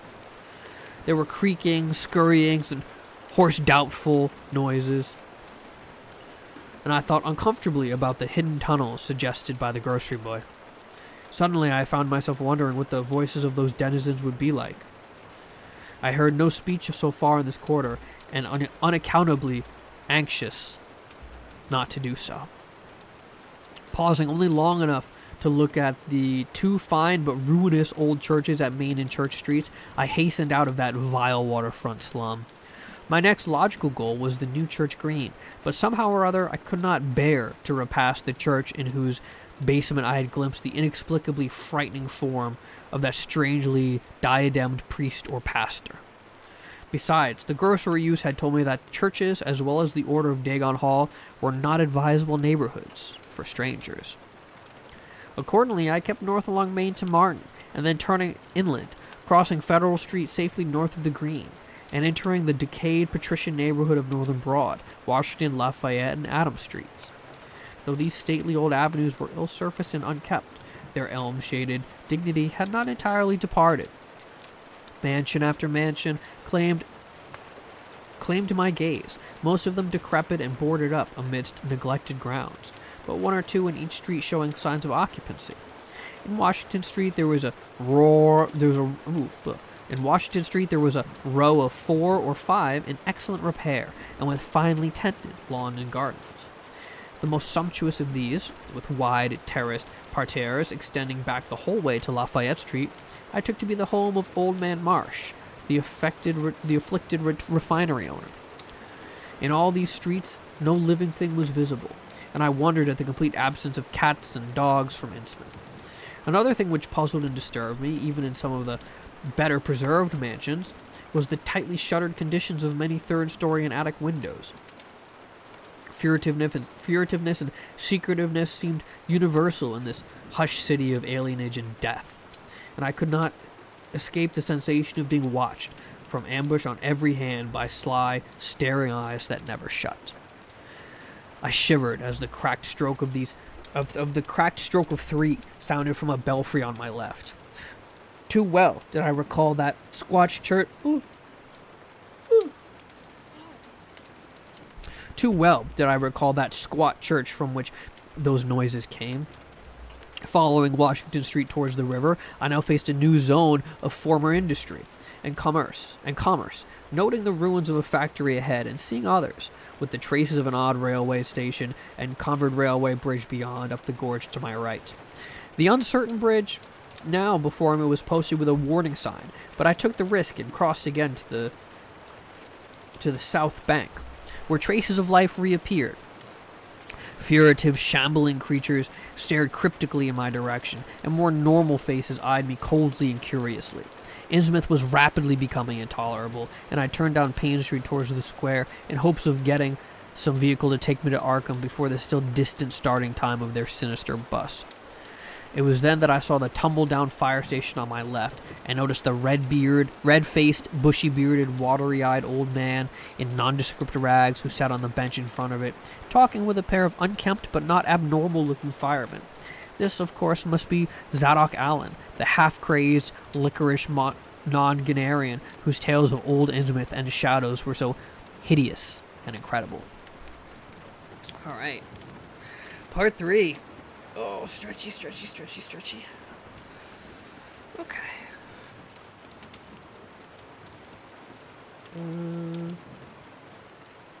Okay. Have a little bit of a sippy. Okay. Part 3.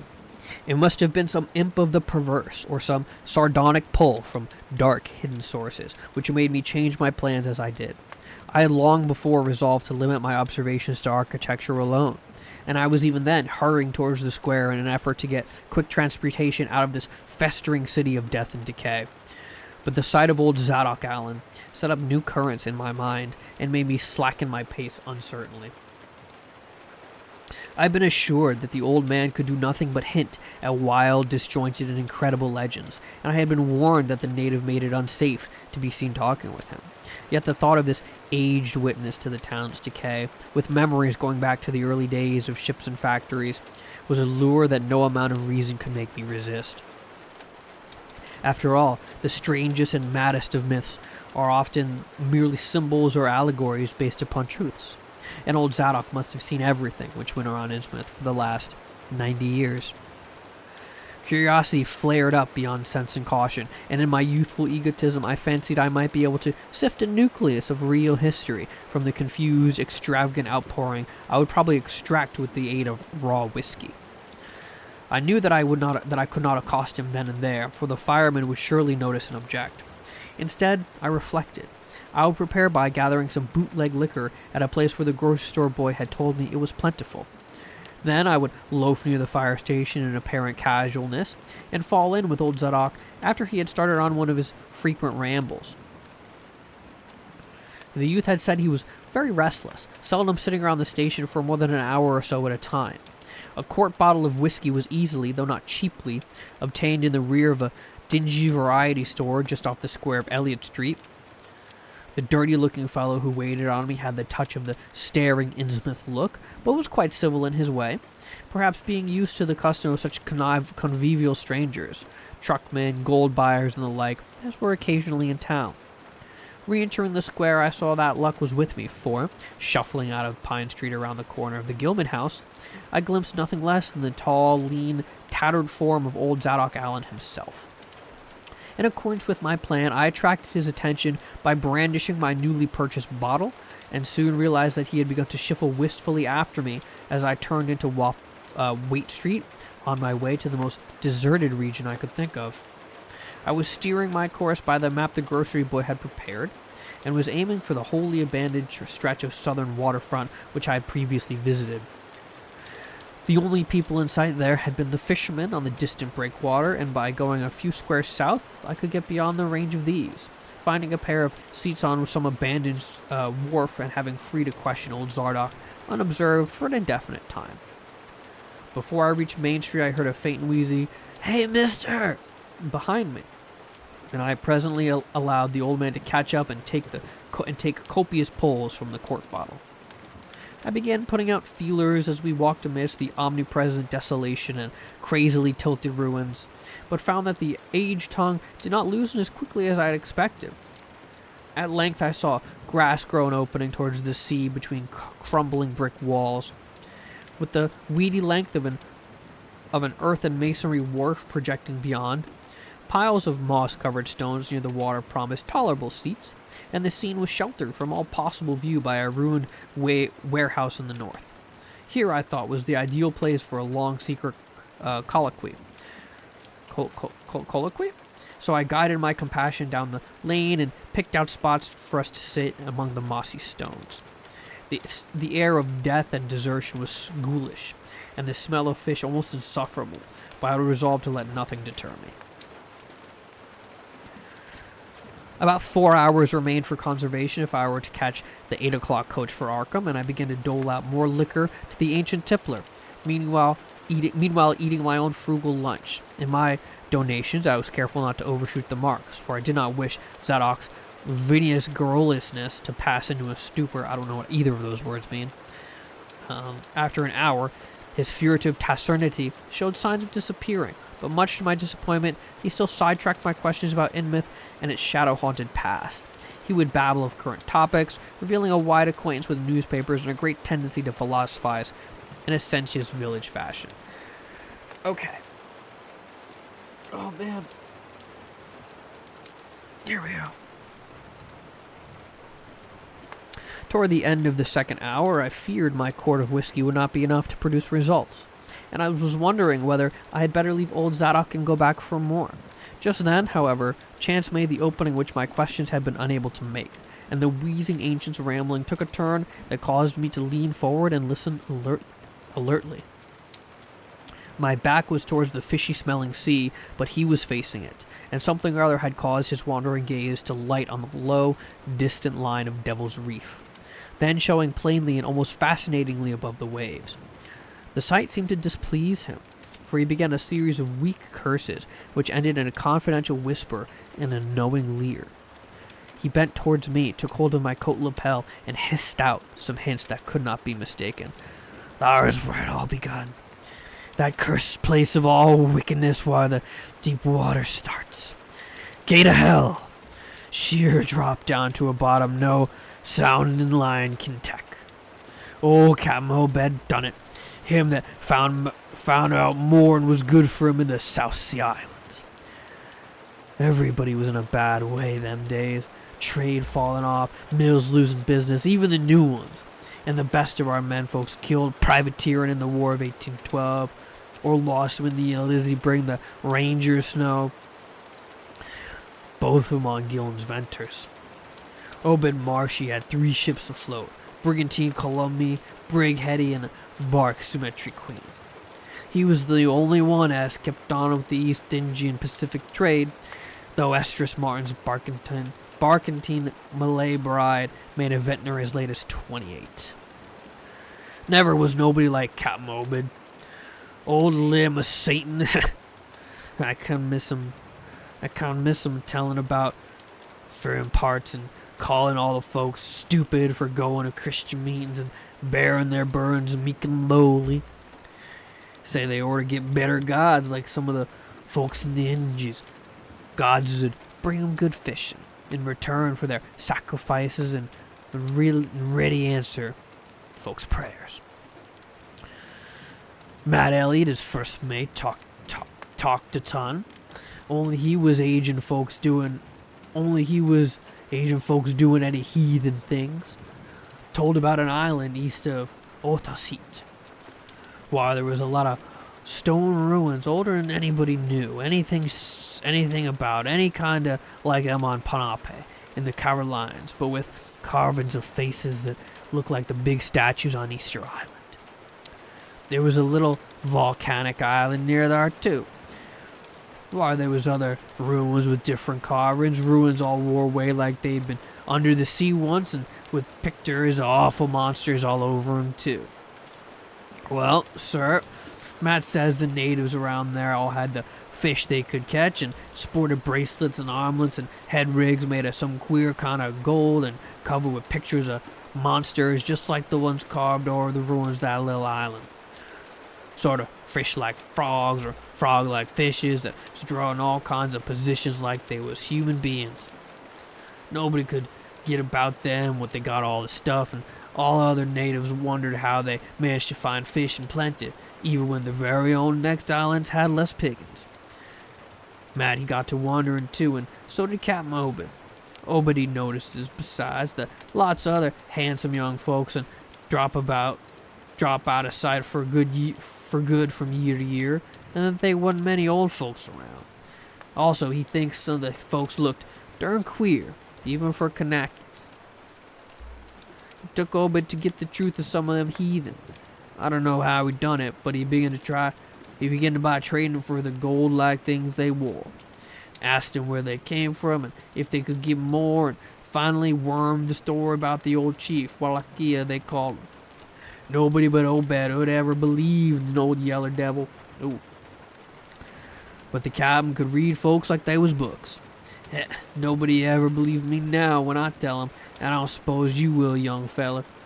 Though come to look at you, you've kinda got them sharp reading eyes like Obed had. The old man's whisper grew fainter, and I found myself shuddering at the terrible and sincere portentousness of his intonation, even though I knew his tale could be nothing but drunken fantasy. Well, sir, Obed, he learnt them things in the earth as most folks never heard about, and wouldn't believe if they did hear. Seems that them folks was sacrificing heaps of their young men and maidens to some kind of god things that lived under the sea, and getting all kinds of favor in return. They met the things on the little islet with the queer ruins, and it seemed them awful pictures of frogfish monsters was supposed to be pictures of those things. Maybe they was the kind of critters and got all them mermaid stories and such started. They had all kind of cities on the sea bottom, and the island was heaved up from there. Seems like there was some kind of things alive in the stone buildings when the island come up sudden to the surface. That's how they got wind. That's how they got wind they was down there. Made sign talk as soon as they got over being scared. Pieced up a bargain for long. Them things liked human sacrifice. Had 'em ages afore, but lost track of the upper world after a time. What they done to the victim, it ain't for me to say, and I guess Obed wouldn't want none too sharp about asking. But it was alright with the heathens because they'd been having a hard time, was desperate about everything. They gave a certain number of young folks to the sea things twice every year. May evening and Halloween, regular as it could be. Also give some of the carved knickknacks they made. What the things agreed to give in return was plenty of fish. They drew 'em in from all over the seas, and a few gold-like things too now and then. Well, as I says, the natives met the things on that little volcanic islet, going there in canoes with sacrifices, etc., and bringing back any of the gold-like jewels as was coming to them. At first, the things didn't ever go on to the main island, but after a time, they come to want to. Seems they hankered after mixing with the folks and having ceremonies on the big days, May Eve and Halloween. You see, they was able to live in both in and out of water. What they call amphibians, I guess. They told them as how folks from the other islands might want to wipe them out if they got wind of their been there, but they says they don't care much because they could wipe out any whole brood of humans if they was willing to bother. That is, any as didn't have certain signs such as used to contact by the last old ones, whatever they was, but not wanting to bother, they'd lay low when anybody visited the island. When it came to mating with them toad-looking fishes, they kind of balked. But finally, they learned something that's put a new face on the matter. Seems that the human folks got a kind of relation to such water beasts, that everything alive come out of the water once and only need a little change to go back again. Them things told them folks that they had mixed bloods to be children, as it looked human at first, but later turned more and more like things, till finally they'd take to the water and join the main lot of things down there. And this the important part, young feller. Them is turned into fish things and went into the water and wouldn't never die. Them things never died, except when they was killed violent. Well, sir, it seems by the time Obed knowed them islanders, they were all so full of fish blood for them deep water things. When they got old and begun to show it, they was kept hid until they felt like taking to the water and quitting the place. Some was more tech than others, and some never did change quite enough to take to the water, but mostly they just turned out just the way them things said. Them as was born no more like the things change early, but them as nearly human sometimes stayed on the island till they was past 70, though they usually go down under for trial trips before that. Folks that took to the water generally came back as a good deal to visit, so as a man's often taken to his own. Talking to his own 5 times great-grandfather who had left the dry land a couple 100 years or so before. Everybody got out the idea of dying. except in the canoe wars with the other islanders, or sacrifices to the sea gods down below, or from snake bite or plague or sharp galloping ailments or something, before they could take to the water, but simply looked forward to a kind of change that wasn't a bit horrible after a while. They thought what they got was well worth all they had to give up, and I guess Obed kind of come to think the same himself when he chewed over his old Wallachia story a bit. Wallachia, though, he was one of the few as hadn't got none of the fish blood, being of a royal line that intermarried with royal lines on other islands. Wallachia, he showed Obed a lot of rites and incantations as had to do with the sea things, and let him see some of the folks in the village has changed a lot from human shape. Somehow or other, though, he never would have let him see one of those regular things from right side of the water. In the end, he gave him a funny kind of thingamajig made of lead or something, and he'd bring up the fish things from any place in the water where they might be a nest of. The idea was to drop it down with the right kind of prayers and such, while Ike's allowed as those things was scattered all over the world, so anybody that looked about could find a nest and bring them up if they was wanted. Matt, he didn't like this business at all, and wanted Obed should keep away from the island, but the captain was sharp for gain, and found as could get them gold-like things so cheap it'd pay him to make a specialty of them. Things were on that way for years, and as Obed got enough with that gold-like stuff to make him start the refinery and Waite's old run-down fuel mill, he didn't dare sell those pieces like they was, for folks would be asking all kinds of questions. At the time, his crews did give a piece and dispose of it now and then, even though they was swore to keep quiet. He let his woman folks wear some of the pieces was more human-like than most. Well, come about 38, when I was 7 years old, Obed he found the island people all wiped out between voyages. Seems the other islanders had gotten a wind of what was going on, and had took matters into their own hands. Suppose they must have had after all. Them old magic signs, as the sea thing says, were the only things they were afraid of. No telling what any of them folks will go a chance to get a hold of, but when them sea bottom throws up some island with ruins older than the deluge. Pious cusses these was. They didn't leave nothing standing on either the main island or that little volcanic islet, except was parts of the ruins too big to knock down. And in some places there was little stones strewed about like charms, with something on them you folks call a swastika nowadays. Probably them was the old one's signs. Folks all wiped out, no trace of them gold-like things, and none of the nearby folks would breathe a word about the matter. Wouldn't even admit there'd even been any people on that island. That naturally hit Obed pretty hard, seeing as his normal trade was doing very poor.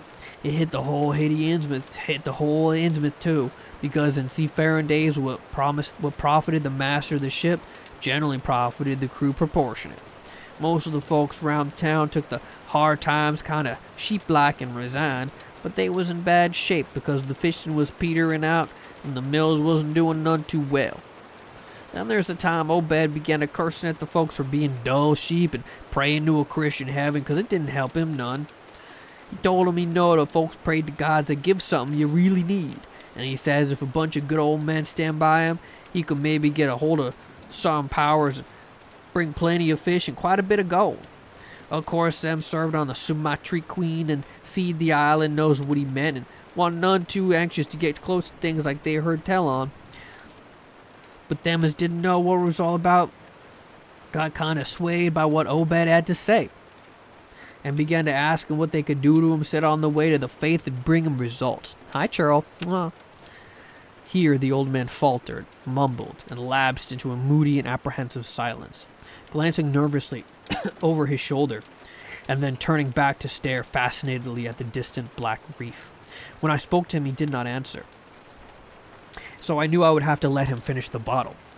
The insane yarn I was hearing, interested in me profoundly, but I fancied that there was contained within it a sort of crude allegory based on the strangeness of Innsmouth, and elaborated by an imagination at once creative and full of scraps of exotic legend.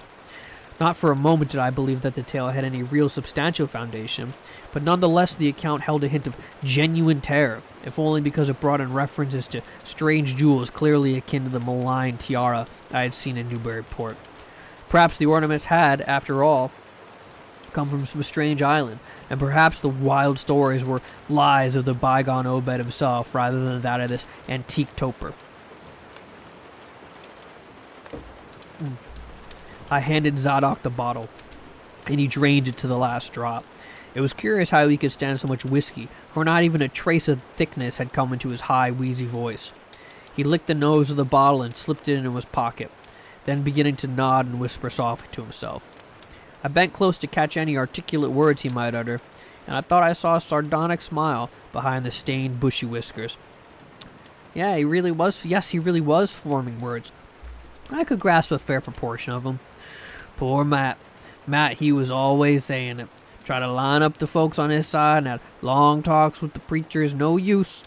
They run the Congregational parson out of town, wherein the Methodist fella quit, and never did see Resolve Babcock, that Baptist parson, again. Wrath of Jehovah. I was a mighty little critter, but I heard what I heard and I seen what I seen. Dagon and Ashtoreth, Belial and Beelzebub, Golden Calf and the idols of Canaan and the Philistines, Babylonish abominations, Minette, Tekel farce. He stopped again, and from the look in his watery blue eyes, I feared he was close to a stupor after all.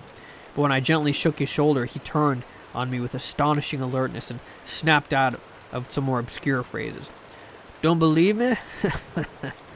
Then just tell me, young fella, why Captain Obed and 20-odd other folks used to row out to Devil's Reef in the dead of night and chant things so loud you could hear 'em all over town when the wind was right. Tell me that, eh?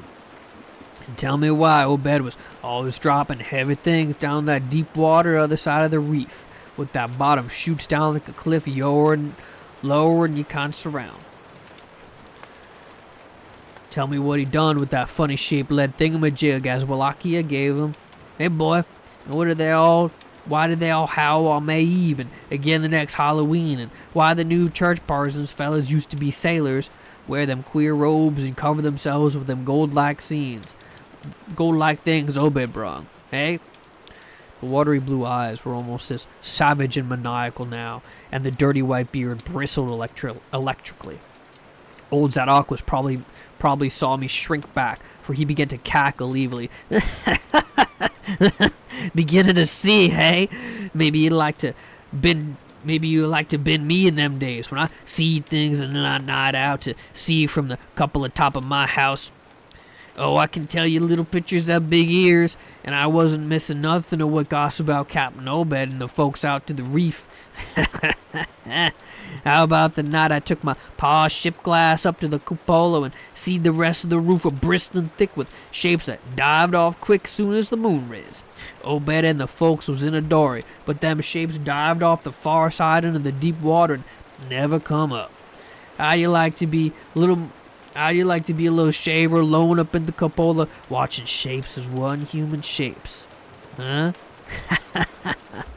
God forbid everyone be fashionable. Well, I mean, when you're a freaky cult fishman, I mean, you've got different priorities. The old man was getting hysterical, and I began to shiver with a nameless alarm. He laid a gnarled claw on my shoulder, and it seemed to me that its shaking was not altogether that of mirth. Suppose one night you seed something heavy, heaved off in Obed's dory beyond the reef, and then learned next day young fella was missing from home. Hey, anybody ever see no hide a hair or Hiram Gilman again, did they? And Nick Pierce, and Lily Waite, and Adoniram Southwick, and Henry Garrison, hey. Shapes talking language with their hands. Them as had hands. Well, sir, it was that time Obed began to get on his feet again. Folks say his three daughters are wearing gold-like things nobody ever seen on 'em before, and smoke started coming out the refinery chimney. Other folks was prospering too. Fish began to swarm in the harbor fit to kill, and heaven knows what the size cargoes we begun to ship out of Newburyport, Arkham, and Boston. And it was then Obed got the old branch railroad put through. Some Kingsport fishermen heard about the catch and came up in sloops, but they was all lost. Nobody ever seen them again. Fit to kill, baby. And just then our folks organized the Esoteric Order o' Dagon and brought Masonic Hall off in Cavalry Commandery for it. Matt Elliott was a mason and again the selling, but he dropped out of the sight just then. Remember, I ain't saying Obed was set on him things just like they was on that aisle. I don't think he aimed at first to do no mixing, no raise, no young'uns to take to the water and turn into fishes with eternal life. He wanted them gold things, was willing to pay heavy, so I guess the others was satisfied for a while. Come in 46, the town don't look like summer and thinking for itself. Too many folks missing, too much wild preachings and meeting on a Sunday. Too much talk about that reef. I guess I was done bit by telling Selectman Maury when I see him from the Copel. There was a party one night as followed Obed a crowd about the reef, so I heard shots between the dories. Next day, Obed and 32 others was in jail, with everybody wondering just what was afoot and just what charge against him could be got to halt. God, if anybody ever looked ahead, a couple weeks later when nothing been thrown into the sea for that long. Zadok was showing signs of fright and exhaustion, and I let him keep silence for a while.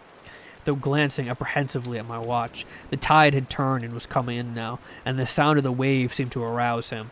I was glad of the tide, for at high water the fishy smell might not be so bad. Again I strained to catch his whispers. That awful night I seed 'em. I was up in the cupola, hordes of 'em, swarms of 'em, all over the reef and swimming up the harbor and the Manasset. God, what happened in the streets of Innsmouth that night? They rattled our door, but Pa wouldn't open. Then he clubbed out the kitchen winder with his musket to find Selectman Maury and see what he could do.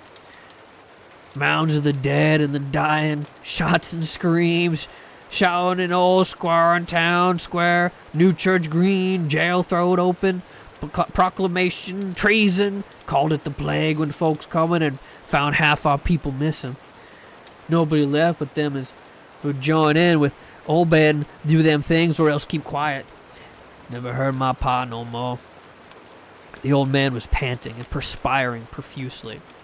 His grip on my shoulder tightened. Everything cleaned up in the morning, but there was traces. Obed, he kind of takes charge and he says things is going to be changed. Others are worship with us at meeting time, and certain houses he's got to entertain guests. They wanted to mix like they done with those island folks, and he for one didn't feel bound to stop 'em. Far gone was Obed, just like a crazy man on the subject. He says they brung us fish and treasure, and should have what they hankered after. Nothing was to be different on the outside, only we was to keep shy strangers if we knowed what was good for us. We all had to take the oath of Dagon, and later on they was second and third oaths that some of us took. Them would help us special. We'd get special rewards, gold and such. No use balking, for there was millions of 'em down there. They'd rather just not start rising and wiping out humankind, but if they was gave away and forced to, they could do a lot towards just that. We didn't have them old charms to cut 'em off like the folks in the South Sea did, and them island folks was never going to give 'em away their secrets. They yield up enough sacrifice and savage knickknacks and arboration in the town when they wanted it, and, well, they'd let well enough alone. Wouldn't bother no strangers at night, might bare tails outside. That is, without they got to prying. All in the band of the faithful, order of Dagon, and the children should never die but go back to the Mother Hydra and Father Dagon where we all come from once. Ya, Hatalu Fatakin, Fungui Magwaf, Katalu Rile, Unach Fatagan. Old Zadok was fast relapsing into stark raving, and I held my breath. Poor old soul, to what pitiful depths of hallucination had his liquor plus his hatred of the decay and alienage and disease around him brought that fertile imaginative brain. He began to moan now, and tears were coursing down his channeled cheeks into the depths of his beard. God, what I seen since I was 15-year-old. Man, tekel, a pardon. Them folks is missing. Them's kilt themselves, them's told us things in Arkham or Ipswich or such places was all called crazy, like you're calling me right now. But God, what I seen, they'd have killed me long ago for what I know, only I took the first or second oaths of Dagon off in Obed, so it was protected unless in a jury of 'em proved I told things knowing and deliberate. but I wouldn't take the third oath. I'd die rather than take that. He said that pretty good. This Malfon guy has a strange look. You're not the first person to come into stream and accuse me of being a Cthulhu cultist, and you probably won't be the last. I do got some quite unusual features about me. It gone was around Civil War time when children born since 46 begun to grow up. Some, that is. I was afeard never did no prying after that awful night, and never see one of them close in all my life. That is, never no full-blooded one. I went out to the war, and if I had any guts or sense, I'd have never came back, but settled way from here. But folks wrote me things wasn't so bad. That, I suppose, was because government draft men in the town after 63. After the war, it was just as bad again. People began to fall off. Mills and shops shut down, shipping stopped, and the harbor choked up. Railroad gave up, but they never stopped swimming, and in and out the river came that cursed reef of Satan. And more attic windows got boarded up, and more noises were heard in houses wasn't supposed to have nobody in 'em. Folks outside have their stories about us. Suppose you heard of plenty of 'em, seeing what questions you ask. Stories about things they see now and then, and about the queer jewelry that still comes in from somewhere as ain't look quite all melted up. But nothing never gets definite. Nobody will believe nothing. They call them gold-like things pirate loot, and allow the Innsmouth folks has foreign blood or is distempered or something. Besides, them that live here show off as many strangers as they can, and encourage the rest not to get very curious, especially around night time. Beasts balk at the critters. Horses, woods, and mules. But when they got autos, that was all right. In 46, Captain Obed took a second wife to that nobody in the town ever see. Some says he didn't want to, but was made to by them as he called in. Had 3 children by her. 2 was disappeared young, but one gal looked as anybody else and educated in Europe. Obed finally got her married off by a trick to an Arkham fella as didn't suspect nothing. But nobody outside will have nothing to do with Innsmouth folks now. Barnabas Marsh, that runs the refinery now, is Obed's grandson by the first wife, son of Onesiphorus, his eldest son. But his mother was another of 'em, as one never seed outdoors. Right now, Barnabas is about changed. Can't shut his eyes no more, and is all out of shape. They say he still wears clothes, but he'll take to the water soon. Maybe he's tried it already. They do sometimes go down for little spells before they go down for good. Ain't been seen about in public for nigh on 10 years. Don't know how his poor wife can feel. She comes from Ipswich, and they nigh lynched Barnabas when he courted her 50-odd years ago. Obed, he died in 78, and all the next generation is gone now. The first wife's children is dead, and the rest, God knows. The Marshes, exactly the Marshes. The sound of the incoming tide was now very insistent, and little by little it seemed to change the old man's mood from maudlin tearfulness to watchful fear. He would pause now and then to renew those nervous glances over his shoulder out on the reef, and despite the wild absurdity of his tale, I could not help beginning to share his vague apprehensions. Zadok now grew shriller, and seemed trying to whip up his courage with a louder speech. Hey you, why don't you say something? How'd you like to be living in a town like this, with everything a-rotting and a-dying and a boarded-up monsters crawling and bleating and barking and hopping around, black cellars, every attic, every way you turn? Hey, how'd you like to hear the howling night after night with churches and order of Dagon and Hall and know what doing's part of the howling? How'd you like to hear what comes from that awful reef every May Eve and Hollow Mass? Hey, you think the old man's crazy, huh? Well, sir, let me tell you, that ain't the gist. That ain't the worst. Zadok was really screaming now, and the mad frenzy of his voice disturbed me more than I care to own. Curse ye, don't you sit that out staring at me with them eyes. I tell Obed Marsh he's in hell, and he's gotta stay there. In hell, I says. Can't give me. I ain't done nothing nor told nobody nothing. Oh, you young fella. Well, even if I had told nobody nothing yet, I'm a-going to now. You just sit still and listen to me, boy. This is what I never told nobody. I said I didn't get to do no prying after that night, but I found things around just the same. You want to know what the real horror is, hey? Well, it's this. It ain't what them fish devils has done, but what they gonna do. They're bringing things up about where they come from into the town, had doing it for years, and slacking up lately. Them houses north of the river betwixt Water and Main Street's full of them. Them devils. And what they bring, and what they get ready, I say, when they get ready. Ever heard tell of a Shoggoth? Hey, you hear me? I tell you what I know them things to be. I seen them one night before. The hideous suddenness and inhuman frightfulness of the old man's shriek almost made me faint. His eyes, looking past me towards the malodorous sea, were positively starting from his head, while his face was a mask of fear worthy of Greek tragedy. His bony claw dug monstrously into my shoulder, and he made no motion as I turned my head to look at whatever he had glimpsed. There was nothing that I could see. Only the incoming tide, with perhaps one set of ripples, more local than the long flung line of breakers. But now Zadok was shaking me, and I turned back to watch the melting of that near-frozen face into a chaos of twitching eyelids and mumbling gums. Presently his voice came back, albeit as a trembling whisper. "Get out of here! Get out of here! They seen us! Go about for your life! Don't wait for nothing, they know now! Run for it! Quick! Out this town!"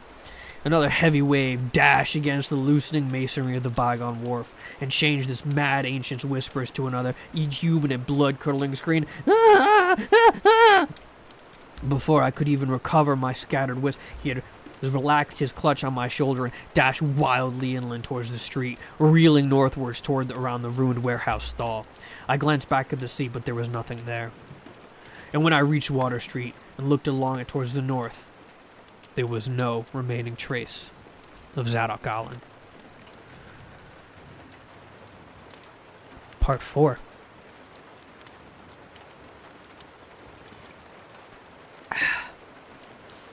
I can hardly describe the mood in which I was left by this harrowing episode. An episode at once mad and painful, grotesque and terrifying. The grocery boy had prepared me for it, yet the reality left me nonetheless bewildered and disturbed. Puerile though the story was, old Zadok's insane earnestness and horror had communicated to me a mounting unrest which joined with me with my earlier sense of loathing for the town and the blight of intangible shadows. Later, I might sift the tale and extract some nucleus of historic allegory. Just now, I wish to put it out of my head. The hour had grown perilously late. My watch said 7:15, and the Arkham bus left Town Square at 8. As I tried to give my thoughts as neutral and practical a cast as possible, meanwhile by walking rapidly through the deserted streets of gaping roofs and leaning houses towards the hotel where I checked my valise and would find my bus. Through the golden light of late afternoon gave the ancient roofs and decrepit chimneys an air of mystic loveliness and peace. I could not help but glance over my shoulder now and then.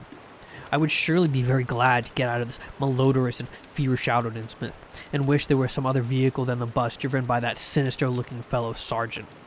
Yet I did not hurry too precipitately, for there were architectural details worth viewing, and at every silent corner I could easily, I calculated, cover the necessary distance in a half hour. Studying the grocer youth's map and seeking a route I had not traversed before, I chose Marsh Street instead of State for my approach to Town Square. Near the corner of Fall Street, I began to see scattered groups of furtive whisperers, and when I finally reached the square, I saw that almost all the loiterers were congregated around the door of the Gilman house. It seemed as if many bulging, watery, unwinking eyes looked oddly at me as I claimed my valise in the lobby, and I hoped that none of the unpleasant creatures would be my fellow passengers on the coach. The bus, rather early, rattled in with 3 passengers somewhat before 8, and an evil-looking fellow on the sidewalk muttered a few indistinguishable words to the driver. Sergeant threw out a mail bag and a roll of newspapers and entered the hotel, while the passengers, the same men who I had seen arriving in Newburyport this morning, shambled to the sidewalk and exchanged some faint guttural words with a loafer in a language I could have sworn was not English. I boarded the empty coach and took the same seat I had taken before, but hardly settled in before a sergeant reappeared and began mumbling in a throaty voice of particular repulsiveness. I was, it appeared, in very bad luck. There had been something wrong with the engine, despite the excellent time made from Newburyport, and the bus could not complete the journey to Arkham. No, it could not possibly be repaired that night, nor was there any other way of getting transportation out of Innsmouth, either to Arkham or elsewhere. Sergeant was sorry, but I would have to stop over at the Gilman. Perhaps the clerk would make the price easy for me, but there was nothing else to do. Almost dazed by this sudden obstacle and violently dreading the fall of night in this decaying and half-unlighted town, I left the bus and re-entered the hotel lobby where the sullen, queer-looking night clerk told me I could have room 428 on the top floor, large but without running water, for $1. Despite what I had heard of this hotel in Newburyport, I signed the register, I paid my $1, let my clerk take my valise, and followed that sour, solitary attendant up three clanking flights of stairs past dusty corridors, which seemed wholly devoid of life. My room, a dismal rear one with 2 windows and bare, cheap furnishings, overlooked a dingy courtyard, otherwise hemmed in by low, deserted brick blocks, and commanded a view of a decrepit, westward-stretching roof with a marshy countryside beyond. At the end of the corridor was a bathroom, a discouraging relic, with ancient marble bowl, a tin tub, faint electric light, and musty wooden paneling around all the plumbing fixtures. It being still daylight, I descended to the square and looked around for a dinner of some sort, noticing as I did the strange glances I received from the unwholesome loafers. Since the grocery was closed, I was forced to patronize the restaurant I had shunned before. A stooped, narrow-headed man with staring, unwinking eyes, and a flat-nosed wench with an unbelievably thick, clumsy hands being in attendance. The service was all of the counter type, and it relieved me to find that much was evidently served from cans or packages. A bowl of vegetable soup and crackers was enough for me, and I soon headed back to my cheerless room at the Gilman, getting an evening paper and a fly-specked magazine from the evil-visaged clerk at the rickety stand beside his desk. As twilight deepened, I turned on the one feeble electric bulb over the cheap, iron-framed bed and tried as best I could to continue with the reading I had begun. I felt it advisable to keep my mind wholesomely occupied, for it would not do to brood over the abnormalities of this ancient, blight-shadowed town when I was still within its borders. The insane yarn I heard from the aged drunkard did not promise very pleasant dreams, and I felt I must keep the image of his wild, watery eyes as far as possible from my imagination. Alas, also I must not dwell on what that factory inspector had told the Newburyport ticket agent about the Gilman house and the voices of its nocturnal tenants. Not on that, nor on the face beneath the tiara to a black church doorway, the face for which horror many my conscious mind could not account. It would perhaps have been easier to keep my thoughts from disturbing topics had the room not been so gruesomely musty. As it was, the lethal mustiness blended hideously with the town's general fishy odor and persistently focused one's fancy on death and decay. Another thing that disturbed me was the absence of a bolt on the door of my room. One had been there, as marks clearly showed, but there were signs of recent removal.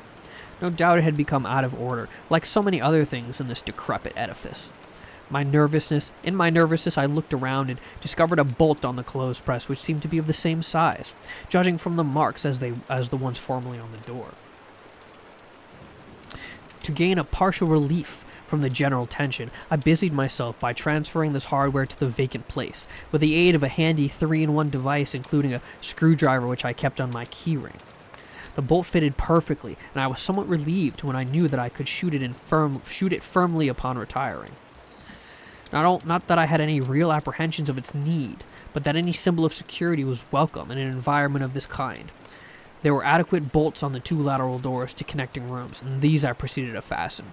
Who needs door bolts amongst friends? Surely not you and I, churl, right? Surely you and I wouldn't need any door bolts, right? Of course not, huh? I did not undress, but decided to read until I was sleepy, and then lie down with only my coat collar and shoes off. Taking a pocket flashlight from my valise, I placed it in my trousers so that I could read my watch if I woke up later in the dark. Drowsiness, however, did not come. And when I stopped to analyze my thoughts, I found to my disquiet that I was really unconsciously listening for something. Listening for something which I dreaded but could not name. That inspector's story must have worked in my imagination more deeply than I suspected. Again, I tried to read, but found I made no progress. After a time, I seemed to hear the stairs and corridors creak at intervals as if with footsteps, and wondered if other rooms were beginning to fill up. There were no other voices, however, and it struck me that there was something subtly furtive about the creaking. I did not like it, and debated whether I had better try to sleep at all. This town had some queer people, and there had been undoubtedly several disappearances. Was this one of the inns where travelers were slain for their money? Surely I had no look of excessive prosperity, or were the townsfolk really so resentful about curious visitors? Had my obvious sightseeing with its frequent map consultations aroused unfavorable notice? It occurred to me that I must be in a highly nervous state to let a few random creakings set me off, speculating in this fashion, but I regretted nonetheless that I was unarmed. At length, feeling a fatigue which had nothing of drowsiness in it, I bolted the newly outfitted hall door, turned off the light, and threw myself down on the hard, uneven bed, coat, collar, shoes, and all. In the darkness, every faint noise of the night seemed magnified, and a flood of doubly unpleasant thoughts swept over me. I was sorry I had put out the light, yet was too tired to rise and turn it on again. Then, after a long, dreary interval, and prefaced by a fresh creaking of stairs and corridor, there came that soft, damnably unmistakable sound, which seemed like a malign fulfillment of all my apprehensions. Without the least shadow of doubt, the lock of my doors being turned, tried, cautiously, furtively, tentatively, with a key. My sensations upon recognizing this sign of actual peril were perhaps less rather than more tumultuous because of my previous vague fears. I had been, albeit without definite reason, instinctively on my guard, and that it was to my advantage in this new and real crisis, whatever it might turn out to be. Nevertheless, the change in the menace vague premonition to immediate reality was a profound shock, and fell upon me with the force of a genuine blow. It never once occurred to me that in the fumbling might be a mere mistake. Malign purpose was all I could think of, and I kept deathly quiet, awaiting the would-be intruder's next move. After a time, the cautious rattling ceased, and I heard the room to the north entered with a passkey. Then the lock of the connecting door to my room was softly tried. The bolt held, of course, and I heard the floor creak as the prowler left the room. After a moment there came another, soft, rattling, and I knew that the room to the south of me was being entered. Again, a furtive trying of a bolted connecting door, and again a receding creaking. This time the creaking went along the hall and down the stairs, so I knew that the prowler had realized the bolted condition of my doors, and was giving up his attempt for a greater or lesser time, as the future would show. The readiness with which I fell into a plan of action proves that I must have been subconsciously fearing some menace and considering possible avenues of escape for hours. From the first, I felt that this unseen fumbler meant of a danger not to be met with or dealt with, but only to be fled from, as precipitately as possible. The one thing to do was to get out of that hotel alive as quickly as I could, and through some channel other than the front stairs and lobby. Rising softly and throwing my flashlight on the switch, I sought to light the bowl over my head in order to choose and pocket some belongings for a swift, valiseless flight. Nothing, however, happened, and I saw that the power had been cut off. Clearly, some cryptic, evil movement was afoot on a large scale.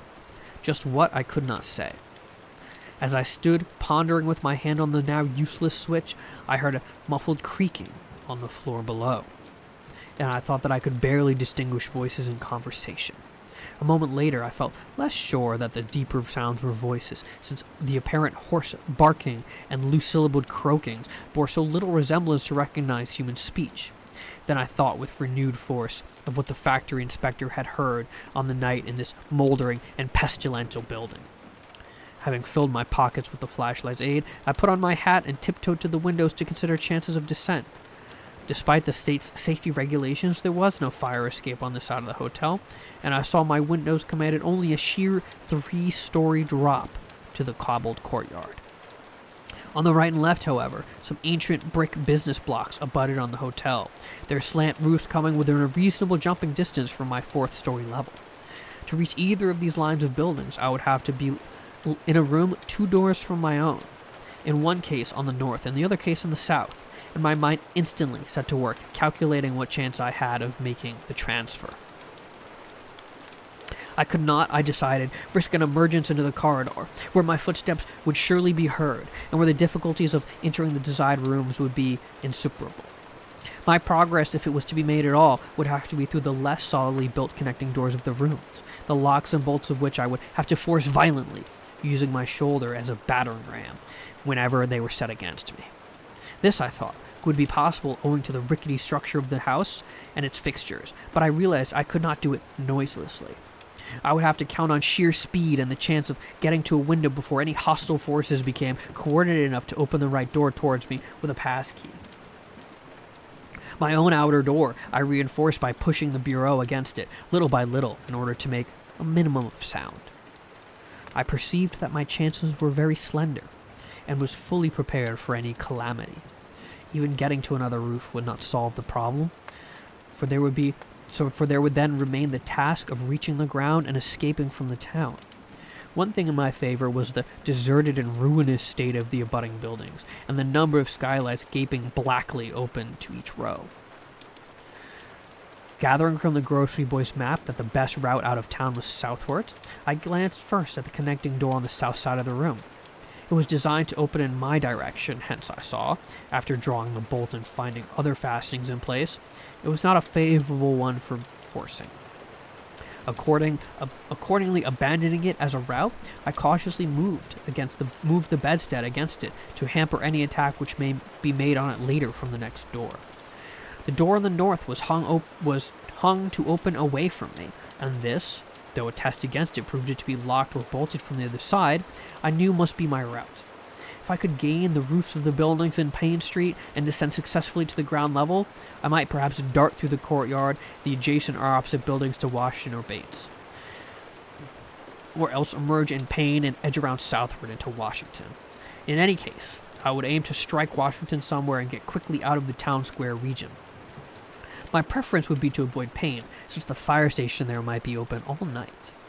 As I thought of these things, I looked out over the squalid sea of decaying roofs below me, now brightened by the beams of a moon not much past full. On the right, the black gash of the river gorge clove the panorama, abandoned factories and railway station clinging barnacle-like to its sides. Beyond it, the rusted railway and the Rowley Road led off through a flat, marshy terrain dotted with islets of higher and drier, scrub-grown land. On the left, the creek-threaded countryside was nearer, the narrow road to Ipswich gleaming white in the moonlight. I could not see from my side of the hotel the southwards route towards Arkham which I had determined to take. I was irresolutely speculating on whether I had better attack the northwards door and how at least audibly manage it, when I noticed that the vague noises underfoot had given place to a fresh and heavier creaking of the stairs. A wavering flicker of light showed through my transom, and the boards of the corridor began to groan with a ponderous load. Muffled sounds of possible vocal origin approached, and at length a firm knock came at my outer door. For a moment, I simply held my breath and waited. Eternities seemed to elapse, and the nauseous, fishy odor of my environment seemed to mount suddenly and spectacularly. Then the knocking was repeated, continuously, and with growing insistence. I knew that the time for action had come, and forthwith drew the bolt of the northward connecting door, bracing myself for the task of battering it open. The knocking waxed louder, and I began to hope its volume would cover the sounds of my efforts. At last, beginning my attempt, I lunged again and again at the thin paneling with my left shoulder, heedless of shock or pain. The door resisted even more than I had expected, but I did not give in, and all the while the clamor at the outer door increased. Finally, the connecting door gave, but with such a crash that I knew those outside must have heard. Instantly, the knocking outside became a violent battering, while keys sounded ominously in the hall doors of the rooms on both sides of me. Rushing through the newly opened connection, I succeeded in bolting the northerly hall door before the lock could be turned. But even as I did, I heard Even as I did so, I heard the hall door of the third room, the room from whose window I had hoped to reach the door below, being tried with a pass key. For an instant, I felt absolute despair, since my trapping in a chamber with no window egress seemed complete. A wave of almost abnormal horror swept over me, and invested with a terrible but unexplainable singularity the flashlight glimpsed dust prints made by the intruder who had lately tried the door of this room. Then, with a dazed automatism which persisted despite hopelessness, I made for the next connecting door and performed the blind motion of pushing at it in an effort to get through. And, granting that the fastenings may be provincially intact as this seemed the room, as in the second room, bolt the hall door beyond before the lock could be turned from outside. Sheer fortunate chance gave me my reprieve, for the connecting door before me was not unlocked but actually ajar. In a second I was through, and had my right knee and shoulder against a hall door which was visibly opening inward. My pressure took the opener off guard, for the thing shut as I pushed, so I could slip the well-conditioned bolt as I had done with the other door. As I gained this respite, I heard the battering at the other two doors abate, while a confused clatter came from the connecting door. I had shielded with the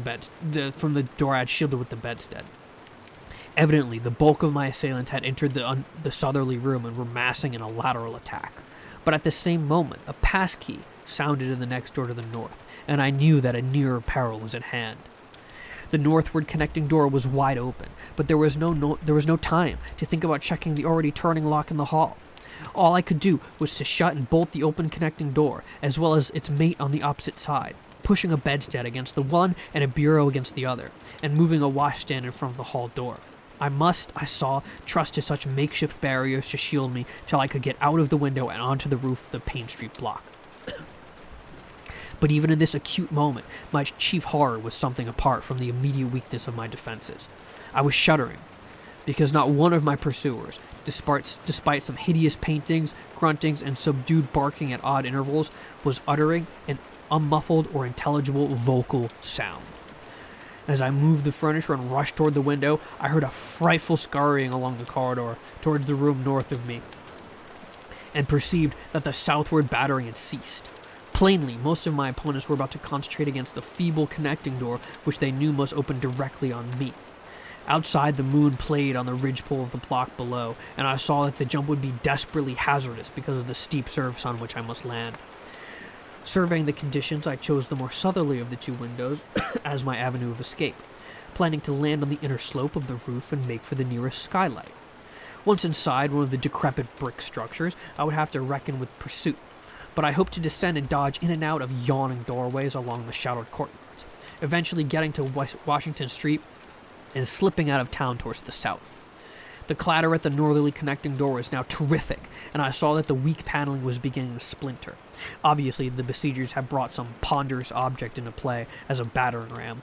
The benchstead, however, still held firm so that I had at least a faint chance of making good my escape.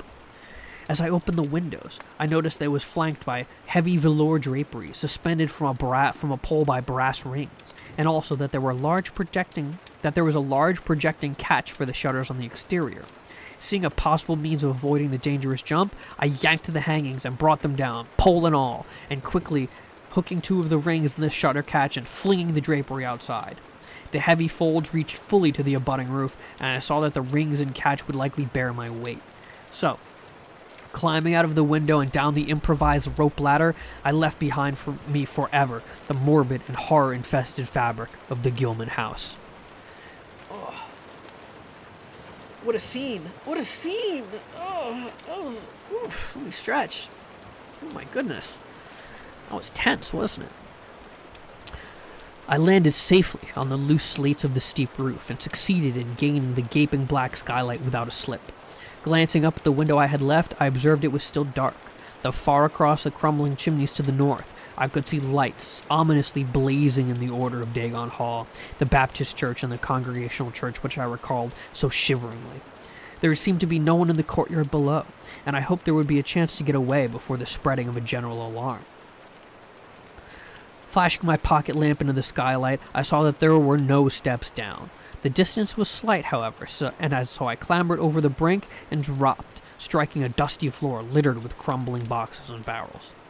The place was ghoulish looking, but I was past minding such impressions and made at once for the staircase revealed by my flashlight. After a hasty glance on my watch, which showed the hour to be 2 a.m., I couldn't read it for a second. The steps creaked but seemed tolerably sound as I raced down past a barn-like second story to the ground floor. The desolation was complete, and only echoes answered my footfalls. At length, I reached the lower hall, which at one end of which I saw a faint, luminous rectangle marking the ruined Payne Street doorway. Heading the other way, I found the back door also open, and darted out and down 5 stone steps to the grass-grown cobblestones in the courtyard. The moonbeams did not reach down here, but I could just see my way about without using the flashlight. Some of the windows on the Gilman side house were faintly glowing, and I thought I heard confused sounds within. Walking softly over to the Washington Street side, I perceived several open doorways, and chose the nearest as my route out.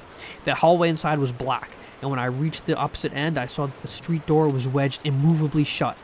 Resolved to try another building, I groped my way back towards the courtyard, but stopped short when I chose one closer to the doorway. For out of an open door to the Gilman house, a large crowd of doubtful shapes was pouring. Lanterns bobbing in the darkness, and horrible croaking voices exchanging low cries in what certainly was not English. The figures moved uncertainly, and I realized to my relief that they did not know where I had gone. For all that, they sent a shiver of horror down my spine, down my frame. These features were indistinguishable, but their crouching, shambling gait was abominably repellent, and unmistakably surmounted by a tall tiara of a design altogether too familiar. As the figures spread throughout the courtyard, I felt my fears increase. Suppose I could find no egress from this building on the street side? The fishy odor was detestable, and I wondered if I could stand it without fainting. Again, groping towards the street, I opened a door off the hall and came upon an empty room with closely shuttered but sashless windows, and in another moment had climbed outside and was carefully closing the aperture in its original manner. I was now in Washington Street, and for the moment saw no living thing, nor any light, save that of the moon. From several directions in the distance, however, I could hear the sound of hoarse voices, of footsteps, and of a curious kind of pattering which did not sound quite like footsteps. Plainly, I had no time to lose. The points of the compass were clear to me, and I was glad that all the streetlights were turned off, as is often the custom on strongly moonlit nights in unprosperous rural regions. Some of the sounds came from the south, yet I retained my design of escaping in that direction. There would, I knew, be plenty of deserted doorways to shelter me in case I met any person or group who looked like pursuers. I walked, rapidly, softly, and close to the ruined houses. While hatless and disheveled after my arduous climb, I did not look especially noticeable, and stood a good deal of chance of passing unheeded if forced to encounter any casual wayfarer. At Bates Street, I drew into a yawning vestibule, while 2 shambling figures crossed in front of me, but was soon on my way again and approaching the open space where Elliott Street obliquely crosses Washington at the intersection of South. Though I had never seen this space, it had looked dangerous to me on the grocer use map. Since the moonlight would have free play there was no use trying to evade it. For any alternative course would involve detours of possibly disastrous visibility and delaying effect. The only thing to do was to cross boldly and openly, imitating the typical shamble of the Innsmouth folk as best I could, and trusting that no one, or at least no pursuer of mine, would be there. Just how fully the pursuit was organized, and indeed just what its purpose might be, I could form no idea. There seemed to be unusual activity in the town, but I judged that the news of my escape from the Gilman had not yet spread.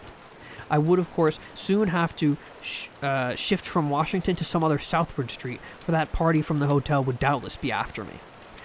I must have left dust prints in the last old building, revealing how I had gained the street. The open space was, I expected, strongly moonlit, and I saw the remains of a park-like iron-railed green in its center. Fortunately, no one was about, though a curious sort of buzz or roar seemed to be increasing in the direction of Town Square. South Street was very wide, leading directly down a slight declivity to the waterfront and commanding a long view out at sea. I had hoped no one would be glancing up at it from afar as I crossed in the bright moonlight. My progress was unimpeded, and no fresh sound arose to hint that I had been spied. Glancing about me, I involuntarily let my pace slacken for a second to take in the sight of the sea, gorgeous in the burning moonlight at the street's end. Far out beyond the breakwater was the dim, dark line of Devil's Reef, and as I glimpsed it, I could not help thinking of all the hideous legends I had heard in the last 34 hours. Legends which portrayed this ragged rock as a veritable gateway to realms of unfathomed horror and inconceivable abnormality. Then, without warning, I saw the intermittent flashes of light on the distant reef. They were definite and unmistakable, and awakened in my mind a blunt horror beyond all rational proportion. My muscles tightened for panic flight, held in only by a certain unconscious caution and half-hypnotic fascination. And to make matters worse, there now flashed forth from the lofty cupola of the Gilman house, which loomed up from the northeast behind me, a series of analogous, though differently spaced gleams which could be nothing less than an answering signal. Controlling my muscles, and realizing afresh how plainly visible I was, I resumed my brisker and faintly shambling pace, though keeping my eyes on that hellish and ominous reef as long as the opening of South Street gave me a seaward view. What the whole proceeding meant I could not imagine, unless it involved some strange rite connected with Devil's Reef, or unless some party had landed a ship on that sinister rock. I now bent to the left around the ruinous green, still gazing towards the ocean as it blazed in the spectral summer moonlight, and watching the cryptical flashing of those nameless, inexplicable beacons. It was then that the most horrible impression of all was born upon me. The impression which destroyed my last vestige of self-control and sent me running frantically southwards past the yawning black doorways and fishily staring windows of that deserted nightmare street.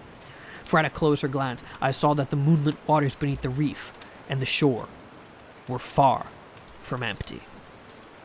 They were alive, with a teeming horde of shapes swimming towards the town, and even at my vast distance and in my single moment of perception, I could tell from the bobbing heads and flailing arms were alien and aberrant in ways to scarcely be expressed or consciously formulated. My frantic running ceased before I had covered a block, for at my left I began to hear something like the hue and cry of organized pursuit. There were footsteps and guttural sounds. A rattling motor wheezed south along Federal Street. In a second, all my plans were utterly changed, for if the southward highway was blocked ahead of me, I must find another egress from Innsmouth. I paused and drew into a gaping doorway, reflecting how lucky I was to have left the moonlit open space before these pursuers came down a parallel street. A second reflection was less comforting. Since the pursuit was down another street, it was plain the party was not following me directly. It had not seen me, but was simply obeying a general plan of cutting off my escape. This, however, implied that all roads leading out of Innsmouth were similarly patrolled, for the people could not have known what route I intended to take.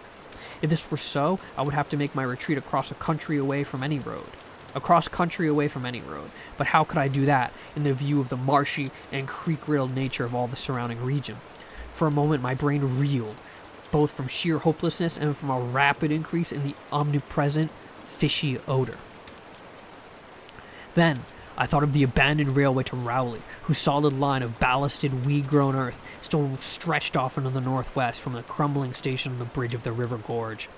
There was just a chance that the townfolk would not think of that, since its briar-choked desertion made it half impassable, and the unlikeliest of all avenues for a fugitive to choose. I had seen it clearly from my hotel window and knew about how it lay. Most of its earlier length was uncomfortably visible from the Rowley Road and from the high places in the town itself, but one could perhaps crawl inconspicuously through the undergrowth. At any rate, it would form my only chances of deliverance, and there was nothing to do but try it.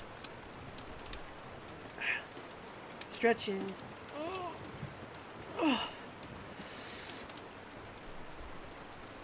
Drawing inside the hall of my deserted shelter, I once more consulted the grocery boy's map with the aid of the flashlight.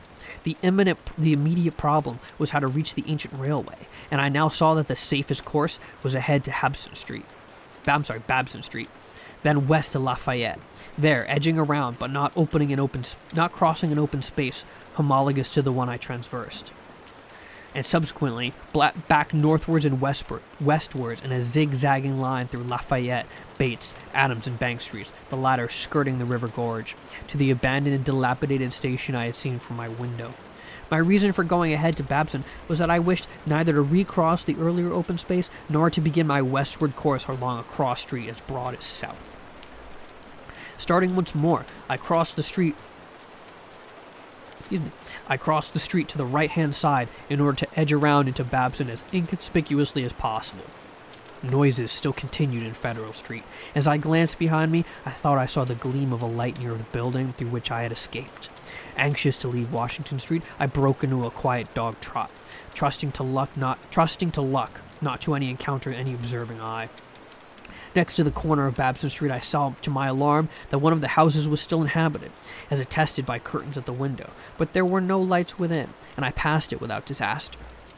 In Babson Street, which crossed Federal and might thus reveal me to the searchers, I clung as closely as possible to the sagging, uneven buildings, twice pausing in a doorway as noises behind me momentarily increased.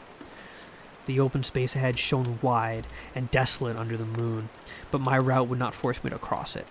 During my second pause, I began to detect a fresh distribution of vague sounds, and upon looking cautiously out from cover, beheld a motor car darting across the open space, bound outward along Elliott Street, which there intersects both Babson and Lafayette. As I watched, choked by a sudden rise in the fishy odor after a short abatement, I saw a hand of uncouth, crouching shapes loping and shambling in the same direction, and knew this must be the party guarding the Ipswich Road, since that highway forms an extension of Elliott Street. Two of the figures I glimpsed were in voluminous robes, and one wore a peaked diadem which glistened whitely in the moonlight.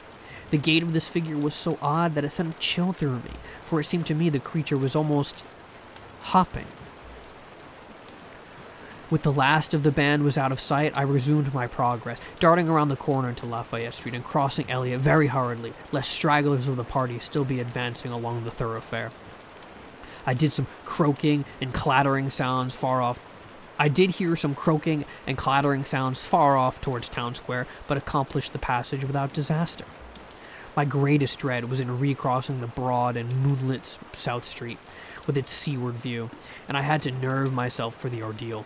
Someone might easily be looking, and possibly Elliott Street stragglers could not fail to glimpse me from either of the 2 points. At the last moment, I decided I had better slacken my trot and make the crossing as before, in the shambling gait of the average Innsmouth native. When the view of the water again opened out, this time on my right, I was half determined not to look at it at all. I could not, however, resist, but cast a sidelong glance as I carefully and imitatively shambled towards the protecting shadows ahead. There was no ship visible, as I half expected there would be. Instead, the first thing which caught my eye was a small rowboat pulling in towards the abandoned wharves and laden with some bulky, tarpaulin-covered object. Its rowers, though distantly and indistinctly seen, were of an especially repellent aspect. Several swimmers were still discernible, while on the far black reef I could see a faint, steady glow, unlike the winking beacon visible before, and of a curious color which I could not precisely identify. Above the slant roofs ahead, and to the right there loomed the tall cupola of the Gilman House, but it was completely dark. The fishy odor, dispelled for a moment by some merciful breeze, now closed in again with maddening intensity. Excuse me. Coughed on my own spit there for a second. Sorry. I had not quite crossed the street when I heard a muttering band advancing along Washington to the north. As they reached the broad open space where I had my first disquieting glimpse of the moonlit water, I could see them plainly a block away, and was horrified by the bestial abnormality of their faces and the dog-like subhumanness of their crouching gait. One man moved in a positively simian way, with long arms frequently touching the ground, while another figure, robed and tiara'd, seemed to progress in an almost hopping fashion. I judged this party to be the one I had seen in Gilman's courtyard, the one, therefore, most closely on my tail. As some of the figures turned to look in my direction, I was transfixed with fright, yet managed to preserve the casual, shambling gait I had assumed. To this day, I do not know whether they saw me or not. If they did, my stratagem must have deceived them, for they passed on across the moonlit space without varying their course, meanwhile croaking and jabbering in those same hateful, guttural patrols I could not identify. Patoy. I don't know what that word is. Anyway, once more in shadow, I resumed my former dog trot past that leaning and decrepit houses that stared blankly into the night. Having crossed to the western sidewalk, I rounded the nearest corner into Bates Street, where I kept close to buildings on the southern side.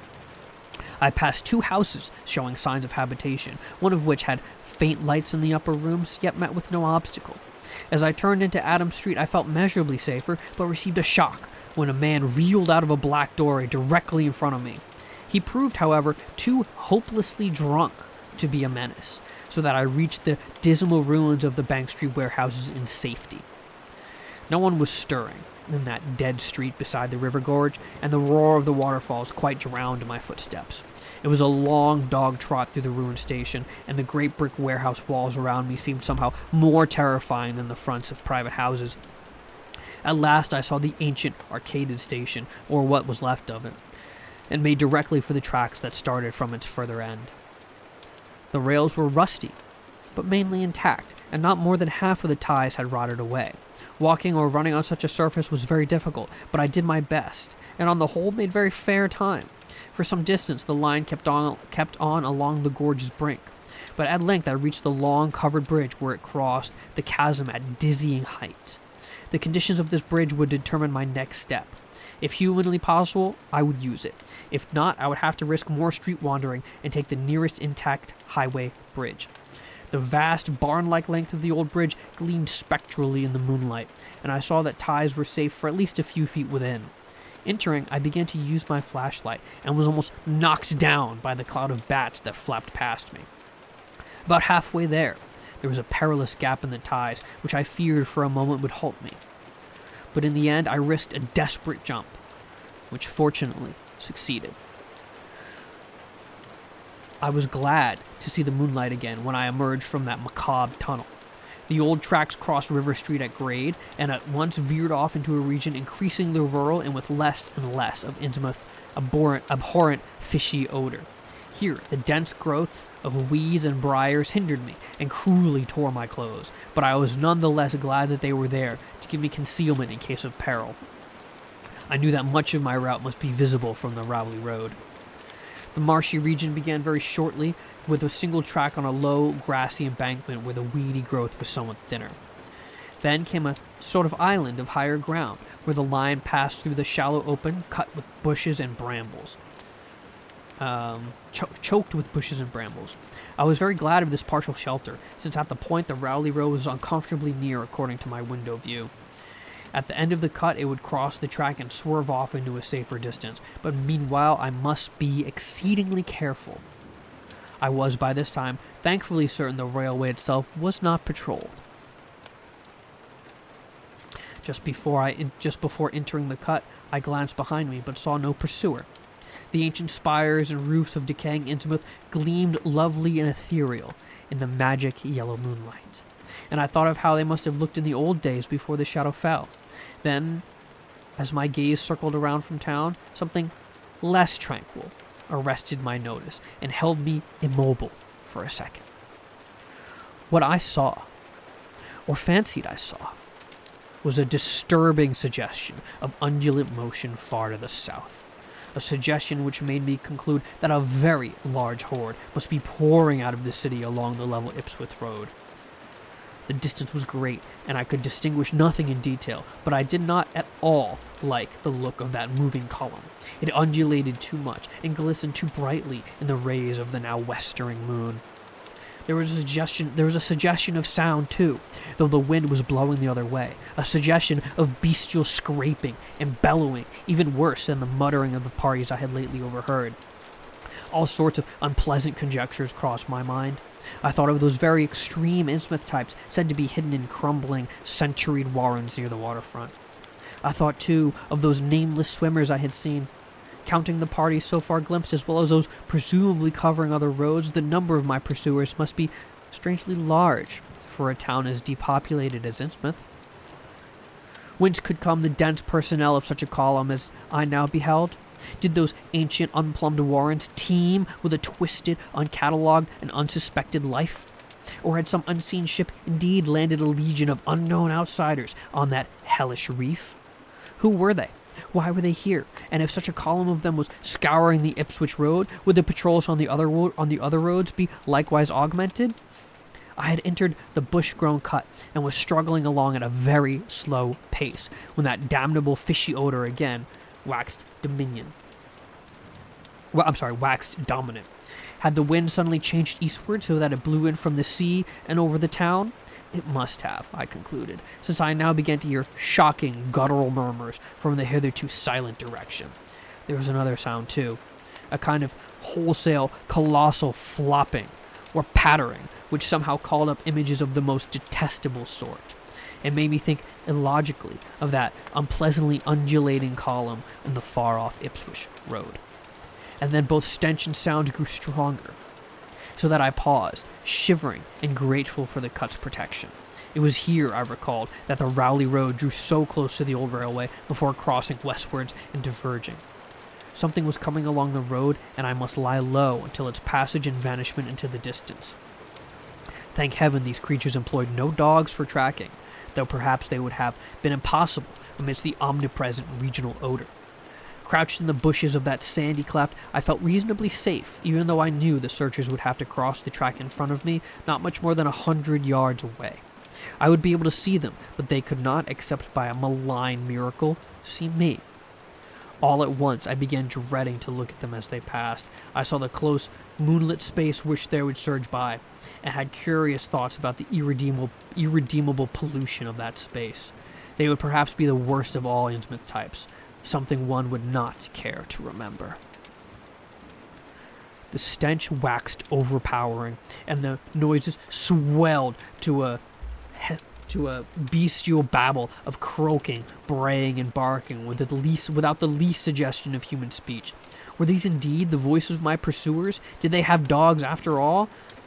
So far I had seen none of the lower animals in Innsmouth. That flopping or pattering was monstrous.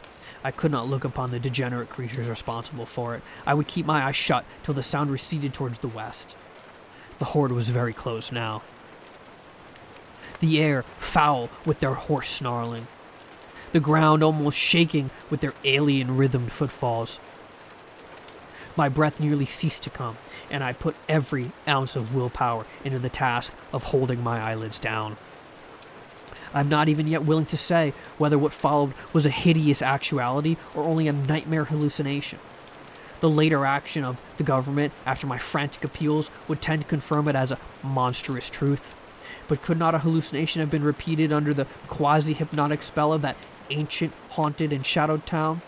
Such places have strange properties, and the legacy of insane legend may as well have acted on more than one human imagination amidst those dead, stench-cursed streets and huddles of rotting roofs and crumbling steeples. Is it not possible that the germ of an actual contagious madness lurks in the depths of that shadow over Innsmouth? Who can be sure of reality after hearing things like the tale of old Zadok Allen? The government men never found poor Zadok, and have no conjectures to make what might have become of him. Where does madness leave off, and reality begin? Is it possible that even my latest fear is sheer delusion? But I must try to tell what I thought I saw that night, under the mocking yellow moon. Saw surging and hopping down the Rowley Road in plain sight in front of me as I crouched along the wild brambles of that desolate railway cut. Of course, my resolution to keep my eyes shut failed. It was foredoomed to failure, for who could crouch blindly while a legion of croaking, baying entities of unknown source flopped noisomely past, scarcely more than 100 yards away? I thought I was prepared for the worst, and I really ought to have been prepared, considering what I had seen before. My other pursuers had been accursedly normal. So should I not have been ready should I not have been ready to face a strengthening of the abnormal element, to look upon forms in which there was no mixture of the normal at all? I did not open my eyes until the raucous clamor came loudly from a point obviously straight ahead. Then I knew that a long section of them must be plainly in sight, when the sides of the cut flattened out and the road crossed the track. I could no longer keep myself from sampling whatever horror that leering yellow moon might have to show. It was the end. for whatever remains to me of life on the surface of this earth, of every vestige of mental peace and confidence in the integrity of nature and the human mind. Nothing I could have imagined, nothing even that I could have gathered had I credited old Zadok's crazy tale in the most literal way, would be in any way comparable to the demonic, blasphemous reality that I saw, or believe I saw. I've tried to hint what it was, in order to postpone the horror of writing it down baldly. Can it be possible that this planet has actually spawned such things, that human eyes have truly seen as objective flesh what man has hitherto known only in febrile fantasy and tenuous legend? And yet I saw them in a limitless stream, flopping, hopping, croaking, bleeding, surging inhumanly through the spectral moonlight in a grotesque, malignant saraband of fantastic nightmare. And some of them had tall tiaras of that nameless, whitish gold metal. And some were strangely robed, and one, who led the way, was clad in a ghoulishly humped black coat and striped trousers, and had a man's felt hat perched on the shapeless thing that answered for his head. I think their predominant color was a grayish green, though they had white bellies. They were mostly shiny and slippery, but the ridges of their backs were scaly. Their forms vaguely suggested the arthropoid, while their heads were the heads of fish, with prodigious bulging eyes that never closed. At the sides of their necks were palpating gills, and their long paws were webbed. They hopped irregularly, sometimes on 2 legs and sometimes on 4. I was somehow glad they had no more than 4 limbs. Their croaking, baying voices, clearly used for articulate speech, held all the dark shades of expressions which their staring faces lacked. But for all their monstrousness, they were not unfamiliar to me. I knew too well what they must be, for was it not the memory of the evil tiara at Newburyport still fresh? They were the blasphemous fish frogs of the nameless design, living and horrible.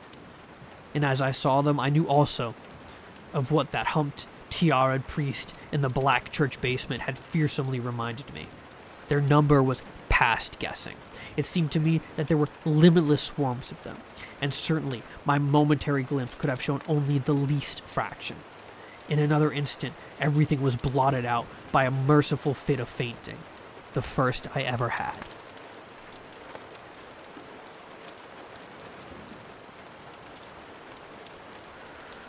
Part 5. And I believe our final part. It was a gentle daylight rain that awakened me from my stupor in the brush-grown railway cut, and when I staggered out in the roadway ahead, I saw no trace of any prints in the fresh mud. The fishy odor, too, was gone. Innsmouth's ruined roofs and toppling steeples loomed up grayly towards the southeast, but not a living creature did I spy in all the desolate salt marshes around. My watch was still going, and told me that the hour was past noon. The reality of what I had seen through the highly uncertain, the reality of what I had been through was highly uncertain in my mind, but I felt something hideous lay in the background. I must get away from evil-shadowed Innsmouth, and accordingly I began to test my cramped, wearied powers of locomotion. Despite weakness, hunger, horror, and bewilderment, I found myself after a time able to walk, so started slowly along the muddy road to Rowley. Before evening, I was in the village, getting a meal and providing myself with presentable clothes. I caught the night train to Arkham, and the next day talked long and earnestly with government officials there, a process I later repeated in Boston. With the main result of these colloquies, the public is now familiar, and I wish, for normality's sake, there was nothing more to tell. Perhaps it is madness that is overtaking me, yet perhaps a greater horror, or a greater marvel, is reaching out. As may well be imagined, I gave up most of the foreplanned features of the rest of my tour, the scenic, architectural, and antiquarian diversions on which I had counted so heavily. Nor did I dare look for that piece of strange jewelry said to be in the Miskatonic University Museum. I did, however, improve my stay in Arkham by collecting some genealogical notes I had long wished to possess. What do we got? Okay. Very rough and hasty data, it's true, but capable of good use later on when I might have time to collate and I'd codify them. The curator of the Historical Society there, Mr. E. Lapham Peabody, was very courteous about assisting me and expressed unusual interest when I told him I was the grandson of Eliza Orne of Arkham, who was born in 1867 and married James Williamson of Ohio at the age of 17. It seemed that a material uncle of mine had been there many years before on a quest much like my own, and that my grandfather's family was a topic of some local curiosity. There had, Mr. Peabody said, been considerable discussion about the marriage of her father, Benjamin Orne, just after the Civil War. Since the ancestry of the bride was particularly puzzling, that bride was understood to have been an orphaned Marsh of New Hampshire, a cousin of the Essex County Marshes, but her education had been in France, and she knew very little of her family. A guardian had deposited funds into Boston Bank to maintain her and her French governess, but that guardian's name was unfamiliar to the Arkham people, and in time he dropped out of sight, so the governess assumed his role by court appointment. The French woman, now long dead, was very taciturn, and there were those who said she could have told more than she did. But the most baffling thing was the inability of anyone to place the recorded parents of the young woman, Enoch and Lydia Marsh, among the known families of New Hampshire. Possibly, many suggested she was the natural daughter of some Marsh of Providence, or she certainly had the true Marsh eyes. Most of the puzzling was done after her early death, which took place at the birth of my grandmother, her only child. Having formed some disagreement impressions connected with the name of Marsh, I did not welcome the news that it belonged on my own ancestral tree. Nor was I pleased by Mr. Peabody's suggestion that I had the true Marsh eyes myself. However, I was grateful for the data which I knew would prove valuable, and took copious notes and lists of book references regarding the well-documented Orne family. I went directly home to Toledo from Boston, and later spent a month at Maumee recuperating from my ordeal. In September, I entered Oberlin for my final year, and from then till next June was busy with studies and other wholesome activities, reminded of the bygone terror by occasional office visits from government men in connection with the campaign with which my pleas and evidence had started. Around the middle of July, just after a year of the Innsmouth experience, I spent a week with my late mother's family in Cleveland, checking some of my new genealogical data with the various notes, traditions, and bits of heirloom material in existence there, and seeing what kind of connection I could connect, what kind of connected chart I could construct. I did not exactly relish this task, for the atmosphere of the Williamson home and my mother had never encouraged my visiting her parents as a child, although she always welcomed her father when he came to Toledo. My Arkham-born grandmother had seemed strange and almost terrifying to me, and I do not think I grieved when she disappeared. I was 8 years old then, and it was said that she had wandered off in grief after the suicide of my Uncle Douglas, her eldest son. He had shot himself after a trip to New England. The same trip, no doubt, which had caused him to be recalled at the Arkham Historical Society. This uncle had resembled her, and had never liked him either. Something about the staring, unwinking expression of both of them had given me vague, unaccountable uneasiness. My father and Uncle Walter had not looked like that. My mother and Uncle Walter had not looked like that. They were like their father, though poor little cousin Lawrence, Walter's son, had been an almost perfect duplicate of his grandmother before his condition took him to the permanent seclusion of a sanatorium at Canton. I had not seen him in 4 years, but my uncle once implied that his state, both mental and physical, was very bad. This worry had probably been a major cause of my mother's death 2 years before. My grandmother and his widowed son Walter now comprised the Cleveland household, but the memory of older times hung thickly over it. I still disliked the place and tried to get my research done as quickly as possible. Williamson records and tradition were supplied in abundance by my grandfather, though for Orne material I had to depend on my Uncle Walter, who put at my disposal the contents of all his files, including notes, cuttings, heirlooms, letters, photographs, and miniatures. It was in going over the letters and pictures on the Orne side that I began to capture a kind of terror of my own ancestry. As I have said, my uncle and Uncle Douglas have always disturbed me. Now, years after their passing, I gazed at their pictured faces with a measurably heightened feeling of repulsion and alienation. I could not at first understand the change, but gradually, A horrible sort of comparison began to obtrude itself on my unconscious mind, despite the steadily refusal of my consciousness to even admit the least suspicion of it. It was clear that the typical expression of these faces now suggested something it had not suggested before, something which would bring stark panic if thought too openly of. But the worst shock came when my uncle showed me the Orne jewelry in a downtown safe deposit vault. Some of the items were delicate and inspiring enough, but there was one box of strange old pieces descended from my mysterious great-grandmother, which my uncle was almost reluctant to produce. They were, he said, a very grotesque and almost repulsive design, and had never, to his knowledge, been publicly worn, though my grandmother used to enjoy looking at them.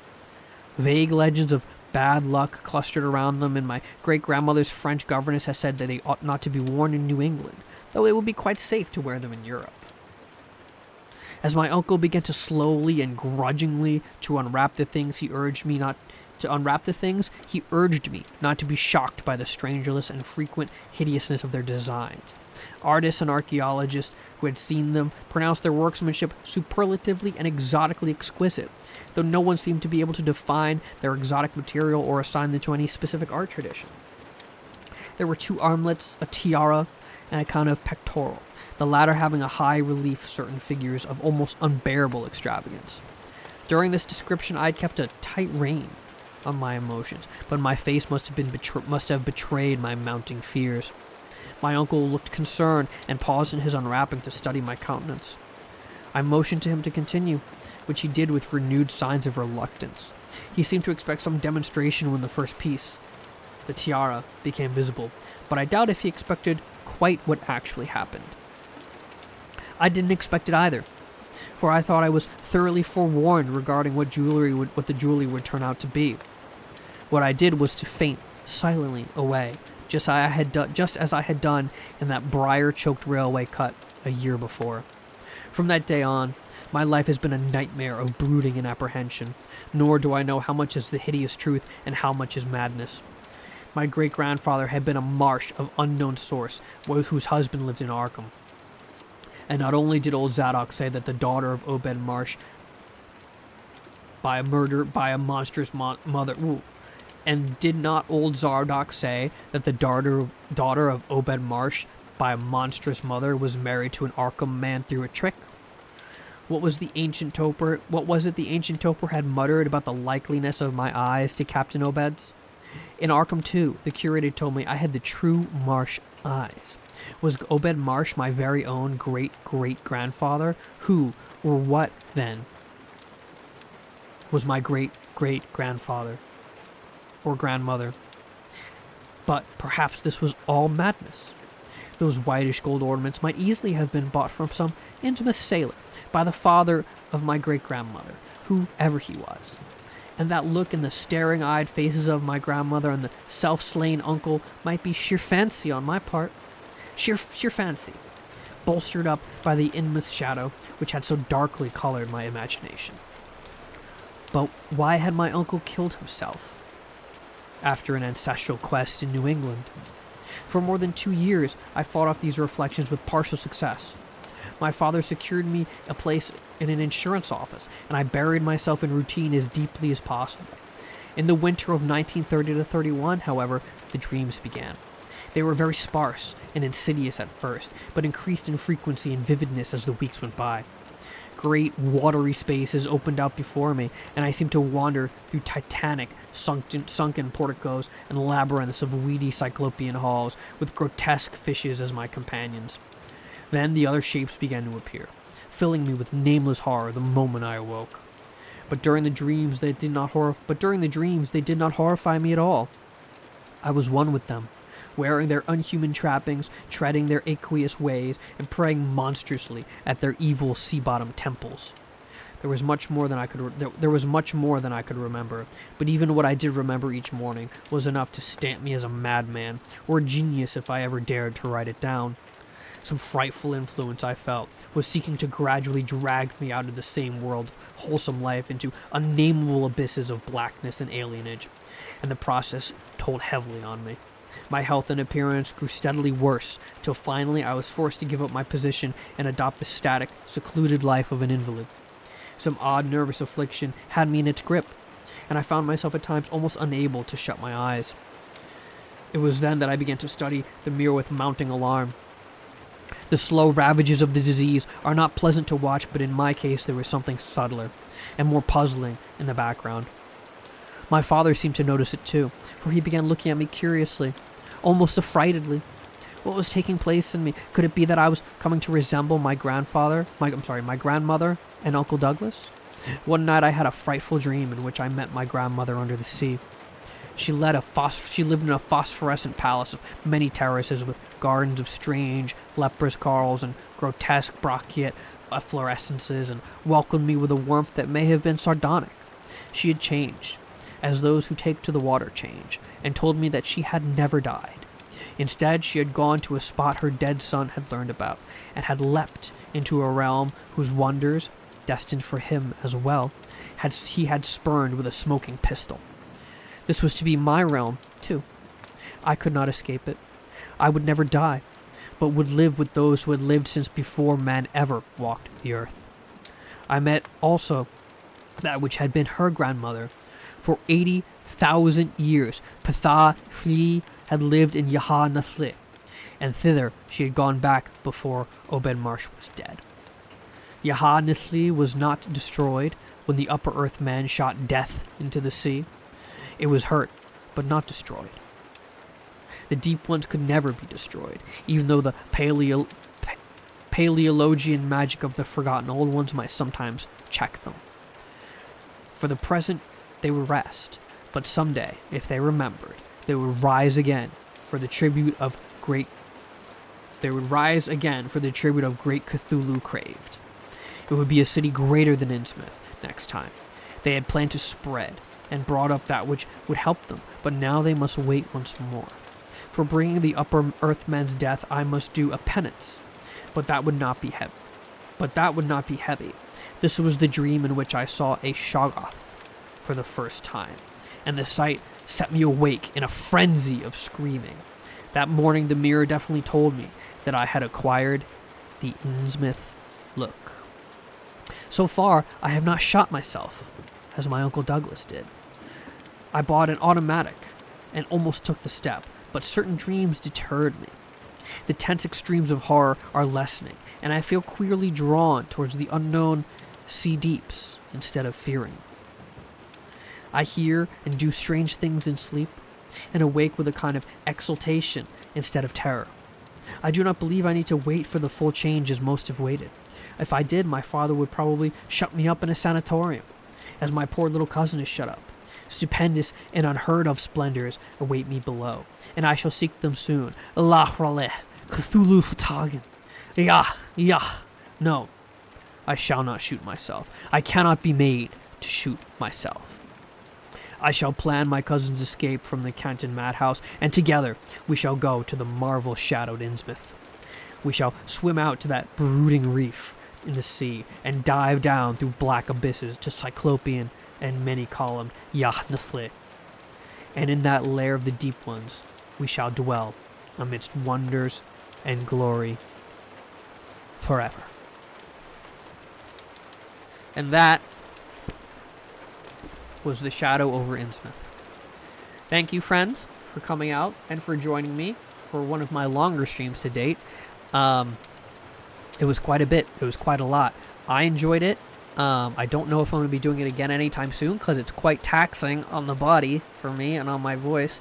But I hope you all enjoyed some company on this holiday. Tomorrow we'll probably be doing just Silent Hill. Who knows? We don't know yet. But that was that. Okay? Let's turn that off here. We're going to turn off Tilly. Alright. And now, I'm going to send you all on. Okay? We're going to be raiding out. And if you guys ever have any other stories you want me to read or do another special story night, please let me know. Other than that, I gotta go eat. I haven't eaten yet today. Thank you. And we're gonna go visit with...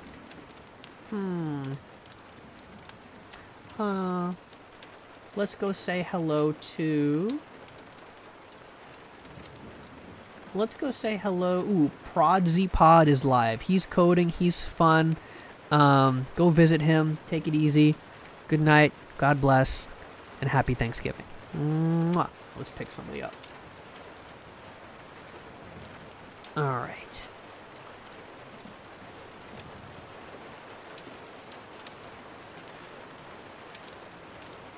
Good night.